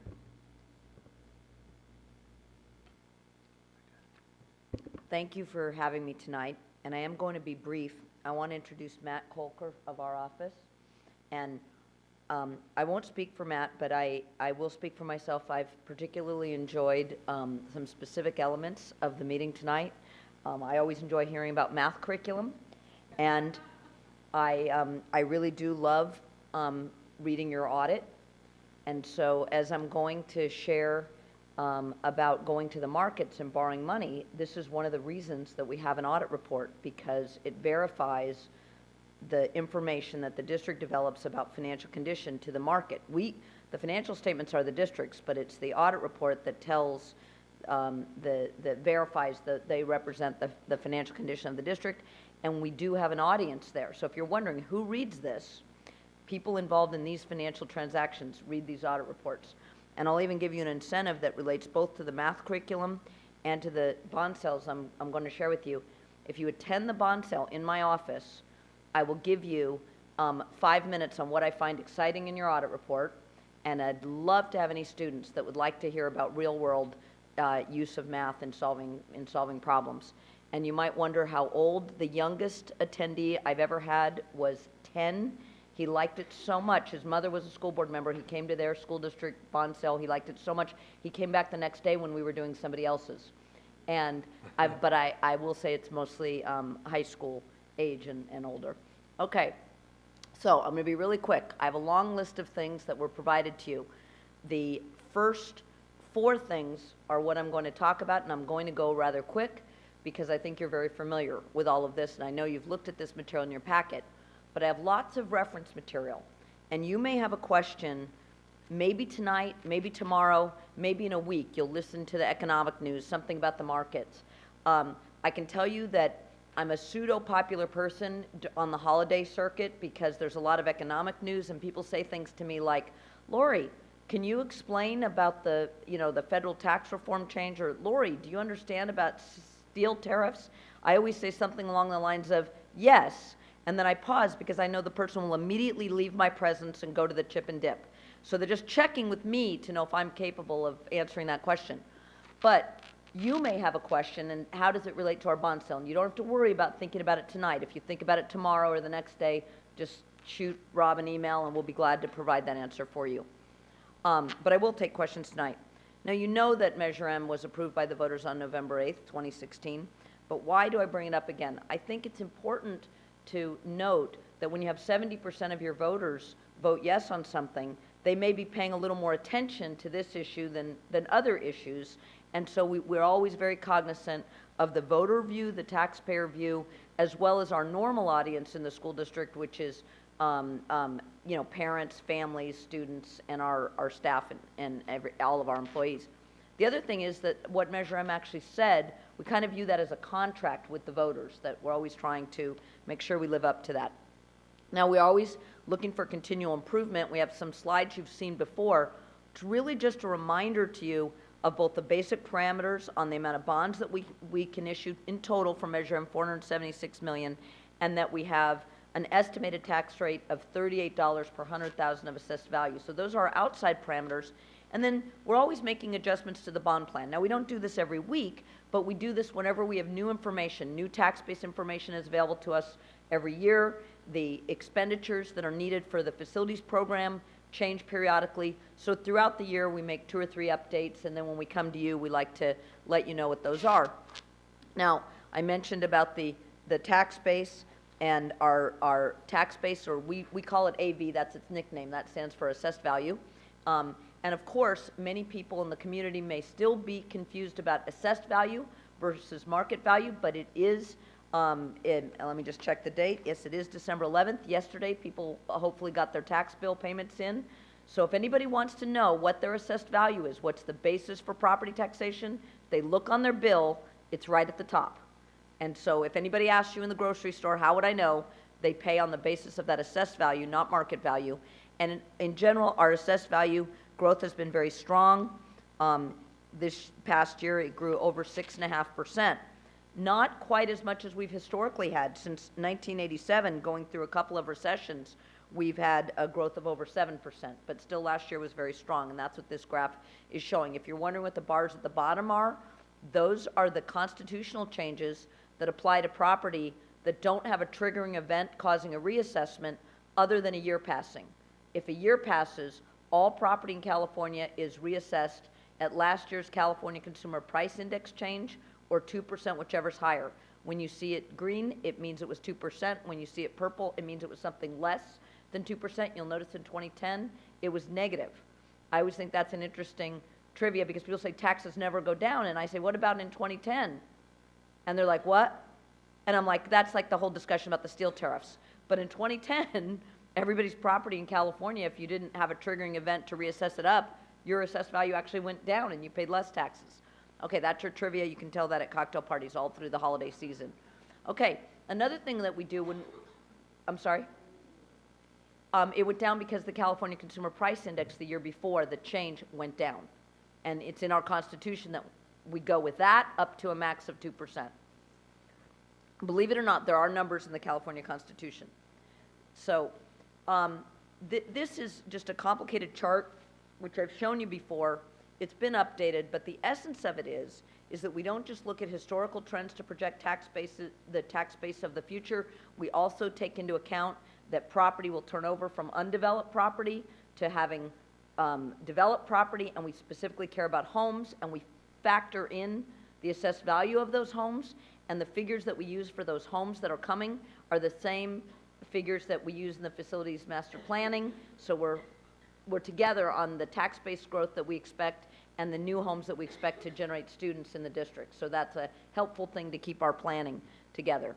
Now, another thing you might be thinking about is, oh, you hear about interest rates. I mean, at least if you listen to the news, you'll hear, I think, about interest rates, or at least the news I listen to. And you can see that since we started planning for our Measure M, interest rates have been going up. And that might concern you. But I'm happy to share with you, we actually plan that they will go up. And that might cause you to ask, well, do you plan for them to go down? And I say no, because if they go down, my job is so easy. So the contingency that I have to plan for is if they go up. If they go down, I just adjust everything and it all looks better and we look real smart, but really we're lucky. The smart thing is to assume that things will not go your way and have a plan for that. And when we're borrowing, having interest rates rise is the thing that would not go our way. We want to borrow at the lowest possible interest rates.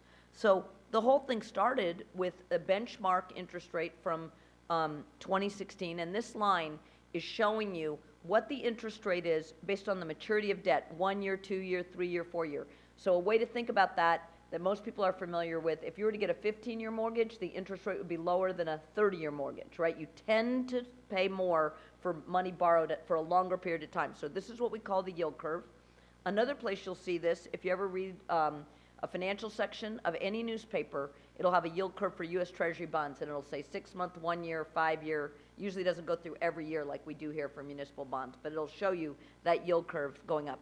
And you might have also, when you were listening to the financial news, heard that we had an inverted yield curve recently, which, of course, that was very exciting for the people who teach math. I don't know if they've already left, but that'd be an exciting thing to share with students. Okay, now we take that benchmark and we adjust it for two things. We adjust it for the fact that when we're doing the planning, we're not selling the bonds. We're going to be selling in a future market, so we assume that there will be volatility, and we base it on historical volatility, except we assume all the volatility is up to be conservative, and we also have to make an adjustment given that we're using a AAA benchmark and the district does not have a AAA rating. So we do that. Now, here's where we are right now. The green line is where everything was when we were planning. The blue line is the market today. The whole market has moved up at every maturity. Does that make sense? But we also look at the spreads, and the volatility that we accounted for was right on the nose. We're now looking at a market that is very much in line with exactly for what we were planning for. Now you might say, if you're so smart, why are you still wearing a suit at 10:25 p.m.? Because you could be home just day trading in your pajamas. It's not that we're this smart. It's that we follow good mathematical practices. The only data we have about interest rates is historical.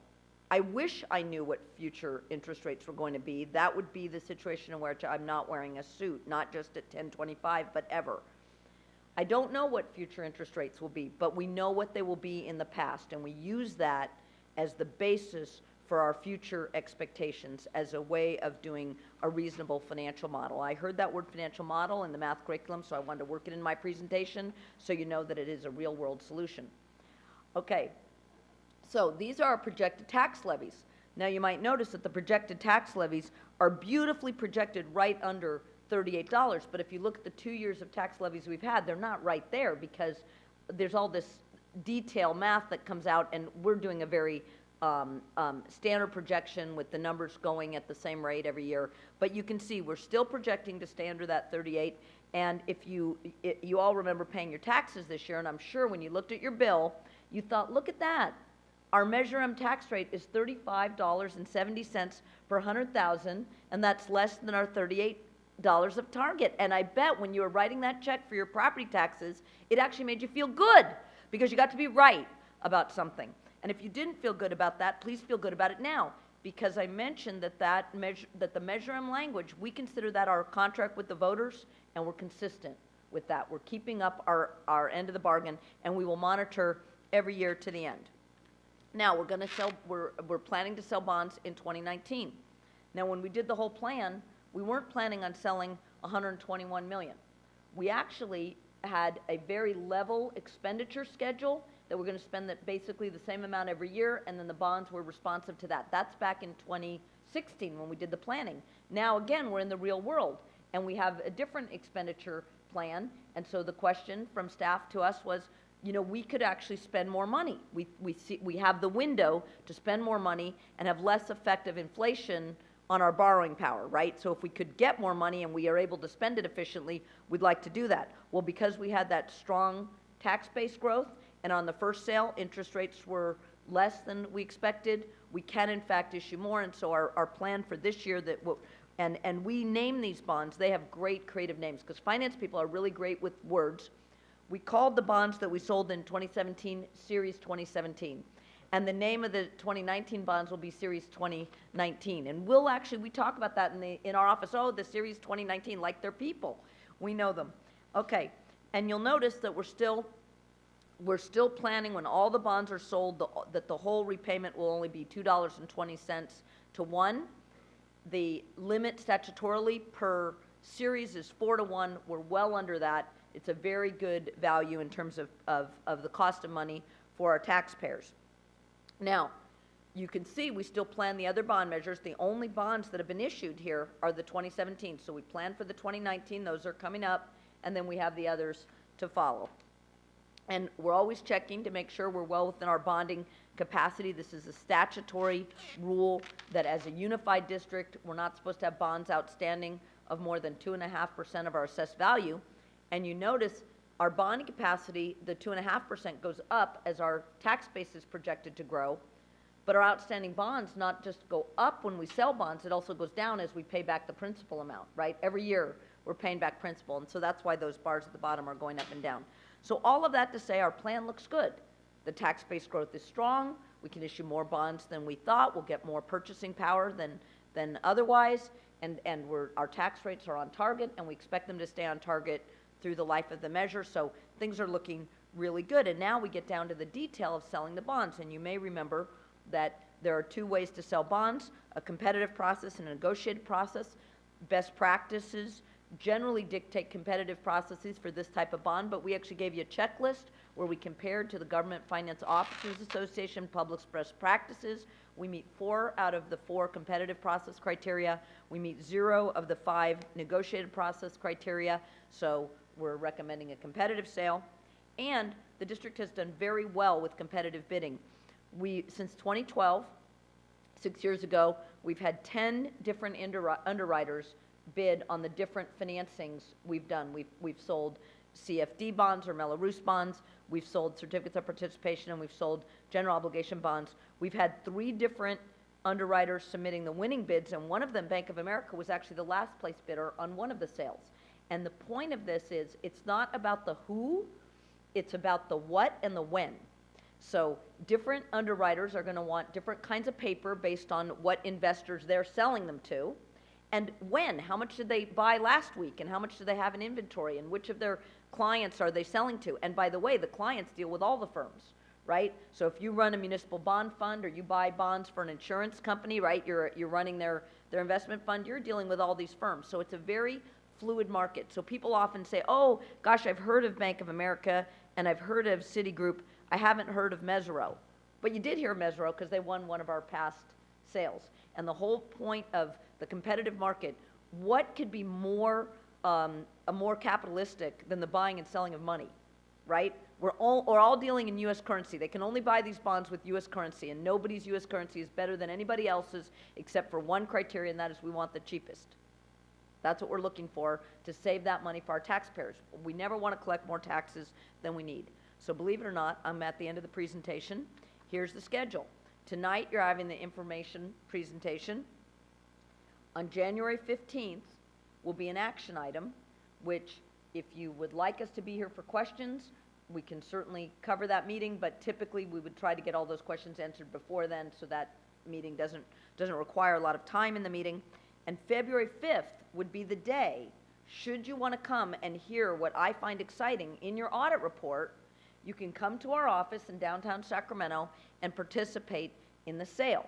Now, the level of excitement varies more with the person than the sort of intrinsic value of this sale, because it has intrinsic value for our taxpayers, our community, and our students and staff who are going to be using these facilities. But some people say watching a bond sale is like watching grass grow.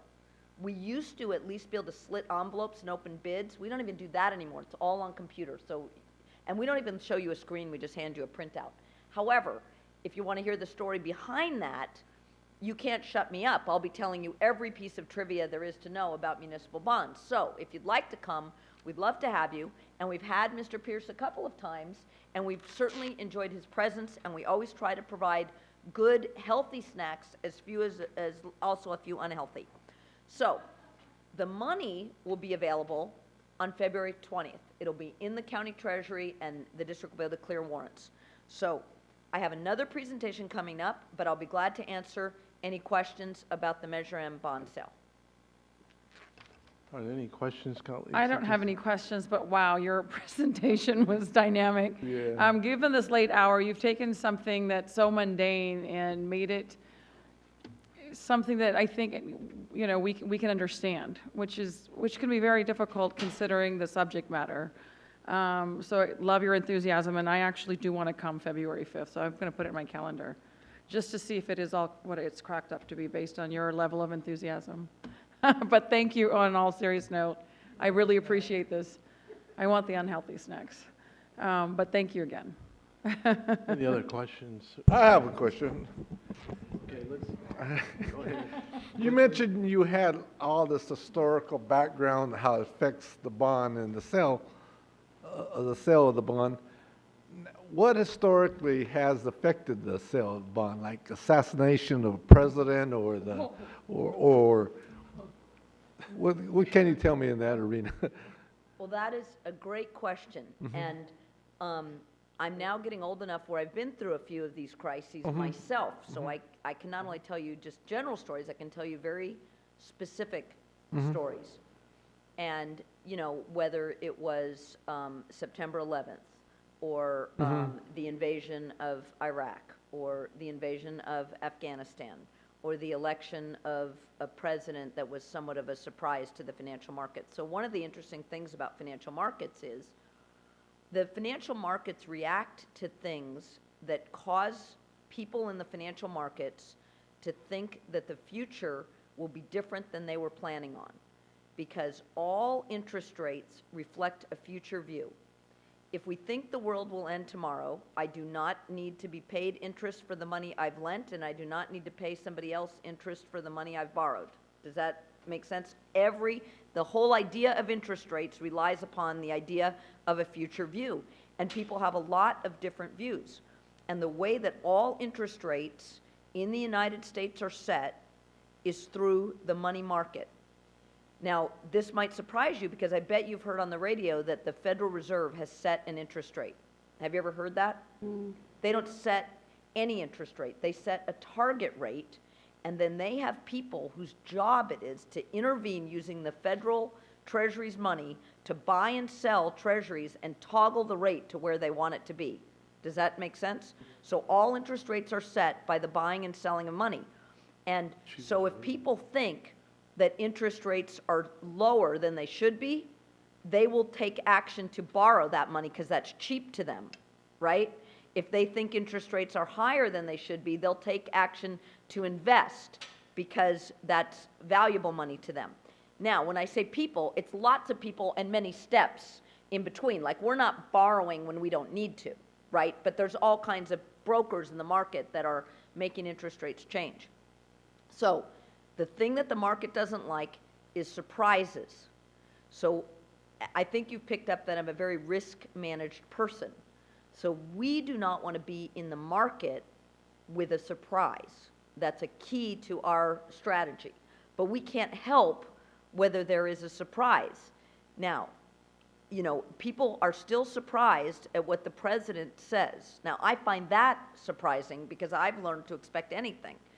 But my point is there can be surprises. So the question is not how do we prepare for the surprise, it's how do we prepare for any surprise. So here's how we do it. We only sell bonds on a Tuesday, Wednesday, or Thursday. Why? We would never sell bonds on a Monday because we don't have time to react to information. Does that make sense?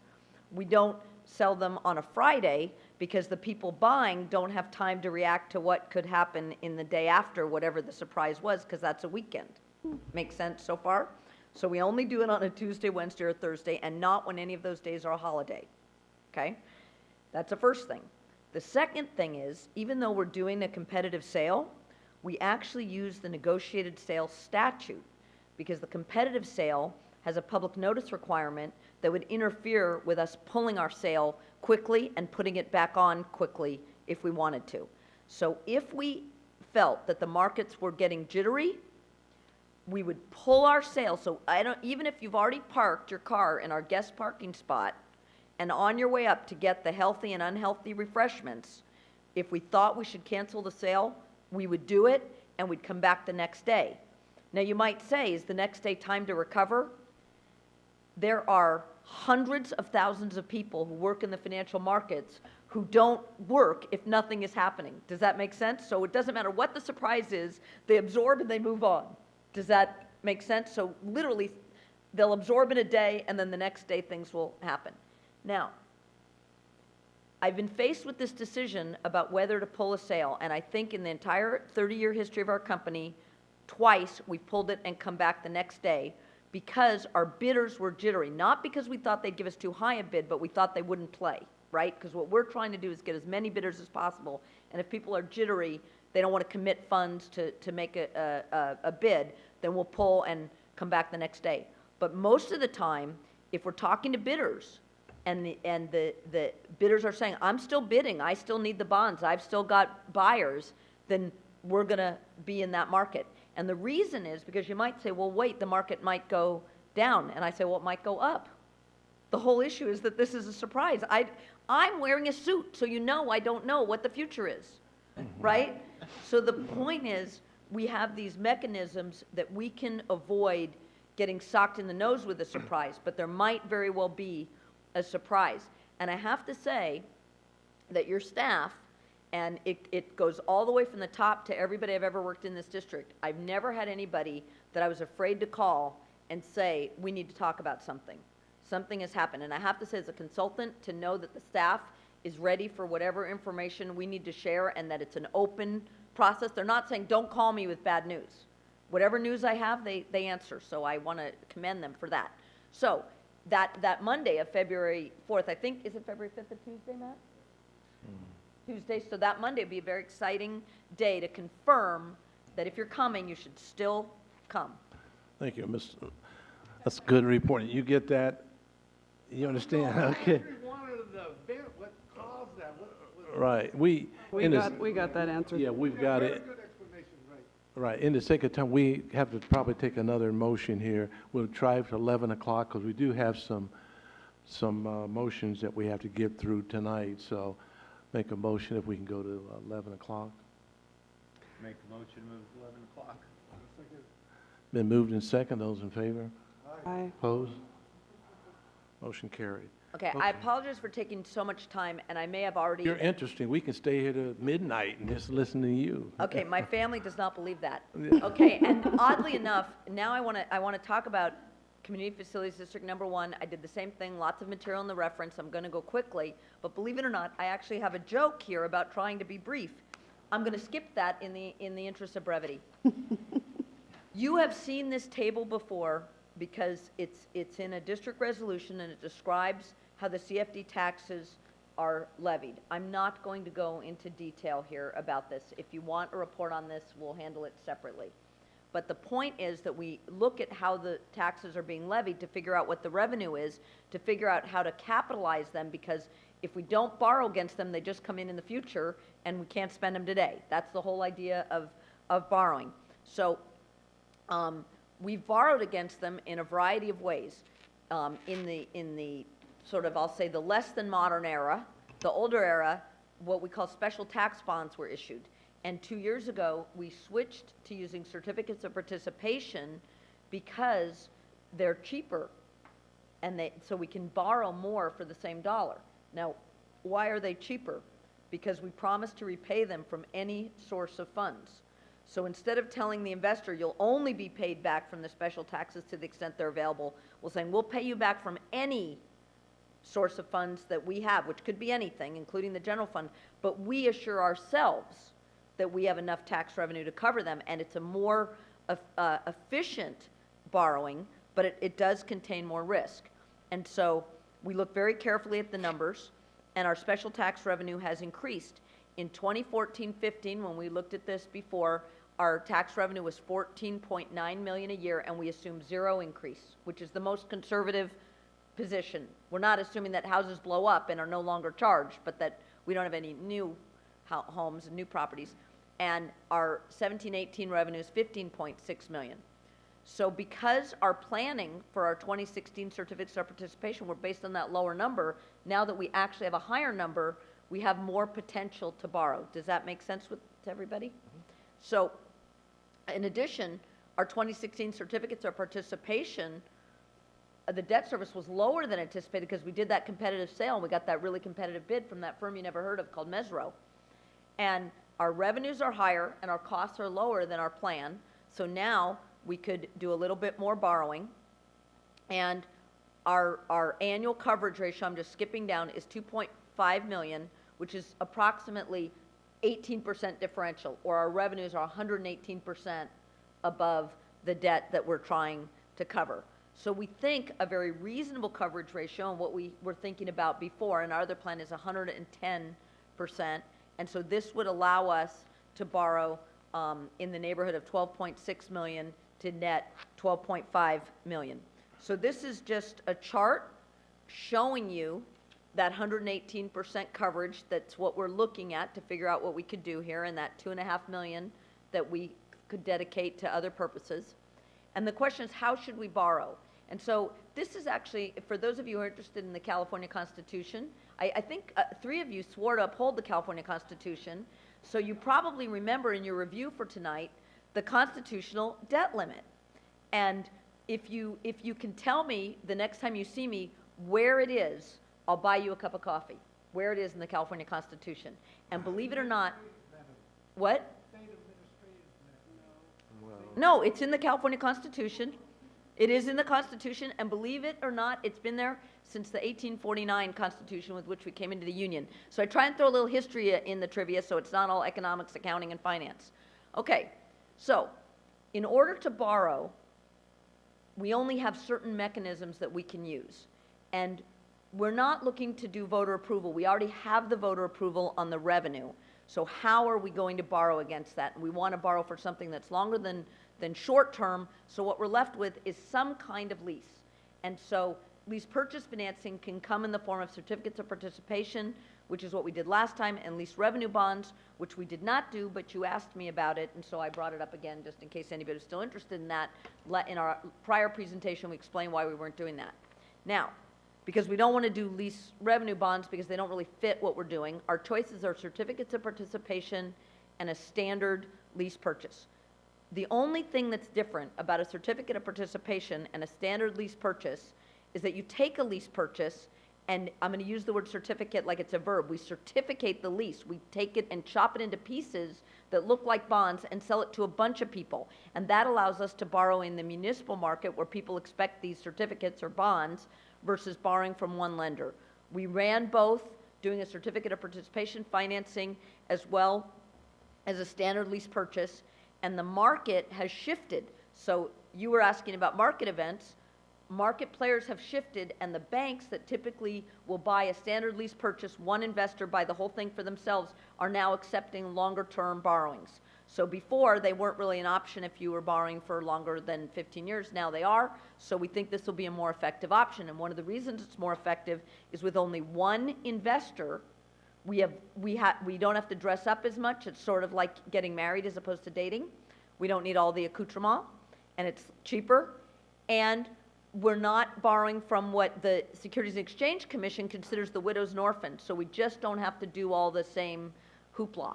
So, and because we're trying to use our money as efficiently as possible, the tax revenue is limited. With the GEO bonds, what we do affects the taxes that people pay. With the Mello-Roos, it's exactly the opposite. The taxes that we get determine how much we can borrow. Does that make sense to everybody? So we want to use every dollar that we can, as much of every dollar for principal and as little for interest, because it's the principal that translates into money that we get to spend. So focusing on 110% coverage, we've determined the amount that we can borrow. And then we have what we call a sources and uses table, which is just a term of art. It shows the borrowing, and you can see the cost of issuance are relatively small here, $135,000. For example, our fees are less because we actually have to do less work. Now, that's not why I'd recommend it. I mean, honestly, I'd like to have more work, but this is better for you, and I'm a fiduciary, so we're recommending what's best for you. So, another interesting thing is that when we borrow, because of the risk that we could, it's hard to imagine the scenario, but we are making a commitment to repay this debt from whatever source of money available. We have this extra participation from the county superintendent of schools office and the county auditor.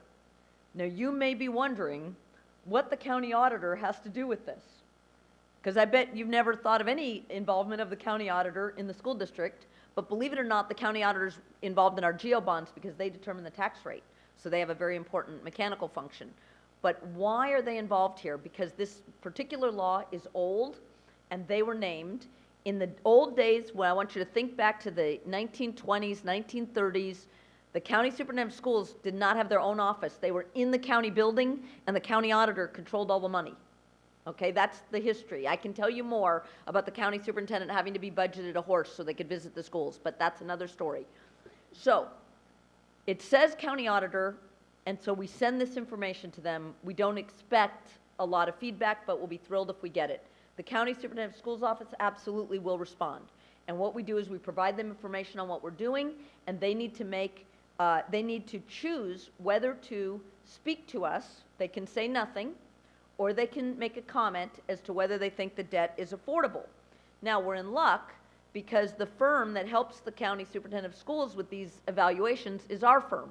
We do these for the county when other school districts are borrowing. And we do them according to these 6 questions. So you just reviewed the audit. Audit procedures have very specific things they look at. These are the things that we look at.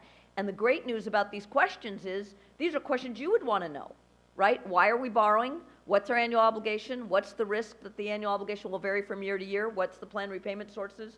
What's the likelihood the planned repayment sources will be sufficient? What is the cost of funds, and is this reasonable?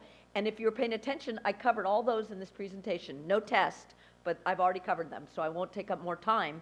But those are the questions that you should know, and the county superintendent of schools should know to know that this is affordable.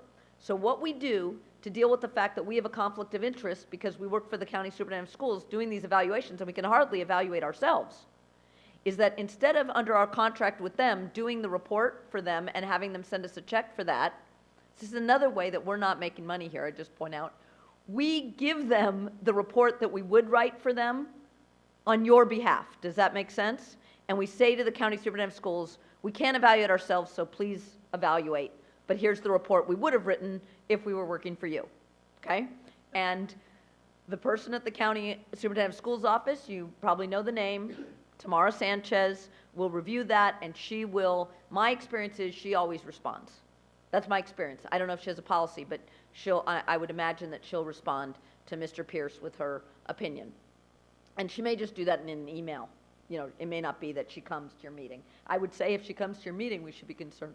Okay, so We had our information, and then we're very quickly, within 2 days, we're providing this information along, according to the law, to the superintendent of schools and the county auditor, which in Sacramento County we have a director of finance who has an audit function under them. So that's the person's title, director of finance, Ben Lamera. On January 15th, that would be the action day where you adopt the resolution. Now, you might say, where's the sale date? We can't make this as exciting as the bond sale. I wish we could, but it's one interest rate bid on the whole financing, and we'll share with you what happened, but it doesn't happen in one day. There's a request for proposals, proposals come in, they're evaluated, and it goes on like that. But if you come on February 5th, I'll give you all the trivia and anecdotes I have about this too, and I'll try to make them exciting. And then you can see, in a fit of excitement, we also have that bullet point called ongoing administration. So that's all I have for you tonight. I appreciate 2 extensions of your time, and I really do appreciate your taking the time with us. I'll be glad to answer any questions that you have. I would ask my colleagues if they can just review the reports in the matter of time that we have right now. And if you do have questions, get back to Mr. Pierce, and we'll go from there. It's a lot to digest in here, and you did very well. We appreciate it. Good report. Thank you. With that, I'd like Ms. Hayes to come up. Shannon. Daisy, come.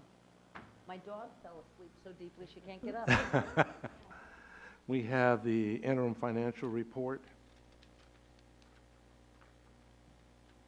Thank you. I'll try to make this quick. We have a couple of things that we need to talk about that are a little bit different than what I've presented in the past, and so I'm going to get on task here. This is what we're going to talk about tonight. We'll look at the budget development cycle, our 2018-19 student enrollment, our changes in the unrestricted general fund balance, the actual first interim budget itself, and then our components of our MYP and then our MYPs. This is just to remind the board where we're at in our fiscal year. We're on December 15th, where we prepare our first interim report to the County Office of Education. And I want to spend a little bit of time talking. We had thought we were trending up, as you can see, and we have dipped. This, we lost 180 students when we compare last year's CBEDs to this year's CBEDs. And why this becomes important is we had projected revenue in our budget for an additional 80 ADA, of which is not going to materialize right now. So how our budget is built on the revenue side of the house is we use the prior year ADA and enrollment figures to build the upcoming budget. So right now, the way our budget sits for 18-19, we are using 17-18 data, and you can see it's dropped. So we do want to spend some time going back and look at ADA and reevaluate that factor that we put in there, because it's going to be something less than that. It's not going to be the 80 that we have in there. So we will have a revenue adjustment we'll need to discuss at second interim. So for this presentation, we did not change any of our revenue assumptions. They are static right now. We want to get a handle on what's happening with our kiddos. So the change, like I mentioned, is a reduction of 180. Again, that's from last year's CBEDs to this year's CBEDs. And the expenditure side of the house is built on projection. And as we go through, I'll explain why there's a difference there. So changes that were incorporated into the first interim, as I brought back the unaudited actuals, we talked about carryover balances that would need to be budgeted going forward. We've done those. We went ahead and incorporated the board-approved funding priorities from the August 8th workshop. We did have an influx of additional special ed classes that we needed to add because of preschool students.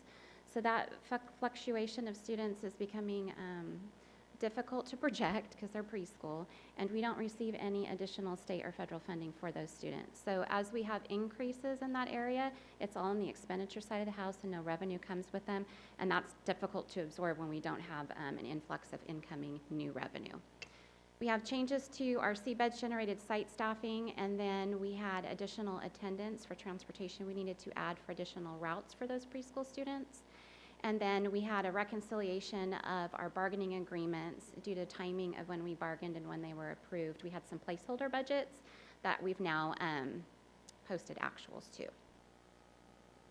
So we started off our 2018-19 year at 45-day revise. We were deficit spending $7.56 million. and I'm not going to read all of these to you, I'm just going to point out a couple of them. We've actually increased the budget for expenditures by 15.29 million, so our deficit spending in fiscal year 18-19 is adjusted to 22.85 million.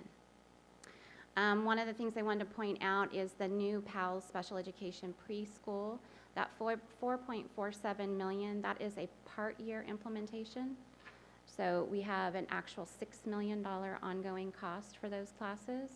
The 4.47 you see there represents 3.5 million is staff costs, and the balance is buses. So I point that out because as we look at our multi-year projections, they are very different than what you guys have seen last time.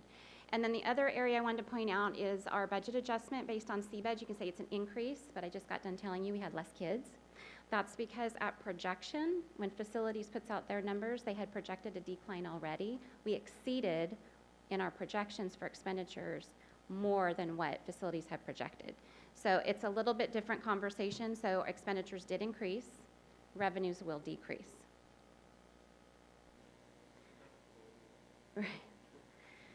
So this is what our budget looks like from the different points in time. We adopted with deficit spending of 4.5 million, and then at 45-day revise, we had an adjustment due to the state adopted budget. We had a reduction of $5.4 million. That was due to mainly one-time state revenue that was redirected in a different manner. And then at first interim, you can see we're deficit spending the 22 million.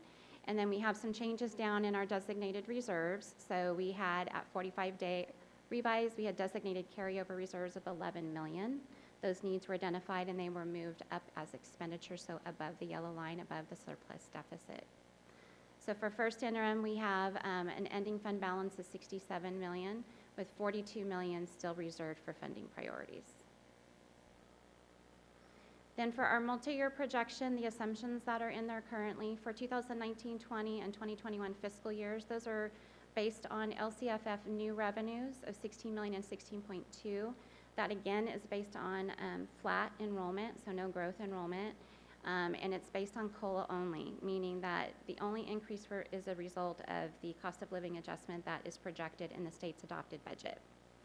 So that for that COLA amount for 19-20 school year is estimated at 2.57% and 2.67% in 2021. Our expenditures in our multi-year projection still continues the same staffing levels as in 18-19. We do have special education growth in our multi-year projection. However, I will share that it's not keeping up with the pace of our influx of children. Our district healthcare rates are reflected by what the JHCC recommends and the board approves, so relatively flat for us, which is a good thing. Our estimated cost of health benefits under the Affordable Care Act, we're still monitoring that to see what that impact is for us as a district. It hasn't exceeded what's currently in the budget, so we're in good shape there. And then the projected increase for both retirement systems, CalSTRS and CalPERS. In order to stay fiscal solvent, we did reduce our multi-year projection in fiscal year 19-20 in an ongoing manner. So the tech utility budget we reduced in half. So we reduced it by 1.5 million. And then instructional materials and textbooks, we reduced that budget by half. It's normally 3.7 million, so we reduced it by 1.85. So for our multi-year projection, this is what we shared with you at 45-day. We had contingency language that we needed to make sure we implemented to honor our agreements with our bargaining units. And you can see at that time we were projecting 3.6 million surplus in the 19-20 fiscal year, and then a 2.6 million surplus in 2021. Our ending fund balance was at 82 million. It's roughly 12.42% in the third year, so based on that 88 million you see there. And then our reserve for funding priorities is 7.43 of total expenditures. So with all of the increases and changes we've made, you can see 22 million in deficit spending, most of which is one time. In 19-20, we come forward, we only have $330,000 as a surplus, and that's taking into account those two reductions that we made. And then we have a surplus of 1.9. So this budget makes me really nervous because we don't know what the revenue impact is going to look like, positive or negative. We do know that we need to make an adjustment based on our new projected ADA, and we will do that work. Not a lot of wiggle room. The other piece that's not included in here is the $9 million in one-time funding priorities that is active in our budget in the current year. that is not portrayed in there. So if we were to go ahead and carry those over one more time, it's going to come out of your reserve for funding priorities if nothing else changed. So a lot of moving parts that are still going to happen as we go through the year. We still need to shore up salaries and benefits from when we adopted the budget. We do that in mid to late January, so as part of second interim, we'll see that. And then it's predicated on what the governor puts in his January budget. So, and that's kind of an anomaly for us as well right now. So with that, I will be back in January for the governor's budget proposal and the impact on our budget for that. Second interim will come to you in March, and then we have the May revise, and then the district's adopted budget in June.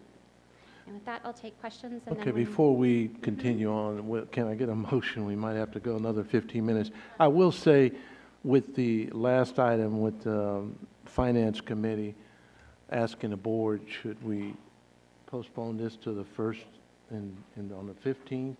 I mean, it's not going to go that, I don't know what everybody's thought is. I mean, we can have it on the agenda.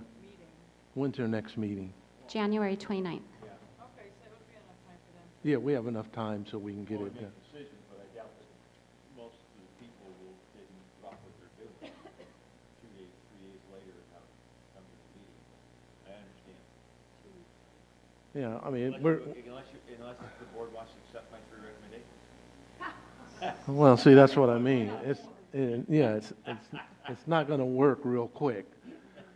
So I think the superintendent, if we can put this on the agenda and tackle it early on the agenda, we can get it out of the way. Okay? Okay, with that, we'll get a motion.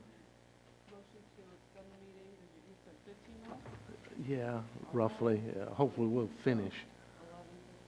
Yes. Moved. Okay, it's been moved and second. All those in favor? Opposed? Okay, motion carried. Okay, any questions to Mrs. Hayes on the interim report? No questions, comments. Okay.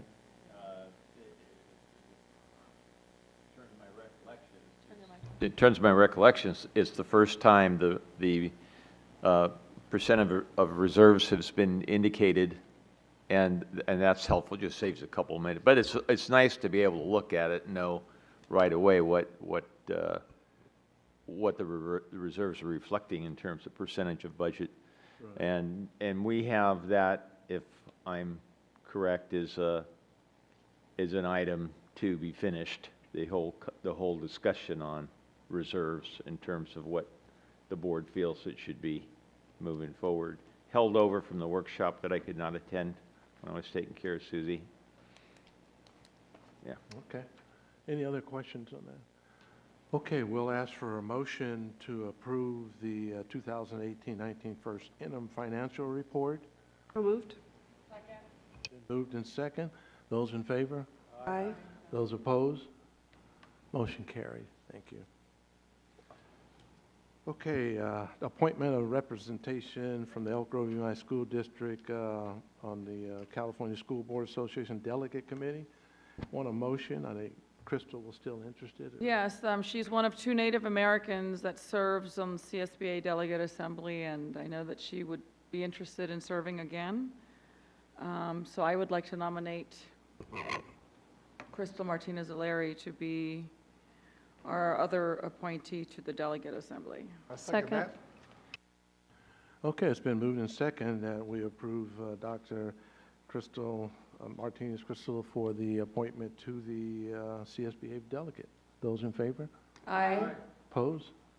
Motion carried. Only one of the 2 is up right now? Yeah, mine doesn't expire till 2020. Yeah, she goes on to 2020. Cool. Yeah. Okay, with that, any superintendent report? Finance Committee appointments is what we put over? Yeah. We agreed to that. We'll have that on the agenda because everybody's got some they want to put in. We're not going to finish that in 15 minutes. That's okay. Is that okay? What's that? I'm sorry? Yeah, I was just clarifying. It's Yeah, fine. we're just going to Yeah. postpone that to the 15th. Yeah, and we'll that's get fine. that. And just make sure the ones that have not reviewed the information that Ludi sent out. Please review that. Don't come here that we're not prepared. Have your 3, 4. just have your folks ready so you can talk about them if you want, okay? I asked that. Okay, any reports, superintendent, board member reports? No, just I have an item from the floor. Okay. Okay, seeing none on that, items from the floor?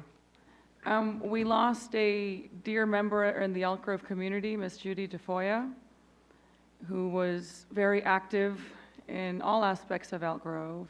Yes. And is known as sort of the patron of the arts, a good friend of Elk Grove, and I would like to adjourn in her memory. That's all. Thank you.